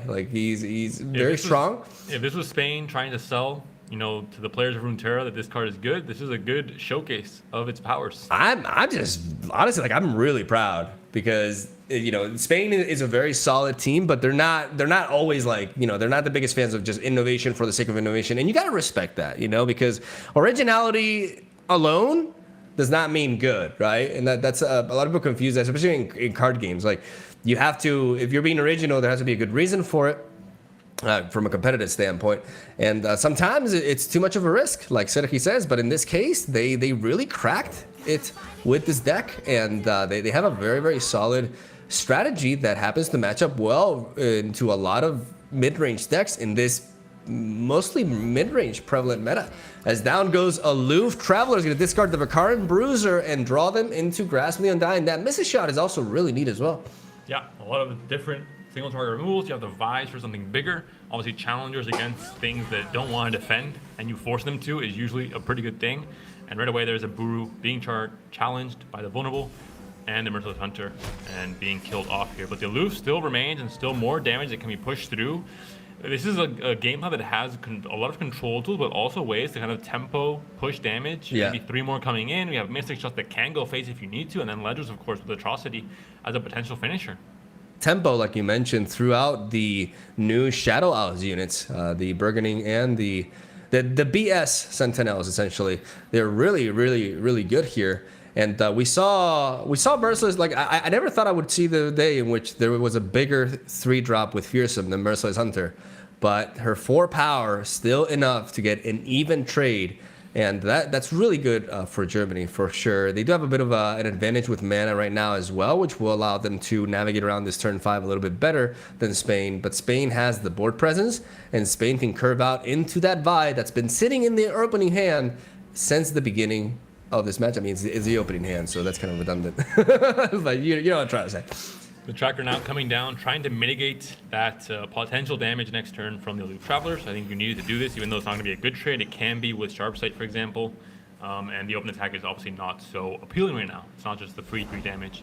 And there's the Atrocity. There's the Vi. Slowly, we're getting to the point where the combo pieces are coming in. Very important detail there. You saw how they prioritized the weaker Vi over the bigger one. Perhaps expecting this one to go down and wanting to work for the level up with the other one. That's a very low-key play that could be absolutely brilliant. Was there a 1-draw played for Spain? No. Then it's irrelevant, no? Because both the second Vi was top decked on turn... after turn 1. Well, yeah. Thank you, Mamai. Sell. Absolutely brilliant. This riposte looking really neat. Yeah, Riposte going to stop an attack here and obviously be a way to directly counter the Vi here. And Riposte is not a card you see every day in Akshan Sivir. No, it tends to be a one-off, and in this meta, it's not really good because of Bando City, right? And everybody and their mother playing Pokesticks. But the problem with this is a different environment, right? You can expect less Bando City and more deck diversity, and Riposte is one hell of a card, and definitely coming in clutch here as a one-off. As this Vi is going to go down, they're going to be able to preserve the action, and I don't think there's anything stopping them from flipping up that Warlord's Palace and leveling up action to get the Horde game plan going on. And there we saw Faul shaking his head the moment he saw that Riposte coming in, because it is just, you can't really understate how important that is in swinging this mid-game in favor of Germany. I mean, you get the trigger on the Akshan, you get the strike on the Akshan, you kill the Vi, your Akshan doesn't die. This Riposte is like incredible. It's incredible. It just shuts down the tempo advantage that Spain had completely and flips it on its head. And they have more than enough protection for this action as well. You know, we see Mystic Shot, Withering Mist, etc., but that's double Sharp Sight Absolver as they draw into Sivir. Wow. That's a great draw right there. And the Bruiser, once again there as a potential aloof protection to keep Sivir in the hand. We saw one Bruiser discarded, the second one can be discarded as well. It is, of course, a good card, but it's not necessarily the star of the show, and not. Yeah, you much rather prioritize Sivir over the Vakaran Bruiser, so it's doing a good job at keeping her away and preventing her from being lost in the luggage of a Yordle couple, as they have 6 mana right now. So even if they wanted to, like, Vakaran Bruiser would make no sense here, but they actually preserve. They prioritize, because I was gonna say the downside of going with Sivir this round is, first of all, you're playing a very reactive deck that's gonna be very easily be able to ping off the spell shield at this stage of the match. And second of all, if you play Sivir, you still have 2 countdowns on the Warlord's Palace, which means that even if you go for a preemptive Sharp Sight, you still have to strike with action first before flipping over the Horde. So by developing the Vakaran Vagabond, you just flip that immediately, and you're able to go for either a Charger for more damage, or try to cycle through your deck and draw some key cards, while still having backup with Sharp Sight to navigate around something like a Grasp of the Undying, for example. And again, just overall looking in favor of Germany here. There's the Aloof coming in, hoping to hit Sivir, but there's a Bruiser, like we mentioned, taking the hit instead. And Sivir's still very much healthy and alive in the hand here for Germany. There isn't, like, I think you play Tracker here. You Tracker and Charger. Yeah. Like, you get another Challenger, and all of a sudden you're gonna get a really strong hit going off here. Like, if you get these two out of the way and you strike, just striking with Akshan, Vikarn, and the other alone, like, you're talking about 11 damage. You're gonna force a Mystic Shot out of your opponent if they do have it, and then you have the Sharp Sight to push even more damage. So I would like that approach by Germany. I would like Tracker into Charger for a massive hit here. We'll have to see how much they would prioritize rushing down their opponent's Nexus health, knowing that there might be drain effects. And we do see the Withering Mist and the Grasp of the Undying in hand, though. So maybe they're going to go for the card draw instead, it seems. Value-oriented approach than fuel. That makes sense, honestly. Like, that, it's a big swing, but what you said, it makes, like, the fact they have Grasp of the Undying, Withering, potentially Withering Whale, Withering Mist. There's a lot of health gain, so it looks like Germany's odds are much higher to approach with the Absolver Sivir combo, and that's what they got to work for. They got to get that Warlord's Horde flipping over as well, so they can net the spell shield, and they're just gonna strike with this action. It's like, hey, you want to block into me? I mean, hey, if I have a combat trick, your Aloof is going down for free, and Spain is not playing into that. We'll see what the play here is for Spain, if there are any. I don't think there will be. I think they just save this 2-spell mana and go next, maybe. They could play the Burgundy Sentinel, maybe. To have a bit more of a board presence. They are still quite healthy at 17 HP. The question is, like, is it worth to sacrifice 1 mana? Because you're pretty tight on mana at this stage. Your spells are, like, you have a lot of flexibility, but they're expensive. So every single mana counts, and they have to they have to do a little bit of basic math here to try to make sure that they can actually afford some good plays next round, and they decide to go with the Burgundy Sentinel. And if they do want to get a kill spell going, they wanted to do it with the Sentinel on the board already. So yeah, exactly. Like, you have to get this down first. If you expect your opponent to do something where you're forced to react with a kill spell, you need to have this already on the board to get the value onto it. I'm a big fan of this design. Like, this is really the evolution of Shadow Isles, like Karina control, like the good old Karina control days. It's a nice progression. I love seeing these Shadow Isles units shine as Germany passes back, carries over 3 spell mana, has a 2 mana advantage this round, as Spain draws into, wow, shocker, another spell that deals damage. And another efficient 1-drop that has to be dealt with. You can continue just pumping this board with a lot of cheap but kind of units that can go wide and just deal damage slowly, despite the drain effects. Yeah, despite the drain effects, and also that Warlord's Horde, man. Like, that Warlord's Horde is really representing a very nice light at the end of the tunnel here for Germany. They have a path to victory. They just got to work for it. They got the Civ. They got all the pieces. They just got to stall a bit. They've actually been receiving quite a bit of pressure here from Spain. They're going down to 12, but we're at a point where, I mean, these 3-4 stat lines are very neat. Don't get me wrong. But is it enough, right? Because I mean, you have Burn, you have Aftershock, and Mystic Shock can go face. So we could see, like, if they don't block here, like, Spain could actually lead to, like, a surprise lethal here out of nowhere. But I still think Germany's going to play into this. They have to block. Yeah, I think just even a Sharp Sight on a Vagabond, for example, and the Tracker blocking as well. Or maybe the Sharp and the Tracker even. I mean, these are all options. I think you block both. I think considering, not only, cards like Mystic Shot, the potential of something like Get Excited, Aftershock, but also Atrocity is something you got to consider. So man, is it like, I can't remember the last time Germany misplayed, dude. Like, I've been watching, like, they're playing so sharp, man. It's crazy. I mean, they just don't make mistakes. Oh, this tournament, Mongway, I would expect these teams not to make any mistakes at all. Because it's impressive, though. It's crazy. It will be punished if that is the case. And we see it here. The Akshan gets the target on it as well for the Warlord's Horde. With the potential strike effect, it does now get into the range of being killed off of not just the Aloof, but the Aloof plus a kill spell like the Mystic Shot, for example. Sharp Sight onto Akshan. The trade is going to happen. as that's really important for the Warlord's Horde win condition. Getting the strike off with Akshan makes Germany willing to use it to trade instead of the Vicarian Vagabond, even though they are risking its lifespan, but having it go down to 2 health instead of 3, which opens up a lot, but they're just like, hey, we don't care, we're going to drop Sivir. I think Spain has to immediately, bop the Spell Shield. And this Withering Mist accomplishes that very nicely. Will we see a Sharp Sight to preserve this action? A second Sharp Sight going down, or will we see Germany letting it go down? I mean, the thing is, keeping this champion on board is very important, because then next round with the Absolver, you'll be able to flip over and then get the Sentinel Shield. Another target as well. I think the big thing here is maybe a Sivir top deck, because it's always a case where once you take the spell shield off Sivir and then you kill Sivir and then there's another Sivir, it's like, damn, I did all that for nothing. So we'll see what the top decks are going to be now for Germany. Spain, still, I think we're going to see much of the same. Another spell removal probably, with a chance for something like Ledros. I think Thermogenic Beam is happening here 100%. They have to. They have to threaten either, especially after you see this tracker. There's no way this Thermo doesn't go down onto Akshan. Like, you know, the shield of the Sentinels is a threat. You gotta eliminate Akshan immediately, or Sivir. I mean, Shape Stone, but Shape Stone is really risky though.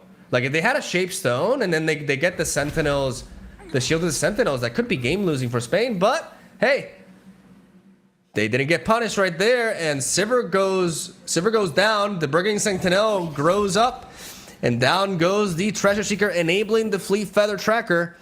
Absolver is online, but there is no Sivir. This is a big blow for Germany. Another Treasure Seeker. Not a great draw there. Ruination. Ruination is huge. But you don't have the mana for it. Yeah. I mean, or we hype you up too much. There is only 8 mana in Spain's reserves to try and completely board clear the current, huge unit pair or unit advantage that Germany has right now on this attack. I still think we're seeing the Absolver this round. I think there's no other. They have to flip that horde. They have to net. I think we may actually see them go for the card draw, try to refuel a little bit and see if they can find some key pieces here. They're gonna go for the Sandstone Charger first, though. You'll develop that 5/2 ephemeral charger that just wants to dive its head into the Nexus. Sivir would have been crazy here, but like I said, this is a deck that's just filled with reactive spells, so she was gonna get her spell shield disrupted there, and then from that point onwards though, Sivir could be very, very scary, especially if she's leveled up, because we see there's a bit of a clunky, like they would have to chain stuff like Grasp with Mystic Shot, and that can be, you can navigate around that with double absorbable procs, right? So getting rid of that Sivir was super important. Like, Spain had to go for it. Like, I think, of course, they're aware of Shapestone, but at that stage of the game, it's like, we can't afford to play around Shapestone. We gotta get this thing out of here. And not just that there wasn't a second Sivir to be played this turn as well. It's massive. There's a Mystic Shot. I think now's the time for Absolver. One Absolver boost. You don't need to go with both of them. Just one. And preserve your action. But this Mystic Shot already forces, Germany to put its cards on the table, and this gives Spain much more information to know how to navigate this turn, and it could be, the game-winning, game-losing turn as well. Maybe they try to go for a Concerted Strike, but that's too risky, I feel. They still have 6 mana, so you can definitely expect them to have some other sort of removal. But it's is there one big removal towards a potential Atrocity with the Vi combination as well? This Mystic Shot with the Vi, it could have been lethal. I mean, there's 12 HP right now on the Nexus, and you could have seen a Vi, Mystic Shot, Atrocity, 3-card combination over 2 turns to get the exact lethal. But Mystic Shot was played instead here to try and take on the action, and now that line is not currently possible. It could be done with Ledros though over 2 turns as well, and Concerted Strike is the one card that can answer that. Spain's priority right now is to survive, but in a way, sometimes the best defense is offense, right? And putting them on the clock with that, and developing, like, just doing what they can to survive this round, and then just playing Vi into Atrocity into that, like, that could be an approach. The tough from Vi could go a long way, but the lack of combat tricks to enhance her health make it so that a card like Concerted Strike can say no to that. And right now, this is the key moment of the match. Make no doubt about it. This is the key moment of the match. And they're gonna let it go through. Spain can only play one more card. Yeah, only one more card. Aftershock, Grasp. I think they're gonna just keep the mana for Grasp. Like, that's what they gotta do at this point. The question is, like, if you are Germany, you have to pre-commit this Absolver, which means I think they have to respect Withering Wail. So we're going to see them buff one of the 1 health units, and that may very well end up being Akshan, which will enable a really strong grasp of the Undying here for Spain. Unless they give him, unless they go for the shield of the Sentinel. Like, that could be the case. They could go for the shield of the Sentinel, but the problem is they haven't dealt enough damage to turn lethal this way. And I think they really need the card draw. There is the Absolver coming down. Or maybe it's the return of the Absolver's resurrection. Is there an argument for this? Like giving those two vulnerable and bringing back. The question is, what is the biggest beef? Shiver. Yeah, it has Shiver. There's been no bruiser played this turn. Yeah, it's Absolver's resurrection. We're gonna see that. could be. I mean, all 3 of these choices are all. It is. It's It is. Sivir, 0 mana comes in. We talked about the second Sivir being played. This was a different way to do it, but definitely a possibility for Germany. And all of a sudden, this attack is looking much, much scarier. Still, only one way to respond here. I think at this point you actually prioritize the aftershock because it's slow speed, and you keep the grasp for later because you're not getting that much health from grasp, but they're gonna go for the grasp instead. Just 1 health, maybe that's enough. Gonna drop it down, pray that Germany does not have a sharp side here because that could just be game over. They do knock out the Akshan, which prevents Germany from getting that Warlord's Herd online again. I can't pronounce that name. And here we go, boys. Here we go, ladies and gentlemen. I mean, you just go double Treasure Seeker here and just try to get the biggest hit. And also, like, work for the level up with Sivir as well. Yeah, just a full swing here. Gonna get 12, 14 damage here. I mean, 2 of the... You can challenge the 3-2, they loof with the tracker, and then you only have 1 blocker for everything else. And this is a full swing really for Germany. Yeah, board wipe and the ability to just push a tremendous amount of damage. But because they're ordering this way, they are missing out on 1 damage from Sivir. But they're also able to preserve these boards, which is going to make this Ruination could just be incredible here. But we're looking at a total of 14 damage here, ladies and gentlemen, dropping down to 6. And even Atrocity now with Vi isn't really a viable thing because you still have that Concerted Strike if you were to do that kind of a fast speed on your next defense turn. Oh, and I say Ruination, but there's a spell shield from Sivir. Wait, oh wow, they're in a predicament here. Yeah. They're in a massive predicament. Like now, Vi, like you said, can go down with the Atrocity, but there's and another Absolver. Oh, one mana off once again. 1 mana off. Oh. And there's unless This Concerted Strike is too much, man. Yeah, unless Germany taps under Concerted Strike and Spain draws into a Mystic Shot, I think it's looking pretty doomed here. This is incredible. Like, Germany had their back against the wall. They were being really pressured here, and all of a sudden, like that. Oh my God, I love that Absolver's Resurrection play. I love it. Like, that was just like I was talking about, like the card draw all the time or the Shields of Sentinels, but no, then it's like, wait, this one makes a lot of sense, and they go for it because they just don't misplay. Like, Germans just do not know how to misplay, apparently. I don't know. It's crazy. And this could be another win for Germany and a 2-0 lead in this series. They're going Against face. the wall, but yeah. Okay, we know what they're doing. We know what they're doing. The problem is Concerted Strike. Yeah, we see it right away. That's it it. happens when That's you know it. there's no mana to answer in any kind of way. Cosimo's face says it all. Cosimo's face says it all. That's it, ladies and gentlemen.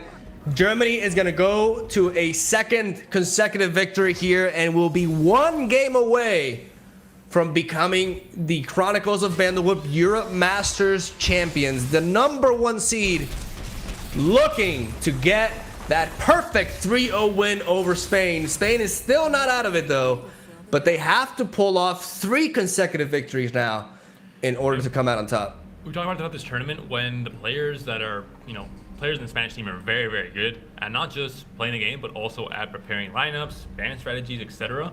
This is a place where they can really capitalize on this skill set and say, they only have 3 decks remaining. Can we really try and mitigate these first 2 games lost and get a few wins in our favor and make this a much closer series than it's looking like right now, they have that strategic advantage going into the rest of this. Yeah, honestly, Germany is really impressing me with their piloting. Like they crawl out of every rough situation then find themselves in, and that is arguably a really strong matchup, or at least a decent matchup for Spain, considering Ruination can just completely shut you down.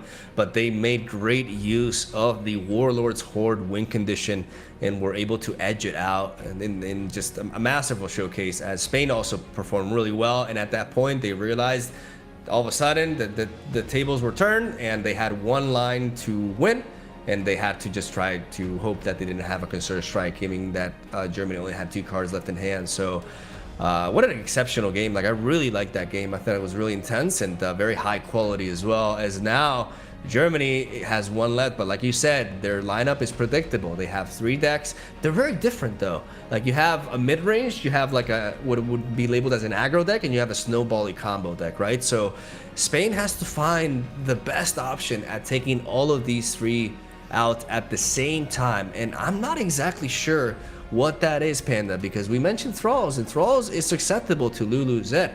Maybe Spain has to try to get into the head of Germany and be like, okay, what is going to be their last option here? What do they feel like they're going to have the best chance? Because Lulu Zed is very tempting, because there's a Zoe Nami, there's an Elise Vi that was just queued in, and the Frozen Thralls. Elise So, Vi once again. It is Zoe Nami. Nami, it could have been Akshan Sivir, with the Plunder matchup not being great, but the other 2, I think, being pretty favored, or at least definitely a playable one. But in this case, Elise Vi once again comes in for the rerun. They do have a lot of removal. And they have Despair. And they have Despair. Very important, because it is the most reliable source of removal for Shelly and for Nami. Yeah, and against Lee Sin and Nami, both of these decks, that's kind of tech choice. I think it's going to be only 1 copy. I'm going to expect, so they do have We've to only look seen into 1. it. And it is going to be maybe a bit inconsistent as a direct answer, but you still have Thermogenic Beam, Mystic Shots. You have a lot of different answers that, and I guess Ruination as well, can really just clear the entirety of the board once it's this extremely scary, full elusive board. All of a sudden you press a button and it's gone. And sometimes they have a very hard time, now Zoe players, replenishing the board after a big hit like that one. It's going to come down to them drawing the right, because one of the issues with this deck is that even though they have access to good removal, like, it's expensive, right?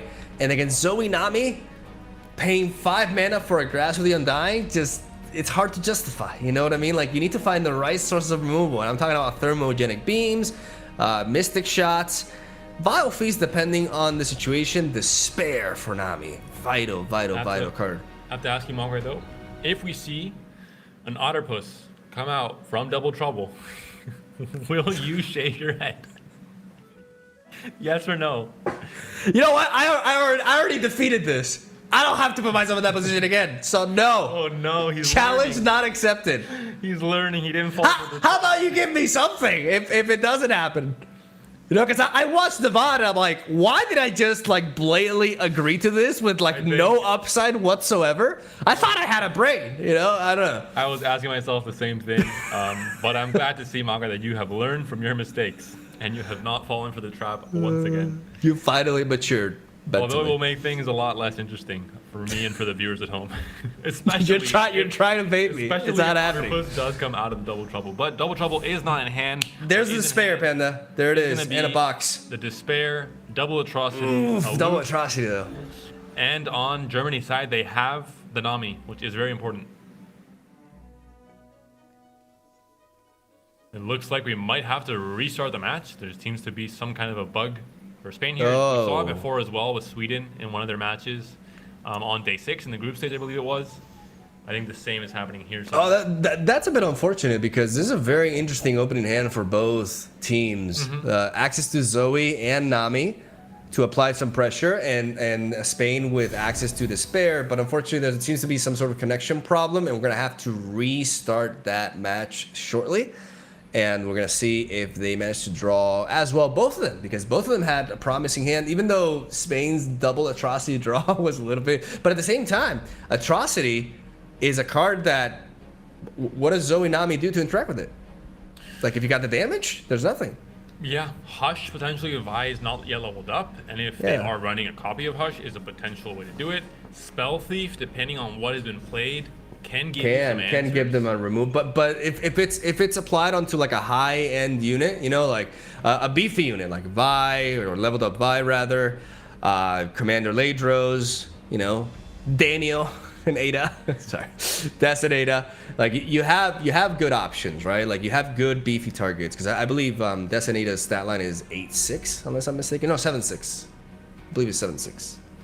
So beefy stat lines that can survive a spell thief onto something like a Grasp of the Undying or etc. Right? So Atrocity is actually like a legit win condition here for Spain because in many other matchups it's more risky, right? Like we saw with Aksha and Sivir there, the game plan was halted by the concerted strike. But that's not something that Zoe Nami can do. The downside to it is that Atrocity is a rather slow win condition, and Zoe Nami can just completely decimate you before that even becomes a threat. So we're going to see, again, the openers are very vital here, and Spain, I mean, Spain could use from a better hand if you think about it, because they could find their you know, like I like to call the BS Sentinels, but if I say BS Sentinels, then there's no point in me saying S, but whatever. Doesn't make The It took me a while to figure it out. When you first said it, I'm like, that doesn't make any sense. But I didn't say it out loud. I'm just gonna let you keep making the same mistake until finally you acknowledge. I just don't know how to end that though. I could just call them the BS, but maybe I could. Regardless, they you could were be a tuning good. in, they'll be like, damn, this guy is bringing out some heat here. I don't know what he's talking about, but this is aggressive. I'm gonna search for that card. Despair, very important for Spain. I would also argue Burgundy Sentinel and Buru Sentinel can apply a lot of pressure early on. The Fearsome, before Nami goes online, the Fearsome is very relevant. Yeah. And, you know, there are some good options, but there's also some atrocious hands. This deck can definitely brick, especially in a matchup like this where you need your right answers quicker. And something like a double trouble, you can't guarantee you get a fearsome blocker from it. It's even, you know, pretty unlikely. Yeah. In that case as well. So there are definitely ways where you can put a lot of pressure with fearsomes early on. Doesn't mean you're an aggro deck, doesn't mean you're trying to finish the game on turn 5 or 6, but that initial chip damage can go a long way in having them in range of Atrocity potentially or Ledros later on. But there's double trouble with the Otterpuss possibly waiting in the mist and Sparklefly in hand as well. Burgundy Sentinel for Spain. Des and Ada, which we will likely see them mulligan. See how that's a 7-6 panda? And I know the cards. I know my cards. It is all about the fearsome though, ladies and gentlemen. Double Burgundy Sentinel and Elise in the opener here. Vile Feast, which can be used to target Zoe, though there is a Pale Cascade being drawn here for Germany. Germany may try to play around the Thermogenic Beam here and try to preserve Zoe for next round with Pale Cascade backup that would actually draw them a card too. So there are several good reasons as to why you wouldn't develop Zoe here. It always feels bad, but I think you also get so much upside from getting to attack this turn if the Thermogenic Beam isn't in hand, and we're going to see it happen here, where there is not going to be an answer. Right away, you get that generation of a new card in hand, and that extra value. And the Zoe, you want to put her down as soon as possible, because every card played after it getting her closer and closer to that level up, although in this deck and in this matchup, I think she's not going to be anywhere close. Spain has several options here now. They can develop another Burgundy Sentinel and set up for the Mystic Shot, but they can always do that next turn. They're going to just play Elise. They're going to try to play in curve as best as possible and go for an fearsome attack that will... It's pretty much unstoppable here because even Pale Cascade will only boost Zoe's attack by 1, which will still prevent her from blocking into anything barring the Spiderling. So this is a good turn for Spain, as next round they can actually develop the other Burgundy Sentinel and try to kill something with Mystic Shot, which would lead to tremendous momentum, Panda. Yeah, no double trouble either to have at least some chum blockers, although there wouldn't be fearsome blockers like we mentioned before, so there is that downside. You have the Sparklefly you can play from hand, and now there it the is. trouble is actually drawn, so good players draw their cards when they need them, and this enables or gets Nami closer to that kind of very, very quick level up. There's a good chance that they don't find a fearsome blocker with this double trouble though. And this double Burgundy Sentinel, like we could see these one drops like really shine here.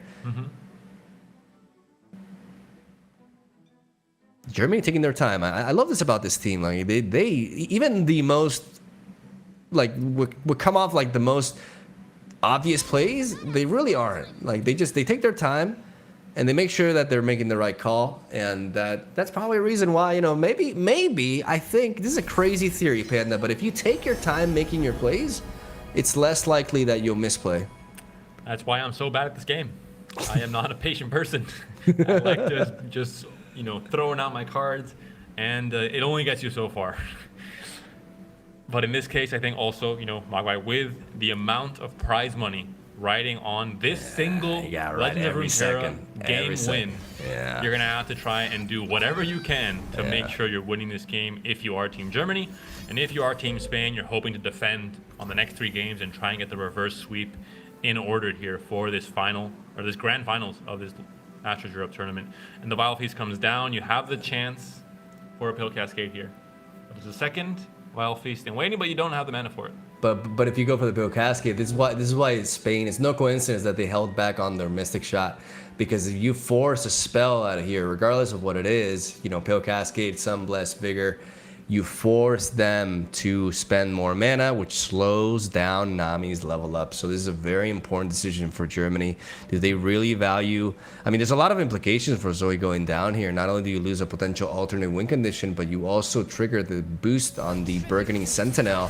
And you also, if you are not willing to set up a blocker here, Panda, we could very well be looking at an Elise level up setup next round. Like that 3rd Spiderling, and a leveled up Elise in this matchup is really good. Yeah, and it warrants that. Yeah. But now we may just see Spain lead off with a Vile Feast here. Yeah. Buru! Buru comes into play. Still, again, you don't have the mana for both a Buru. Yeah, it's not a great Buru. You're gonna have to utilize both of the Vile Feast and the Mystic Shot here. Gonna go with the open attack. You are maybe scared of the double trouble, obviously being a huge punish for the development, because you're going to have 2 chump blockers, and they can probably trade away with the spiders and not allow at least level up so easily. Although a lot of damage would still be coming through with the fearsome attackers. I think if you're Spain, you definitely try to kill this charger with a Vile Feast, because right now, if they have Pill Cascade, you force them to, you know, play it without drawing. And you can follow that up with a Mystic Shot, and that would allow you to also boost your 2nd Burgundy Sentinel and push for a lot of damage and set up an Elise level up, which is just so good here. Vile Feast goes down, and Germany's in predicament. They only have one spell that they can cast right now. It's Pill Cascade, and it will not draw them a card. So if they commit this Pill Cascade and Spain follows up with the Mystic Shot, this is a huge turn for Spain if that were to happen. Getting a lot of damage through and leveling up Elise as well. They are running out of steam. They do have the Vi, sure, to challenge, you know, on the next active turn to challenge either the Nami or whatever else is played. But Sparklefly is in hand. You have a way to lifesteal and get some health back. Yeah, but keep in mind that every single one of your Spiderlings will be Challenger. So you can get that lifesteal, the Sparklefly at the very end of the attack. And you're really threatening to win here. Like this could be a...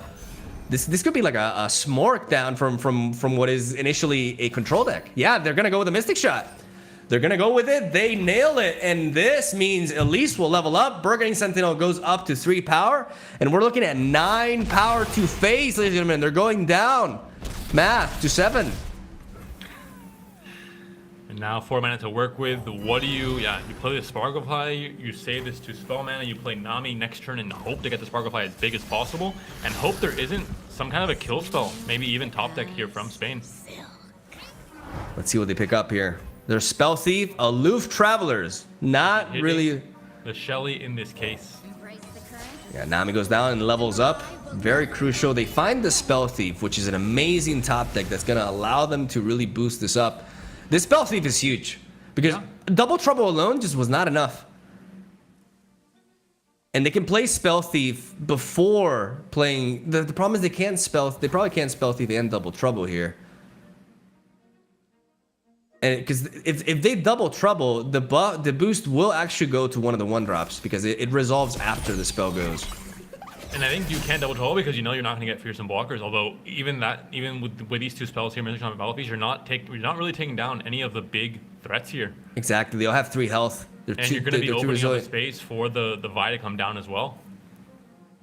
And all Sedeki really needs is 2 spiderlings.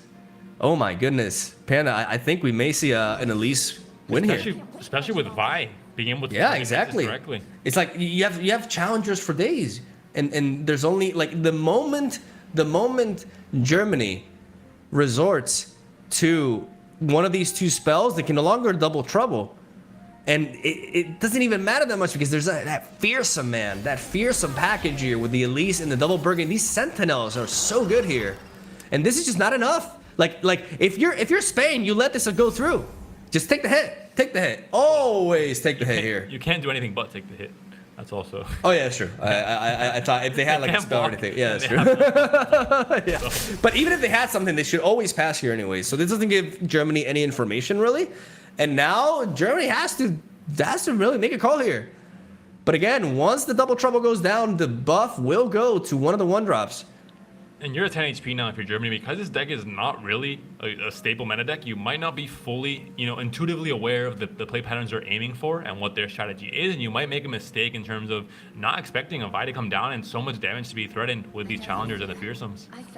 I think Aloof Travelers is a trap here for Spain because they allow Germany to cycle through their deck. And you don't care about discarding their Shelly at this point. So definitely no Aloof Traveler should be played here. It should be either Vi or Buru, ideally Vi. Definitely Yeah. Vi, yeah. I mean, just the amount of damage that she's threatening, 7 damage is going to be Insane. a huge amount. It demands the hush. And those this leveled up Elise. Who said this wasn't an Elise deck? Elise doesn't need synergy. She levels up on her own, baby. Now the Vile Feast goes down. Good play. One less challenger to work with, but you can still challenge with the Elise And the Spiderling. And you still have. Ooh, actually, That's huge. That's actually huge. Like them dropping the that could have been a mistake. Oh my, that could cost them the game here. That could be brutal. Maybe that was a mistake. You have the fearsome blocker now with a 3/2.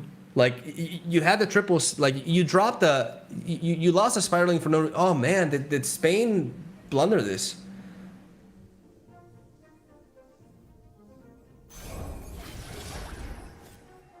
Burblefish now comes down as well.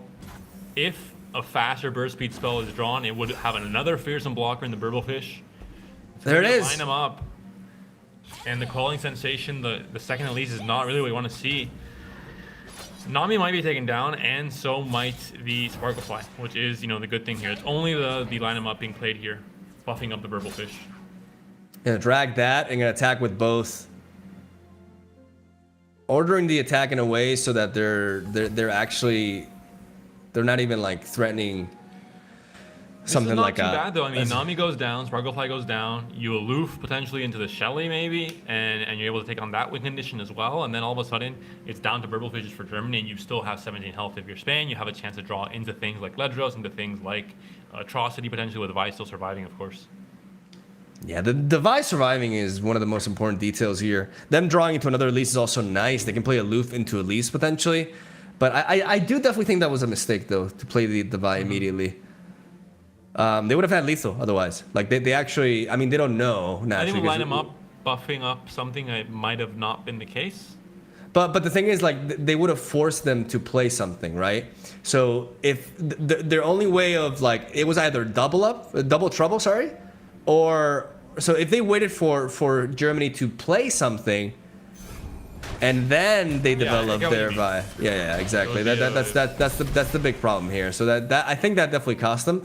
Unless Germany drops Shelly immediately, this aloof travelers all of a sudden that we were saying was pretty useless. Yeah, this is a good moment. Instead, setting up for Shelly, but little does Germany know Shelly is not there to be set up for. She will be taken down here, I believe, by aloof travelers coming in. Could draw another one though. We'll see. Down she goes as well. Oh, hit him where it hurts. That was great. And a second aloof comes in as well, so all of a sudden, maybe even next turn, if a Nami or Shelly's top deck and they're not played immediately, they might be hit as well with a very low stat hand right now for Germany. I don't think you need to play Elise here. Yeah, you just carry with a spell mana because you don't know what you're going to top deck, and you can find some cheeky stuff. Like all of a sudden, we were talking about this earlier, Panda. All of a sudden, Atrocity is a win condition here. Yeah. Like drawing to Atrocity would be neat. Buru here could be enabled with Grasp of the Undying as well. There's a super cool start chart, which indicates to Spain that there's no Nami. Yeah. Because if they go with this immediately, that's really good. That's very valuable information No here. Nami and no Shelly. The two things already that you know are not really going to be happening there. The Trickster comes down. You have some elusive threat here with the next Burble Fish in hand as well. But again, still 17 HP for Spain. They are very, very healthy. I think considering the line of play that happened here, and now that this Trickster went down, I would aloof here. Because you still have the Grasp enabled, unless you just want to play Buru. I mean, honestly, like Buru is also very legit as a 5/4 with Fearsome. Mm-hmm. Like that's really scary. These Sentinels are just really shining, man. In the finals of the Europe Masters, like I love it. I love this innovation by Spain. And the Double Trouble, I think we didn't really mention it, but was not great either. 2 Poros were played out. One with Impact, but it's not really a matchup where you're trying to aggro down your opponent, and they're all just terrible blockers. There it against is. the board. There's the Buru. I love it. Still enabling the Grasp play here. Not really fearing, because they know there's no Nami, so they don't have to do that. They're gonna drop the Willy Burberfish, and we're gonna see a pretty decent swing here from Germany, but just not enough by any stretch of the imagination here. And by having the first action, if they want it on the next turn, they're going to have kind of a 2-card chance for that one of those 2 cards to be Shelly or Nami and to get discarded by the aloof and not just the top deck if it was played this turn. That's dangerous for Germany attacking with the Protoporo, because we could just see Spain block with, like, Grasp of the Undying and block with Vi, but I guess they don't want to risk that. And we're going to see Grasp. Are they going to go for the Trickster, or are they going to respect the Summed Less Vigor? They are, and they're going to target the Burble Fish instead, guaranteeing a kill, which definitely makes sense, because normally you could risk it, but you really want a kill to happen because of the Buru Sentinel. It's not guaranteeing. You could have a Vigor. Well, but it's highly likely, right? Like it's much more than likely. the other one. Yeah.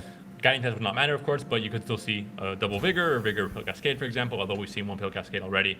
But the setup is there. The board is looking menacing. Vi is now ready to strike and to level up off of that strike, and ready to maybe even just top deck an Atrocity and end the game right then and there, even with the Guiding Touch top deck on Germany's side, with the 10 attack now on the Vi. We're not sure if Germany's running a Hush or not in their deck to counter this before the level up happens. There's an option here for Germany, which they may be pondering. They could double up, or double line them up. Yeah, and then kill with the 1 damage onto the Vi. I mean, Vi is legitimate. Like right now, they lose to Atrocity.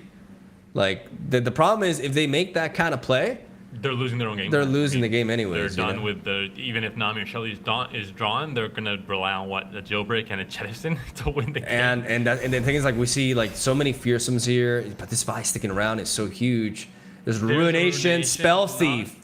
Not the big card you wanted, but I think like Spain had to take risks last game to try and find a win.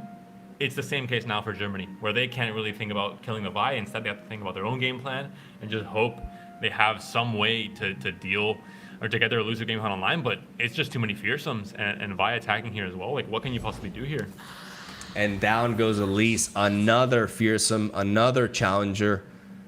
Can fulfill both roles here, and this is an amazing board presence here by Spain.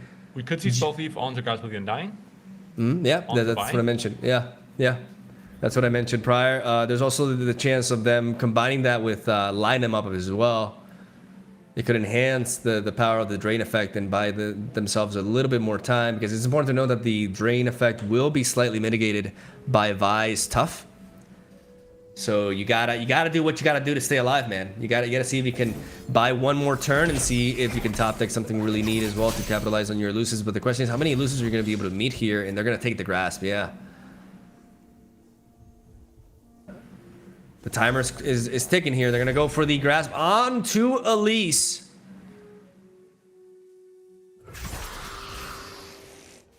We could see Aloof go down here.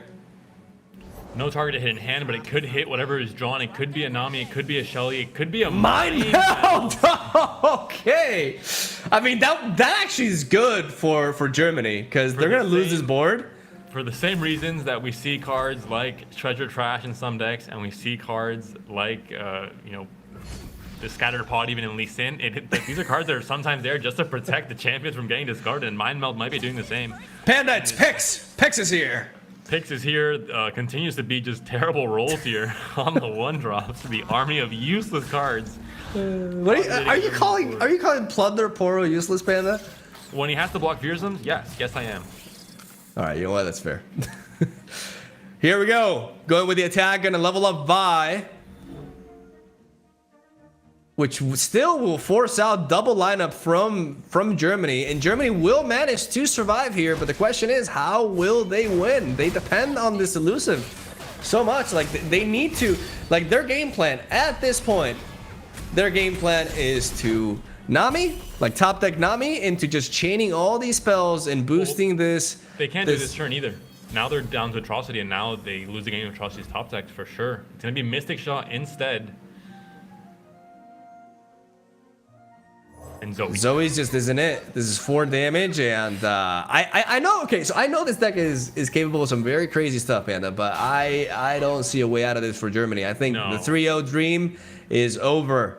Double elusive gonna connect onto the Nexus. We're gonna see a Mystic Shot onto Zoe. Nothing that Germany can even do about this. And yeah, that is quite the army. It's Vi and her Sentinel friends and a couple of Yordle couples gonna come in and gonna deal a billion. It's a wrap. Shelly coming in too late. Another least draw. And ladies and gentlemen, we are going to game 4 as Spain gets the first win and says no to the 3-0 dream for Germany. Wreck-It Ralph for the win. This might not be possible, but thankfully, we're going to get a bit of a close series here, going to a game 4 like you mentioned, and having a chance to make this a bit more of an even matchup in what is, you know, the grand finals. I think it's great to see it be as competitive as possible. And this is the best of 5 format now, directly, you know, helping out in making this a closer series with this third game going back to Spain, and now a bit more of a seesaw in terms of the matchups, in terms of the advantage in this series as well. And now we have a situation where Spain, with a little bit of momentum here, has to really nail this next matchup. Again, what we were mentioning, only 3 decks left for Germany, but they're all so different, man. It's tough. It's tough because you have one deck that's going really fast, you got one deck that snowballs, and you got another deck that's just a solid mid-range list that can be very threatening in the late game. So depending on that, like I said, Frozen Thralls feels hard to justify in this environment because there's 2 out of 3 matchups that are very rough. The same goes for Pink City. I think maybe it might just be Akshan Sivir, to be honest. Yeah. Against Plunder, I think it's a good pick. Maybe have like a so-so, not a terrible matchup, but maybe not direct, not, you know, completely ideal or favorable. But against everything else, I think it's still going to be maybe the best pick here with this current spread. Pink City, even with a bit more of a late game and not so aggro-oriented, is still going to have troubles against Nami Zoe, against Sparkleflies, against the potential healing there. I'm not sure how many Monster Harpoons are running. Maybe that changes things. But overall, maybe Akshan Sivir or Pink City, one of those 2 might be the best options. Because Nami Zoe against Valley decks, it's also going to have a big trouble. I feel like there's two outcomes here.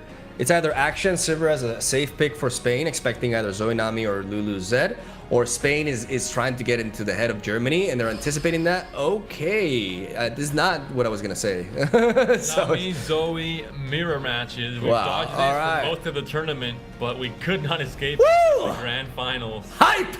Can we get some hype in the chat? Will we see the directly mirrored hands as we tend to see with Will we see double troubles deciding the outcome of the game with the one drops that are pulled in? And we'll find out very soon. But it's going to be obviously the initial hand, and the mulligan will be a crucial part in determining the outcome of this series. Because with mirror matches, when players are playing a very similar deck, and the skill level is very, very even, it comes down to, you know, variance a lot of the times, and that's just the case with mirrors and card games. It's a problem that cannot be fixed. It cannot be solved in any way, shape, or form in a tournament setting, and it might seal a deal here for Spain and have Germany be the winner of this tournament, or it might be Spain's chance to come back into it and force a game 5. Here we go, ladies and gentlemen. Game 4. It is everybody's favorite matchup, a Zoe Nami mirror.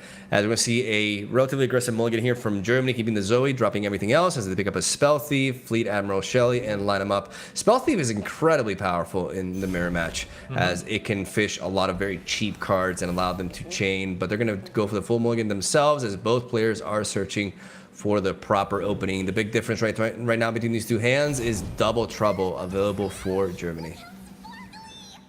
No Nami for either player. Like I mentioned with Spell Thief, I think it's the case of the first player to play Spell Thief loses the game because you're able to chain that Spell Thief into another Spell Thief and things get out of control very, very quickly in terms of buffing your entire board multiple times. So, as we predicted, a Zoe on each side and a Zoe in the grave for each of these teams. Gifts from Beyond comes in for both players. As we predicted. A mirror match is a mirror match for a reason, Mogwai. This is the draw, though. This is the key draw because they don't find. Goodness. Wow, what the? Okay, all right. Well, I mean, out here, Mogwai. I mean, you actually startled me with that yell. You're like, I mean, I was thinking there's no chance. That's the most decibels I ever heard out of you. Holy crap! All right, down goes Guiding Touch to cycle a little bit. They find the Spell Thief. And now Germany is going to Double Trouble, apply some pressure. They're going to slow down their own level up with Nami, but there's no Nami to be seen, and there is a hashtag. No. Oh no. Well, it's fearsome. It's not terrible, but you know, the one power. I mean, yeah, it's got terrible. Sunblessed Vigor, another pill. Neither of these players finding Nami. It may be a Shelly mirror, Panda. It may be a Lurk mirror. Yeah. Listen. He does not get Lurk. Damn Spell it. Thief, Double Trouble. And Never lucky. And they hit these exact 2 units. What would you do? Wait, what? Oh, you know what? I can risk that. They're not even Spell Thiefing, so no need. But I would have gone for it. Shave my head, shave my hair down there as well, like everywhere. Sparklefly comes in, Crescendum being played here. And like you said, no Nami, no Double Trouble for Spain, so the play pattern is completely different now. What could be very predictable when you have kind of the traditional hand, and now is going to be a little bit different when we have Sparklefly coming down instead. And like you mentioned, it might just be the Shelly game plan. With things like Spell Thief and things like Shelly, it can get out of control very, very quickly with 2 Sparkleflies as well. And whoever gets the bigger elusives is going to end up winning that war. Mm-hmm. The issue with Shelly on curve here for Spain is they just don't, like, they would be forced to go for a Spell Thief early on to trigger it, right? I mean, they don't have to trigger it on the same turn, but I was gonna think, oh, will they be next level here and go for? I mean, it's too risky though. Like a Calibrum is just like begging for a Pale Cascade to just completely ruin your dreams, right? So they're gonna go for the Crescendum, cycle through the deck. This is what they need to be doing. They need to be thinning the deck, getting the key unit out as well in Sparklefly. It's not a coincidence that it's designed to always pull that card out of the deck. And it turns out Lifesteal and Elusive are 2 keywords that can make the stat gains just absolutely incredibly valuable here as the second Sparklefly goes down for Spain. They're building up their own board, and we may see Shelly onto Shelly here. Burglefish comes down a second Spell Thief now in hand for Germany. And like I mentioned before, I don't think you can play Spell Thief first in this mirror. It's just asking for trouble. Yep. It's a really, even if it would be very favored for Spain to do so here, it gives Germany the chance to really go crazy with the value once they get a Nami or a Shelly of their own on the board. Yeah. Can just chain Spell Thief into Spell Thief into Spell Thief. Maybe that makes me think that maybe the card could be, you know, maybe that could be fixed so that it can pick off its own spell, but because it's gonna get very wacky. It makes it really awkward because you want to delay playing that card as much as possible, but right now Germany has 2 copies of it in hand. So, but that's the thing. Like once it's committed, though, the card is incredibly powerful for both players. So it's it's just the thing, and we're gonna see line them up here. Gonna be used to try to finish off this. You have to go for the Pale Cascade. You have to, even though you miss out technically on the boost from Shelly. It doesn't matter. You have 6 mana next round. You cycle through your deck and you preserve your elusive here. So I would definitely justify the Pale Cascade. And with Double Trouble and these units being buffed, it's going to be pretty scary because the stat lines are going to continue growing with the Shelly on the board, and they're going to be threats you have to deal with. Yeah, exactly. And while they don't have elusive, oh, there's Nami for Spain. Things might be changing now. Whoa. What will Germany draw here? That could be huge. If Germany doesn't pick up Nami themselves here, they will be at a big disadvantage. And once they and that also means that if they don't draw Nami, the moment they play their own Spell Thief, oh man, it's gonna get ugly. And Spain also has the chance to cycle. They have Pale Cascade, they have Guiding Touch, so they have ways to refuel their hand while also getting the value on both Shelly and the Nami as well. I love this attack. Willing to or offering the trade for Shelly's baiting Knowing Germany. that Nami is there to get more value for Spain. Will Germany see this though? Like, will Germany realize, oh, that must mean they drew Nami? Like, that, it's a far call. It's far fetched, but if you apply reasoning, like, it makes sense. And Germany's not baiting into that, and they preserve their own Shelly. They have to. They draw into a Sparkle Fly. This is massive. Another Spell Thief. It's gonna be a Wild West showdown of who plays this Spell Thief first. Both players standing 10 meters away from each other, glaring each other in their eyes. Who pulls the trigger first? And who gets shot by the spell? That's it. We're a PG stream, ladies and gentlemen. All right. Germany, 6 mana. Has a Shelly on the board, has access to Sunblessed Vigor and Pale Cascade, and they're going to opt to go with an open attack, keeping Shelly in the back, commanding his army, but not getting himself in the fray, you know? And I like this pass. I love this pass from Spain. They have 2 life stealers on the board. The sky's the limit. Why ever block? Like, ever. You don't care at all. Yeah, with Germany's. I wish we had some webcams for Germany because they would not be very happy right now seeing Nami go down here. This is so huge. Heart of the cards, Panda. Heart of the cards. Down goes the second Sparkle Fly. Now they match the Sparkle Flies, but the attack token is over for Germany, and Spain has so much mana to play with. You have to be careful now, though, if you are Germany, because if you Pale Cascade at any point in time, you cycle, and you don't find a card that gives you the chance to kind of put a lot of value onto the board, or commit your mana into some kind of play, you're going to be kind of forced to play Spell Thief, and then you're going to get into a world of trouble. All right. Oh, I think I know what they're doing. Because this puts the Burblefish at 1 mana, they can play the Burblefish and get a 1 mana spell and trigger Shelly this round as well. I think they're gonna go for that. Just to get the extra value out of Shelly. Depends how much they actually depends how much I'm searching for a synonym, but I can't find it.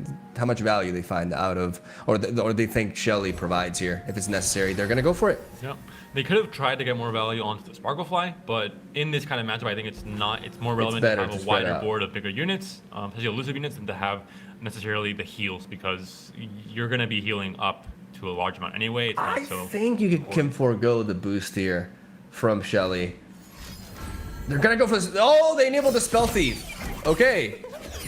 I mean, because they have another Spell Thief. The Nami upside, so they already have they have the Nami on the board, exactly. So it's not like, they've enabled Spell Thief for Germany, but they have another Spell Thief in hand. So the moment that Germany commits their Spell Thief, then the chain just goes off, and because they have Nami on the board, they will get the upper hand. And I'm not sure if the Spell Thief is guaranteed.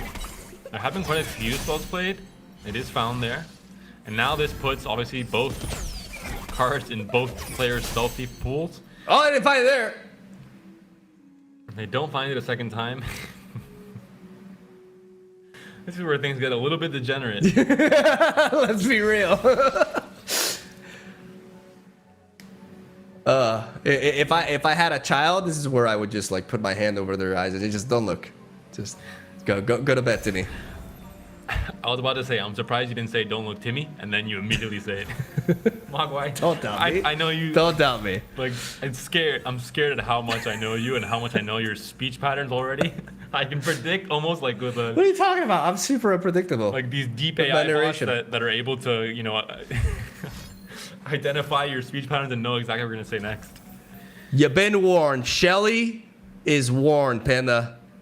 They're coming for him, and I don't think Germany has enough to stop it. I mean, double Sunblast Vigor, if there's anything to keep boosting. The problem with this Shelly is that it's not boosting itself. The lack of Nami on Germany's board means that this Shelly is only going to be able to be enhanced by the spells themselves. No! Oh, I don't find it! Oh, this is backbreaking. And this is massive. You do a still course, you know, you're gonna hit good spells anyway. You're gonna hit Pill Cascades. You're able to buff up the Shelly a bit more, but not finding Equinox from the super cool star chart could be huge as well on the Shelly. But it might be too Slow speed. Yeah, it's slow speed. It has to go down now, otherwise. But at the same time, it opens up and well, let's see if Spain is able to change spell thieves themselves. Can you imagine Spain like plays 6 spell thieves now? That would be hilarious. All right, if there's some point in the game where you don't have to make that gastric blessing, it is now. Despite it being, you know, favoring Spain, I don't think that's the way I want to see this game end. With 6 I do, man. I'm narrating a Nami mirror. I'm ready to see the world burn. Hey, there it is. Number 1. There it is. Number 1. Going for it again. We have 6 mana to work with.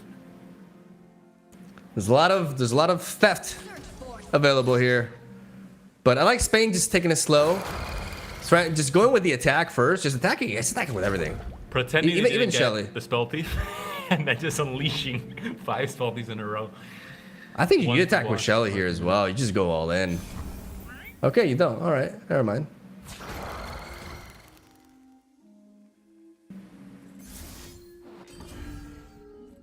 All right, it's theft time.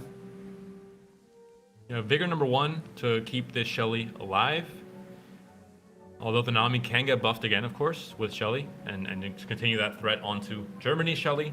And then you can also Vigor this Sparklefly that's defending against Burblefish, but again, you're gonna have to expect there might be more plays to be made here on Spain's side. You know, Panda, like this just makes me think, like what I was saying earlier about just how much there is to learn about Europe Masters as a tournament, as we see the best players playing, you know, the best decks, and there's so much to take into account. It just, I learned something really important watching this game, man. It's kind of wild, but hear me out. Like the player who draws Nami wins. This is the kind of analysis that I wake up and hope to receive You're from welcome. you during our cast, and I'm so happy that you're able to deliver. It's not something I had considered, but what you're saying makes sense. Drawing Nami does indeed actually, I think, accelerate your win condition in a deck like this one, that, you know, where you get buffs on your elusive, overpowered Sparklefly units. So it does make sense to me. Right away, we see Shelly once again getting another Vigor, because Germany knows that they are relying on this Shelly to have any chance of staying in this game. How many counts on that Shelly? Will this second Pill Cascade boost Nami? Yes. If that's the case, then that's a wrap. This Nami is gonna go up to 9 if this Shelly triggers. No, I'm wrong. Okay, never mind. No, you were wrong. It's your fault. I baited you. That's not up to me. You should have been paying attention, Wawa. I derailed you with your sarcastic comment, and now the Shelly has survived, but has Germany survived? 8 HP. Yeah. They've lost a Sparklefly, and Nami and Shelly continue to be on the board. And you're not really pushing damage. Wait, that shakedown is interesting. Is there any? But there's just not enough damage output, and that's not the raw they need. They may have to try to cycle with Pill Cascade, but the point in which they do that is already too late for Nami to have a significant impact this round, and they need to impact this round. Otherwise, it's just too much. They can go for a Make It Rain and even like line them up twice. There's a lot of options here. Equinox. We talked about this potentially shutting down the No, Shelly. Panda, it's Equinox. That's debatable, I think. Depending on where you're from, you can pronounce it differently. In my land, it's Equinox. Sweden? Because I have stated that. No, I'm not Swedish anymore. Swedish has lost my Not mind, anymore. so I have thrown my passport out the window. I am all Just about embarrassed. making the comeback here. This Make It Rain does not make it rain. I have nothing better than that. We're gonna see it go face, but the ideal scenario would have been for it to hit the Shelly, even the Burblefish potentially as well. Still getting some direct damage and just shutting down that Shelly. Now it's actually Shelly versus Nami. But down goes the knock him down, and this Pale Cascade is going to be very neat. Though, line him up. Yeah. Could follow this up. You think it's done, but it's not done quite yet. You don't draw another protection spell. You've used up most of them if you're Team Germany. We saw 2 Vigors played last turn, and there is the line him up played after the fact with the spell on the stack, killing off the Shelly here, finally. And now you still have elusive blockers, of course. You still have units on the board if you're Germany, but slowly you're losing control of this game, and the value is more and more in favor of Spain as we move along. Shakedown could be neat here, depending on whether... Like I should keep track of this, but I'm not sure if Shelly will be procced by the Shakedown or not. It's really relevant because if you get the boost, then your Stygian Onlooker will have 8 power, which allows it to trade potentially into one of the Sparkle Flies, and then you can challenge Nami with the other one, and all of a sudden you've weakened most of their board, and they would still have a very strong Sparkle Fly, but you have some elusive blockers that can buy you some time here, especially considering that Zoe top deck. So ultimately, yeah, they're gonna have to go for the Shakedown exactly onto those units, and it does trigger them. So the Stygian Onlooker now has 8 power and can trade into one of the Sparkle Flies, and the other one can knock out Nami. That Shelly has been Equinoxed, which takes away not only the boost but also the elusive from it as well, and it gives Germany a chance, a slight chance, but a chance nonetheless.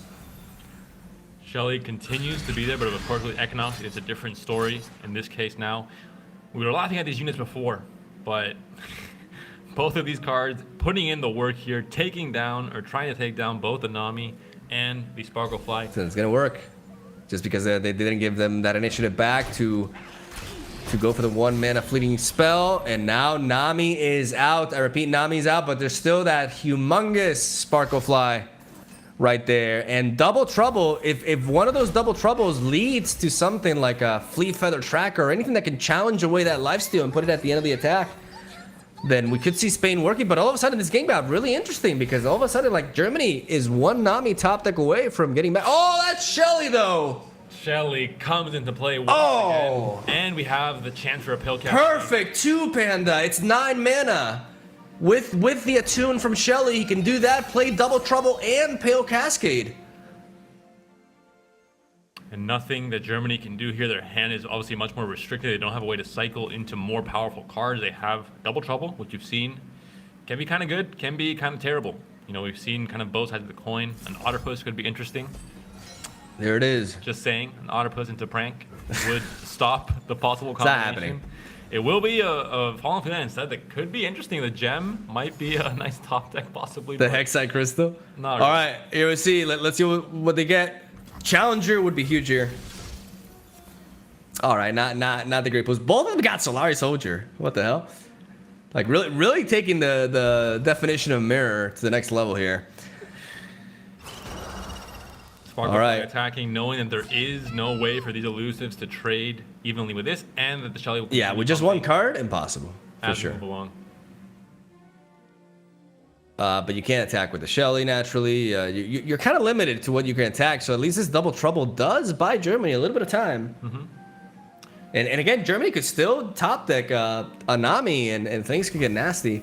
I don't know about that. You need to have Nami plus the chance to refuel. If you find your Yeah, third spell thief, exactly. then it's a different story, because you can all of a sudden That's true. find a million spell thieves in a row potentially. That's true, like or spells- things like Guiding Touch or Pale Cascade. But with just The double big up- difference is Germany like needs more than just Spell Thief because they have no engine, right? Mhm, So, exactly. but we've seen, I think at this point both players have played 2 Spell Thieves, so they only have 1 left in the deck. Purple Fish is going to be blocking on. I mean, you have to. There's no other option. You're going to be blocking onto the Sparkle Fly, getting 4 damage onto it, and then using the Fallen Feline to chump the big, beefy, but silenced mute Shelly. As now, If there's a card in the game that needed a mute button, Shelly might be it. yeah, right. I agreed. Like, in my opinion, bring back Member the Fallen and Greenglade Caretaker. Sounding like she's just absolutely tripping. Wait, you don't And, like, you don't like nerf- Telescope? Oh, okay. You know what? Yeah, I jumped too quick on that one. Okay, Superstar yeah, card for another those mutual top deck. players. What the hell? The mirror top decks are here. Moonsilver not really gonna do it. You don't want to discount your lineup up to 1. The charge are not very effective. The Crescent Strike, Strike's just not really like a very good card, a lot of instances, but just not good here. What do you do if now Spain, super cool start, and they get the same exact 3 cards? Be pretty crazy. You know, you may think this is a coincidence, Panda, but I believe there's a reason why Spain drew Nami and Germany didn't. Do you know what that is? Hit me with your best shot. It's right in front of you. I cannot believe I have to clarify. I'm so disappointed. It's hard to express with pure words, but Panda, look at the boards. Who has a more thematic board that's actually fitting to what they're playing? Surely the game is rigged towards the board you are playing. Mogwai out here trying Don't play Target and bring a band. Like, we already see Bandos City everywhere. We got the script. Mogwai was told by Riot to try and sell some cosmetics, and he is trying to push. I am so tired of Von Jip everywhere. Like, this is like the worst guardian in the game. It's Von Yip. I think the Jip is it's like Jip and It's Yip. what I say it is. There's another, there's a evil twin of a already evil cat called Von Jip. Guys, don't try and cross paths with this cat. He is the next level. He's actually the fallen feline, right? It's the same character. Pretty sure. Yes. Gonna bait that block into the Sparkle Fly, prevent any sort of damage, but lose it elusive in the process, as they have their own beefed up Sparkle Fly here, using the Crescent Strike offensively to try to get a health gain out of this, and line him up is happening, ladies and gentlemen. Which is interesting. I mean, it's the same effect, right? Because you get the boost on it. I'm saying it's the same effect as playing it after the trade happens. And this way, you also navigate around like a random Make It Rain, right? Because you don't need the keg anymore to finish this off, even though you already seen several guiding touches as well. And down goes. The knockup down comes in. 8 mana that can not really be used effectively here from Germany. And a big swing with not just elusive, but just over. There it is, Panda! Heart of the cards! The third Spell Thief! The third Spell Thief to end it all. Will we see? Embrace degeneracy. Never mind. Oh. Never There's mind. a lot of spells played though, so as the game moves along. Ooh, Shakedown Down is good though. Shakedown is nice. Shakedown just guarantees everything. Guarantees, yeah, for the most part. I'm gonna see a shakedown here. Gonna see Up to the maiden! Synergy! everything. Synergy! Wow. Yeah, just going in for the big hit. And that's it, ladies and 10 gentlemen. and 12 adds up to more than 20. Pale Cascade is there for Germany, but they haven't played a card before. They can play this, line them up first, try and draw into something, but I don't think there's anything that can possibly do anything here to save Germany from losing this Not game my or meld. winning this game. Game 4 goes to Spain, and thankfully we have a Game 5 in this Grand Finals to decide the winner of this Masters Europe tournament. We've been here for 3 weeks, going through group stages, quarterfinals, semifinals, and now the Grand Final. We're going down to a Game 5 to decide it all. I gotta be honest, I was really worried that we're gonna see another pattern like 3-0 in just like the story of the day, and a bit of an underwhelming finals in that regard because of a very dominating win. But no, Spain brings it back, 2 wins, and now this is the end of best of 5 because it is the 5th game, logic, as we are going to be seeing who is going to become the champion. The winner of this next match takes it all, the glory, the title, the money. Pretty good It's come down to 3 decks for each of these teams with no mirrors possible. All 6 of these decks are different, which I think is definitely a great way to end this tournament and a great way to make sure we don't see another mirror in Game 5. Nami Zoe, still available for Germany. Lulu Zed and Plunder, 3 very different decks with very different game plans. On Spain's side, Akshan Sivir, Thralls, and a kind of more late game oriented Pink City, but Pink City nonetheless. I believe Spain has to go with Akshan Sivir. I think at the stage, it offers the best matchups. Plunder can be a little bit tricky, but still very winnable as well. And as much as I love Frozen Thralls, I just don't think this is the environment for it. Like having Zoe Nami and Lulu Zed lurking over there just is really discouraging to play a deck that can be vulnerable in the early stages of the match, and a deck that can also have a difficult time removing key units like Nami, amongst other things, because the removal is more expensive because they have to resort to like 3 Sisters into Entomb, and that's only temporary, so it's rough. It's definitely rough. So Action Silver seems like the deck to go for from Spain, but Spain may try to be unpredictable, expecting Plunder to be brought by Germany in response, because if I'm Germany, I'm definitely expecting Action Silver at this point, and I would go with Plunder. That would be my game plan. So we'll see how that plays out. Yeah, I mean, the same way I predicted that Silver Action would be played last game. I think it was a correct prediction. Although Nami Zoe Mirror, if you're going to go into a mirror, then that might be also fine if you expect Nami Zoe to come down instead. Although Silver Action. It is. It's not Plunder, though. They're bringing back Zoe Nami, and Spain got the right call. Action Silver. This is a matchup that is, in theory, favored for Action Silver. One of the biggest reasons that in the Worlds qualifiers, a lot of the best players in Europe, Alan, Fresh Lobster, Game Breaker, that entire prep group that prepared for the Worlds and the Worlds qualifier together before that happened, brought a lineup with Akshan Silver despite the nerfs because it had a good matchup into Nami Zoe, and it was a good kind of, again, you mentioned the triangle of matchups between Draven and Sion in these two decks. So on paper, Spain is coming in favor for this game 5. Although Nami Zoe is a deck, like we've seen with Discord aggro in the past, that there's certain decks that kind of bypass all laws of mathematics and stats and just say, I'm so powerful, if I have the right cards, I can do whatever I want. Exactly. And Nami Zoe is one of those decks. That's what I wanted to tackle. Like it is an advantageous matchup for Action, but make no mistake, this is not a Draven Scion Action Silver scenario. Like the number is much closer, and we've seen already, even in the World Championships as well, certain games in which Zoe Nami just completely blew the deck out of the water because of its curve. And right now there's some very key pieces here, Panda. We see Double Trouble and Gifts from Beyond for Germany, especially like Double Trouble is neat. No Nami, but they have time to draw into it, and they can go for some mulligans here for sure. As Spain has access to Rally, Concerted Strike, Sharps, and some good cards, but also missing some very key options as well. There's a very aggressive mulligan by Germany, and they pick up the Nami, and they have the Shelly as well.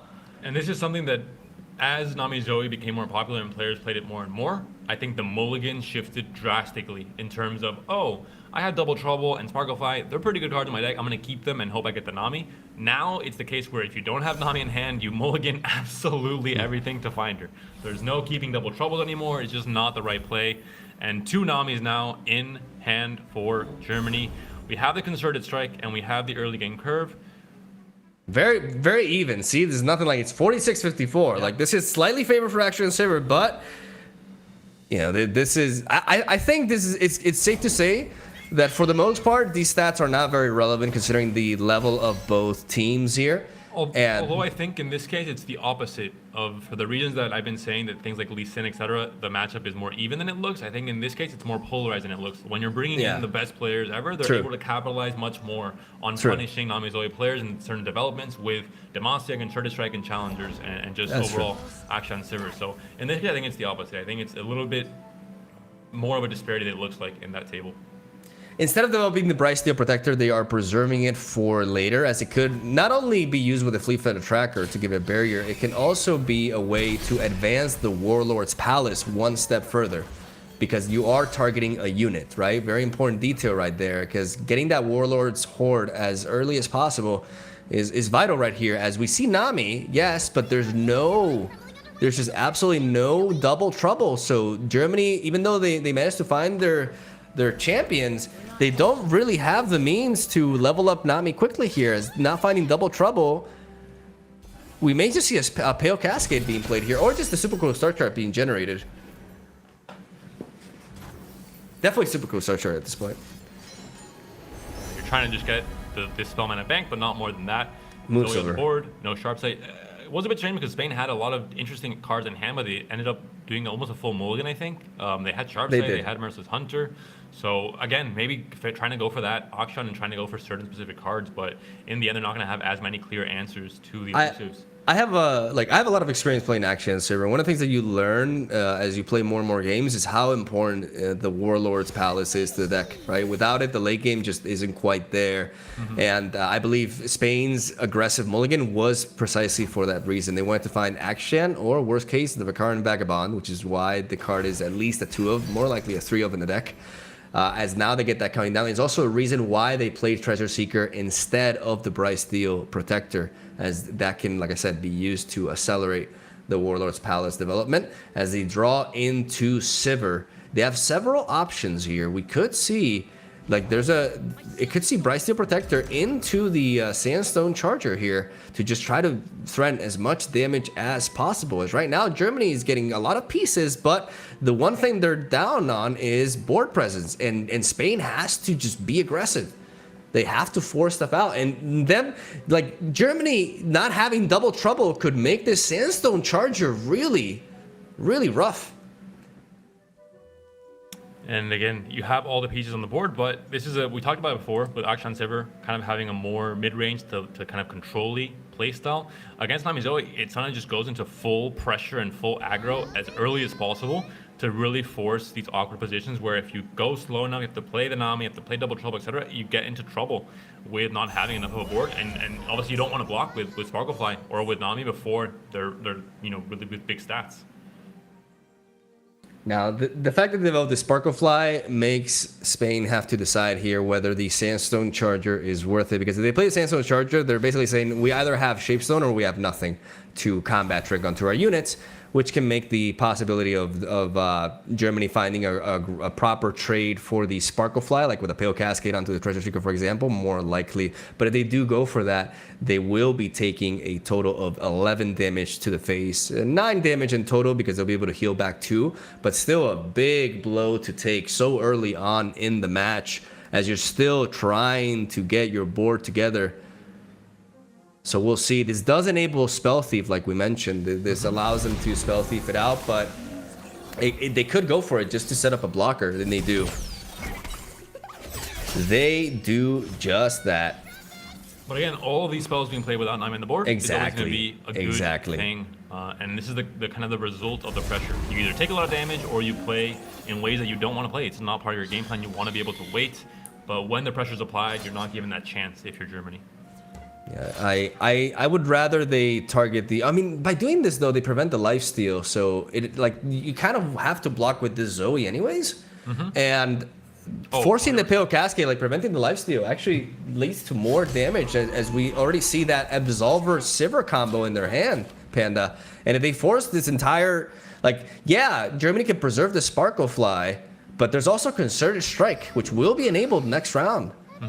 So there's only so much that the Sparklefly can grow with, even though that Moonlight definitely does help out Germany here. But I definitely expect, but again, if we see the Pale Cascade, that's another spell that goes down without Nami support. And that also means that that's 2 spell mana less for next round. So this is a very precarious position for Germany. Like, Spain has done everything right here. They've applied just the right amount of pressure, and they're working for a very early kill. And this is what makes the Akshan Sivir deck slightly better in this particular matchup here. The ability to apply pressure and the ability to threaten their engines with solid removal that the deck itself doesn't interact with well, and that is units, right? And also Moonsilver is a card that, at the very high level where players are really looking at mana thresholds and saying, oh, they've gone down under this mana, they can't play all of these cards, etc. Of course, they know that a substitute pull was made from Super Star Chart, and well, we're seeing it here happening now. But there is kind of a surprise factor as well that can come into something like the Moonsilver. Ooh, this is really interesting. They opted to go for the Moonsilver now, missing out another potential boost from Nami, but they know that they have to keep this Sparklefly alive, and by doing this, they reduce the cost of the Wiggly Burblefish. I'm not exactly sure as to. I mean, maybe because they need to work for the level up for. Yeah, maybe because they need the level up from Nami. They need to attune. Yeah, they need it exactly. Wow, yeah, they needed that Moonlight to save up 1 mana so that it would be carried over to the spell mana, and therefore they would get the ability. Because that was a very weird play, but now it makes sense. That's actually a problem, though. Well, it's 1 less spell and 1 less, damage or it's a problem. Application of buffs to these units. But again, you wouldn't have that buff regardless if Nami is not leveled up this turn anyway. Now the question is, do we see the gifts from beyond? Yes, we do. All right. I think Concerted Strike is happening here. I think Concerted Strike is going to be happening here. I think you just pass. If you're Spain, just pass. You can't commit because you can still like next round you can still Sivir into Absolver, but you can't Absolver for the The Concerted Strike here can only really happen once some more mana is committed from Germany on this attack, trying to buff up the loot. Yeah, like the Crescendum. If the Crescendum happens, for example, I think we'll see it. Because there's obviously you're too scared of there being a Vigor to just you only have again we talk about Demacia depending on its units for removal, and right now you don't have a Sivir on the board, you don't have the Rouge on the board, that big attack unit that guarantees the construction to go through. With only 3 and 2 as just the highest damage you can pull through on Nami, she has ways to survive still with 3 mana up. I'm not gonna lie, I'm a bit anxious right now, Panda. Like this is a really tense moment. Oh my god, they're gonna commit this. Okay. All right. Vigor is there. Oh my god, the Vigor. Oh my, they did not. Ooh. And I think they knew that this was the case, but they have to maybe pull the trigger here. Oh man. All the mana has been committed, and 3 spell mana still there for Germany. They know there's no answer and here. the level up So for Zoe. up as well. Wow. Everything working in favor of Germany now, and Spain know that their back is against the wall, and they're in big trouble. Big trouble. Sparklefly helping to heal as well on this turn. Big trouble. The Zoe just becoming a win condition as well. The early pressure from Spain being countered here from Germany. You see a nod there from Fall, not what they were looking for here. They decided that, you know, we can't play around this card. We need to get rid of Nami here. They take the hit, behold the infinite, will just continue to boost this board. And now all of a sudden they were so close. They were so close for that win, but now the Absolver is not enabled yet because there hasn't been a leveled up champion. And I think only an Akshan top deck. But not even that, because there's just not enough stats on the board. Serpent comes down for 0 mana. Well, although maybe, yeah, I guess you don't want The Scourge mana, you take the Scourge here. You don't want to take the buffs away from the elusive, I think, in this case. But hey, every like free unit is a free chump blocker, right? That buys them turn, and now they get all challenger. Oh my god! Oh my lord! Oh my! It's like it's this round that's not what we're gonna see. Comes in. Oh man, it looked so good for Spain. Like they were applying so much pressure, but this Sunblessed Vigor on Toonami, that concerted strike left them wide open, and now Germany is looking to make one hell of a comeback here. As Sivir goes down, Crescendum is applied here. There is Absolver in the hand, but Sivir has not leveled up yet. And is there everything with lifesteal? Oh man, I think this is the beginning of the end. Germany looking to bring it back. They were being threatened by a reverse sweep from Spain, but the #1 seed is looking to become the #1 team of this Europe Masters. As right now, Spain has to rely on the quick attack given by the Sivir here, but there's too many stats. You do have the Absolver. You do have you are going to force blocks because there is 9 damage on the Nexus for Team Germany. Although they don't have to make that many blocks because they kind of can math out what the maximum damage is, especially with the kind of lifesteal on Sparklefly. And especially the lifesteal on the Zoe right now. Like, because the Zoe's a 4/3 and is surviving the exchange with the quick attack from the Treasure Seeker, they know that they force a combat trick onto the Treasure Seeker in order to prevent the lifesteal and actually start to begin threatening lethal. But because they only have 2 mana left, this is as far as Germany. This is a perfect block from Germany, Panda. Absolute perfect block for Germany. Because it's like, hey, you gotta buff that Treasure Seeker, and if you do, you can't push the damage for lethal. You bring us down to 4, and we're gonna swing back with our elusive army right here. And it's just like they need triple sharp sight, and it's just not there. Sharp sight top deck, even a sharp sight top deck is not enough because the relics of power is focus speed, not burst speed. They were leveled up, but I think it's maybe too little. Perfect piloting by Germany. Honestly, great piloting by both players, but that concerted strike, that was the beginning of the end here. Another Nami in hand as well, adding insult to injury. As Germany is looking for the kill, they got a Yedison in hand, double Shelly. They find a Giz from Beyond, which is exceptional. Shapestone right there. Is not it. Elusive. Well, it can trigger the Warlord's Palace, but I don't know what top deck they can go for. Like, there's just nothing. I mean, look at this board. It's just 5 different elusives that are. Panda, is there a 6-mana card that is a Judgment Sharp Sight combo? I don't believe so. If Damn it! Maybe if Yi Telescope was here, he might be able to pull something out of his pockets. But in this case, it's possible. Here. With the ED Telescope, everything's possible. Damn that card. Despite being favored, I think we talked about it, and we kind of maybe even there was some foreshadowing in the comments we made before this game started, where if this Nami Zoe deck draws all the right pieces, and it has drawn Nami, it has drawn Shelly, it has drawn the Zoe level up even, and Germany has piloted it very well, of course, as well. But in this case, there's just nothing you can do. I mean, this is just way too much pressure coming in. Still combat, but Sharp Sight, like good cards, good options, but just not enough. Like they can block one of these elusive attacks, but that's essentially it. And we see Yedison plus Gifts from Beyond. They don't have to go for the Moon Weapon here. They can just play these 2 at burst speed, boost everything +1/+1 except for Shelly, and then have Nami boost 2 other units as well. Or they can just go with all. Like, why not? Like, tell me, why would you not do this? Yeah, that's it. That's it, ladies and gentlemen. Germany is gearing up the army to go for a full-on swing. Zoe's level up. Absolutely devastating. As a fellow Spaniard, I am sad, but at the same time, I'm happy for Germany because they definitely deserve it. Big props to Germany, your new Europe Masters champion, the #1 seed, takes the #1 title, and honestly, they earned it.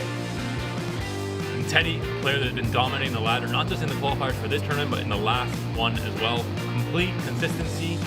Taking the mantle from players like Gamebreaker and Lofter that have performed the same amount of consistent performances on the ladder, and becoming another player that has come in as the leader for this team with an all-star backup squad with Kobachi and Kurashi. Kobachi is someone we've seen competing this entire year and doing really, really well in so many different tournaments. And overall, no surprises this time around. You know, we've seen the first 2 editions of Masters Europe with maybe some more surprising underdog stories and teams rising up to the occasion and performing really well when it maybe wasn't as expected. But in this case, Germany is the #1 seed and as the winner of this tournament as well. With Spain, I think being a formidable runner-up, taking this to Game 5, doing really well the entire tournament as well. I think they can be very proud of the performance, but in the end, Germany is our champion. I mean, I wanted to follow up on that and say, like, big props for Spain. They did so well throughout this entire tournament. As a fellow Spaniard, I am more than proud. But like I said, man, Germany just, I can't recall a misplay. I can't actually recall a misplay from them in a long time. And they've just been so impressive. You can tell that they put in the hours with their preparation. And they just really deserve this, dominating a team like Russia in the semifinals 3-0. And heading themselves for a 3-0 win over Spain as well. But Spain fought back and showed Germany why they were the final boss. And it led off to just some very, very tight games. That last series, you know, Action Silver went down, but that comeback from Nami, which is really neat, very inspiring. And overall, we got to see some just top-level Legends of Runeterra throughout this entire Europe Masters. And a huge congrats to the champions of the 3rd version, which are Germany. Finally, you know, it's not a rocky win this time around. It's all about the favorites. Really well, and I'm sure Lobster and Ice Tea somewhere in Germany are both very happy to having an iced tea right now. Yeah, celebrating. And a lobster, I think. A lobster would be a nice celebratory dinner. I think they mix well together. Why not? I can't speak from experience, but maybe you're right. That being said, I think we will have a winner's interview with the German team. Awesome. I believe that will be a possibility. Sometimes we have had teams that maybe, I mean, we had Gran Rodeo. Waiting for a confirmation. we had Gran Rodeo last time around, so I think we've actually had an interview every single time for Master Europe, but I think it's great because it really, with Gran Rodeo especially, I think it was insightful, but also quite hilarious. But I think this German team will be great to pick their brains into, you know, what their entire just feelings are right now and their game plan as well. We are preparing the interview. Thank you, Maglai. You can also read like me. I can. He's letting us know what's going on, but I'm just very excited to really, I mean, I get to speak to Teddy and Kobachi quite often when they play interviews I record for them throughout these past few weeks, but I know you haven't, and it really, I think it's nice to have the opportunity to kind of dive into their heads and start thinking about a again, their whole kind of game plan strategy, how they feel finally making it here for a team that we mentioned it with Teddy. He was in the last German team in the second Masters Europe, Chronicles of Shurima, and they had a very disappointing showing, not making it out of the group. So this redemption in some ways for Teddy. Taking down what you would argue would be the country that took them out in the last iteration in the recent champions in Turkey. Big moment for Germany. And also gonna go with a completely unbiased take here and say I appreciate Teddy because he's a member of the Church of Godwise, so at least to my knowledge. So yeah, big fan for no specific reason, just big fan. And he's also a player that's been very consistent on ladder, but he's said that winning this tournament for him would be really amazing because he'd finally have a tournament showing to back up his ladder performances because he hasn't reached a top 4 in seasonals. He hasn't really. We've had a lot of great German players. We had obviously Hipster Waldo. We've had Game Break. It's not the first name that comes to mind a lot of times because of that. And starting today onwards, I think that's about to change. Yeah. Because I haven't kept track of his run. Like specifically, like it's always been indirectly. Like, oh, here's Teddy again. Oh, look, it's Teddy again in the top 4. Like he's always there. He's always qualifying. He's like a part of the team that it's arguably the roughest team to qualify into in Germany because that region is just so stacked in Legends of Runeterra. And he's just always there and always like in the number 1 position. And I think Teddy has a very bright future in regarding competitive Legends of Runeterra. And I'm really excited to see more from him. It's a similar case to a player like Cosimo from Spain. Kind of came out a little bit later and didn't know much about him, but he was always there, and ended up making a really strong name for himself. I mean, it's one of the good things about this game. If you're good, eventually things will work out for you. And we saw it with the seasonal open rounds. I was looking over, my Twitter feed and seeing the different names that were saying, oh, I qualified, this is my record. And I was just seeing every single competitive player in Europe that I know is dominant right now. They all qualified, so I think it really shows that the meta and the new open rounds format is really rewarding consistency and really rewarding the higher skill player, which I think is something that you love to see in card games. For sure. And again, having Spain and Germany in this final kind of goes to show that this meta is, I think, despite some problems here and there, definitely good for competition in general. For sure, and that's even more important for this genre, for digital card games in general, because digital card games can potentially be a bit variance driven and chaotic depending on the design, right? But the philosophy behind Legends of Runeterra, even though there are cards like Loping Telescope and stuff, for the most part, it's mostly about skill, and we really see that when we see these high level games. Like I said, Germany just. Not literally not machines, man. Not misplaying ever. Just perfection. And it's very nice to see players who are so meticulous and honestly, smart, intelligent, and good at decision making being rewarded for it. And just really happy with the results overall. Happy for our boys, Spain. I know you're also happy for your second family in Sweden. They made it to top 8, even though they went down. And overall, a great tournament, man. We saw good skills being rewarded all across the board. We see just how much the competitive Legends of Runeterra community has to offer, at least the European. I mean, come on, we're the best. We are the world champions. And the European champions as well. Yeah, everything. Could have been Morocco, then all of a sudden Europe might not be the best region. It might be North Africa. But we did. No, in Runeterra, they're one of us. So. And also, I think it's important that a lot of the times with this team-based format, you do kind of always mention the top player a lot on the team, but a lot of credit obviously has to go to Kobachi and Kurashi. I think of course. We don't know who takes the decisions, who brings the lineups, but all 3 players were paramount in this victory for Germany, and both are players that have made it to seasonals in the past year. They've all been competing at a consistent level, although they haven't really, and it's hard to really rise to that level in Germany where you're one of the most known players because, like you mentioned, how fierce the competition is, but they're also on their way to becoming household names and to really showing up in E-Master tournaments, but also in seasonals, as we've seen before with both Kurashi and Kobashi. Because of the nature of this competition, sometimes, we focus a lot on one specific player because we know more about them. Mm-hmm. But obviously, it's not just Teddy. Kobachi, Kurashi, I like how both names actually end up sounding very similar. They're like Again, the twin duo. I continue to know exactly what you're going to say the moment before you say it. I could see your eyes Yeah, shifting dude, in I a certain realized- direction, and I knew immediately what you're going to say, Magway. I don't know if this is scary or not, but I'm a bit scared. I'm a bit spooked. I mean, I'm not happy to be so blatantly predictable, but I'll get around it eventually.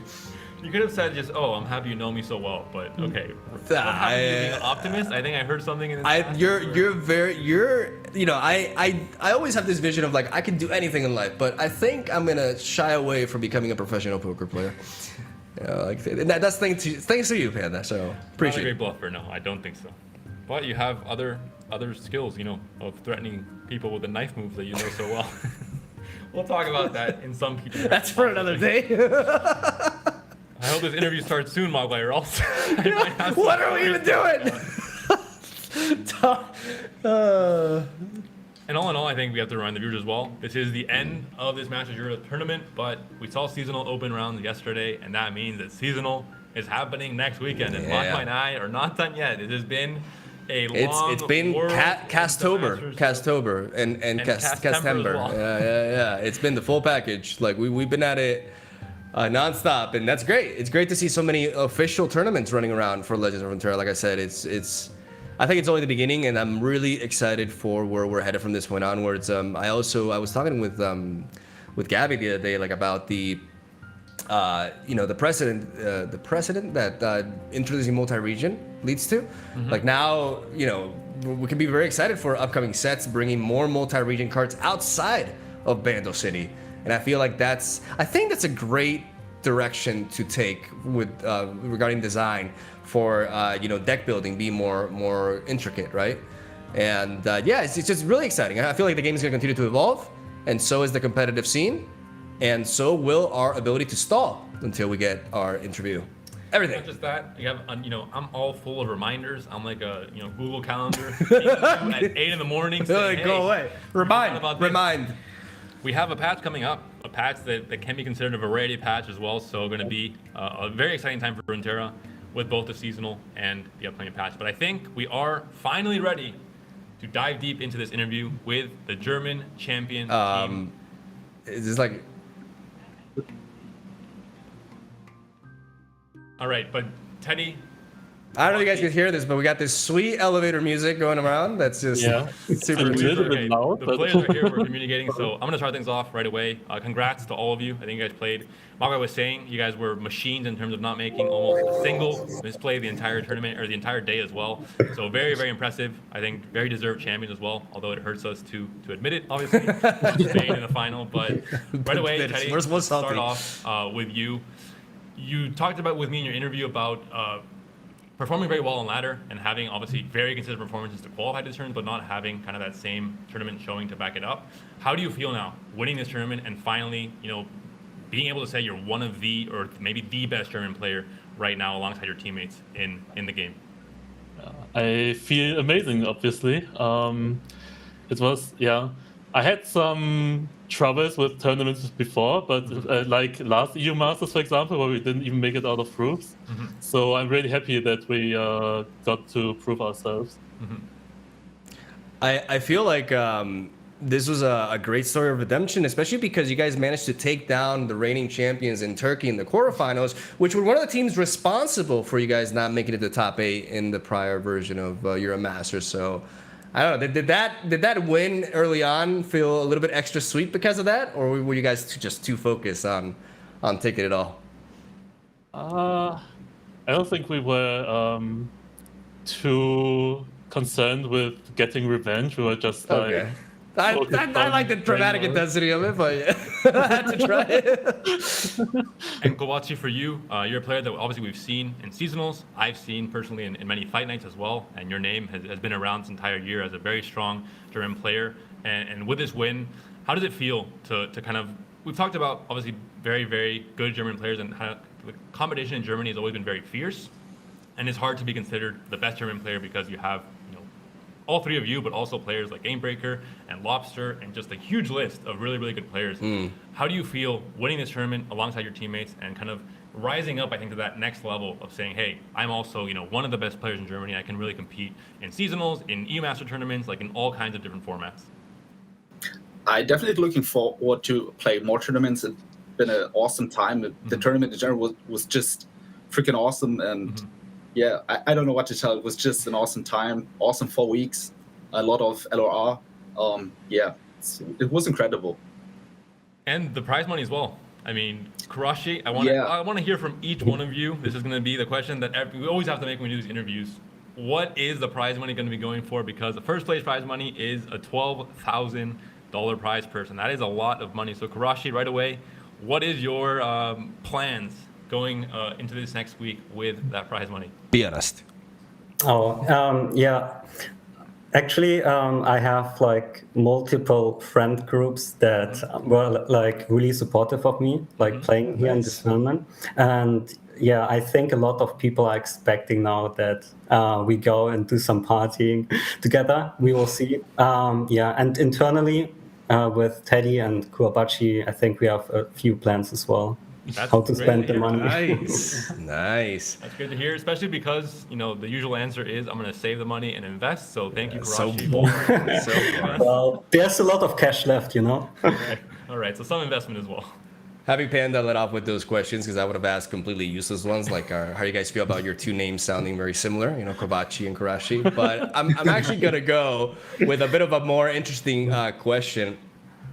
I think you guys, the way that last series against Spain ended up, I wanted to ask if it was a coincidence or if there was some thought process too. Because a lot of times what we saw in best of 5 in this format is that eventually, even if you're up 2 games, you're in a bit of a precarious position because all of a sudden your remaining lineups are less numerous and therefore more predictable. Like we saw scenarios in which I believe teams like Russia had like triple Demacian decks left, so which makes it very easy for the players to know what deck to dive in. But you guys ended up with 3 very different decks. You had the Lulu Zed, the Plunder, and then the Zoe Nami, like that just play completely different, which made perhaps helped you predict a little bit better, and you weren't put in a bad position, I feel, compared to others. And I wonder if there was some thought, like what was your thought process behind your lineup specifically, and such?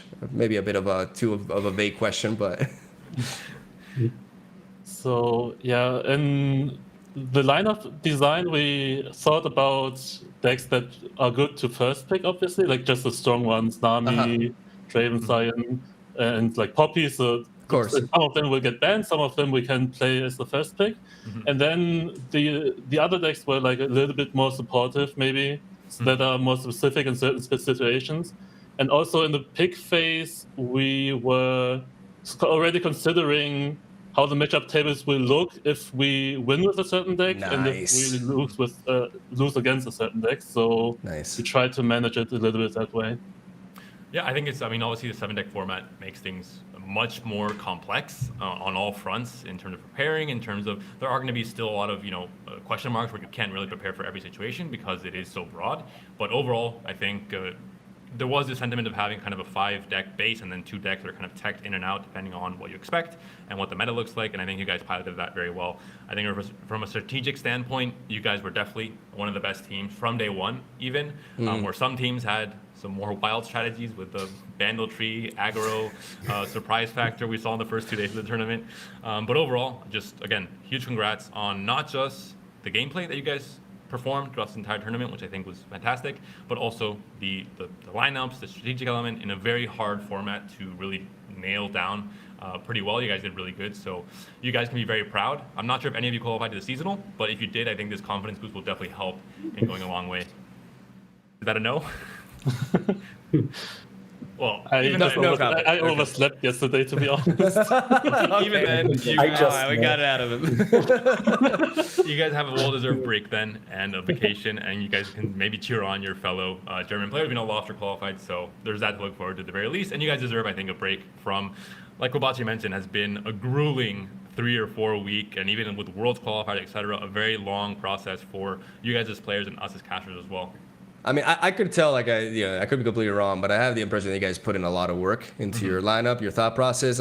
I just like to pick you guys' brain for a moment, just regarding your team work. Like, how did you guys synergize together? Because a lot of times, like, yeah, this competition is important to have a strong lineup, right? But sometimes, egos butt heads, and some teams that are like really stacked don't end up working well at all because they just don't.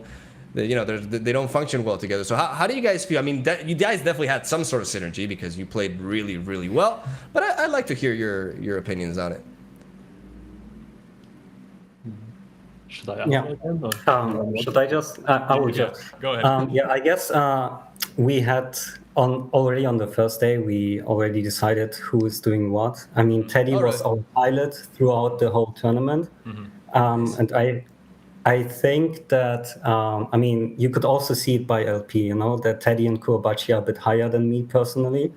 And I think that there was like a more of, like Teddy and Kurobachi were more responsible for the gameplay, I would say. And I was more or less the one that was preparing like the lineup, the statistics, what to pick, what to ban.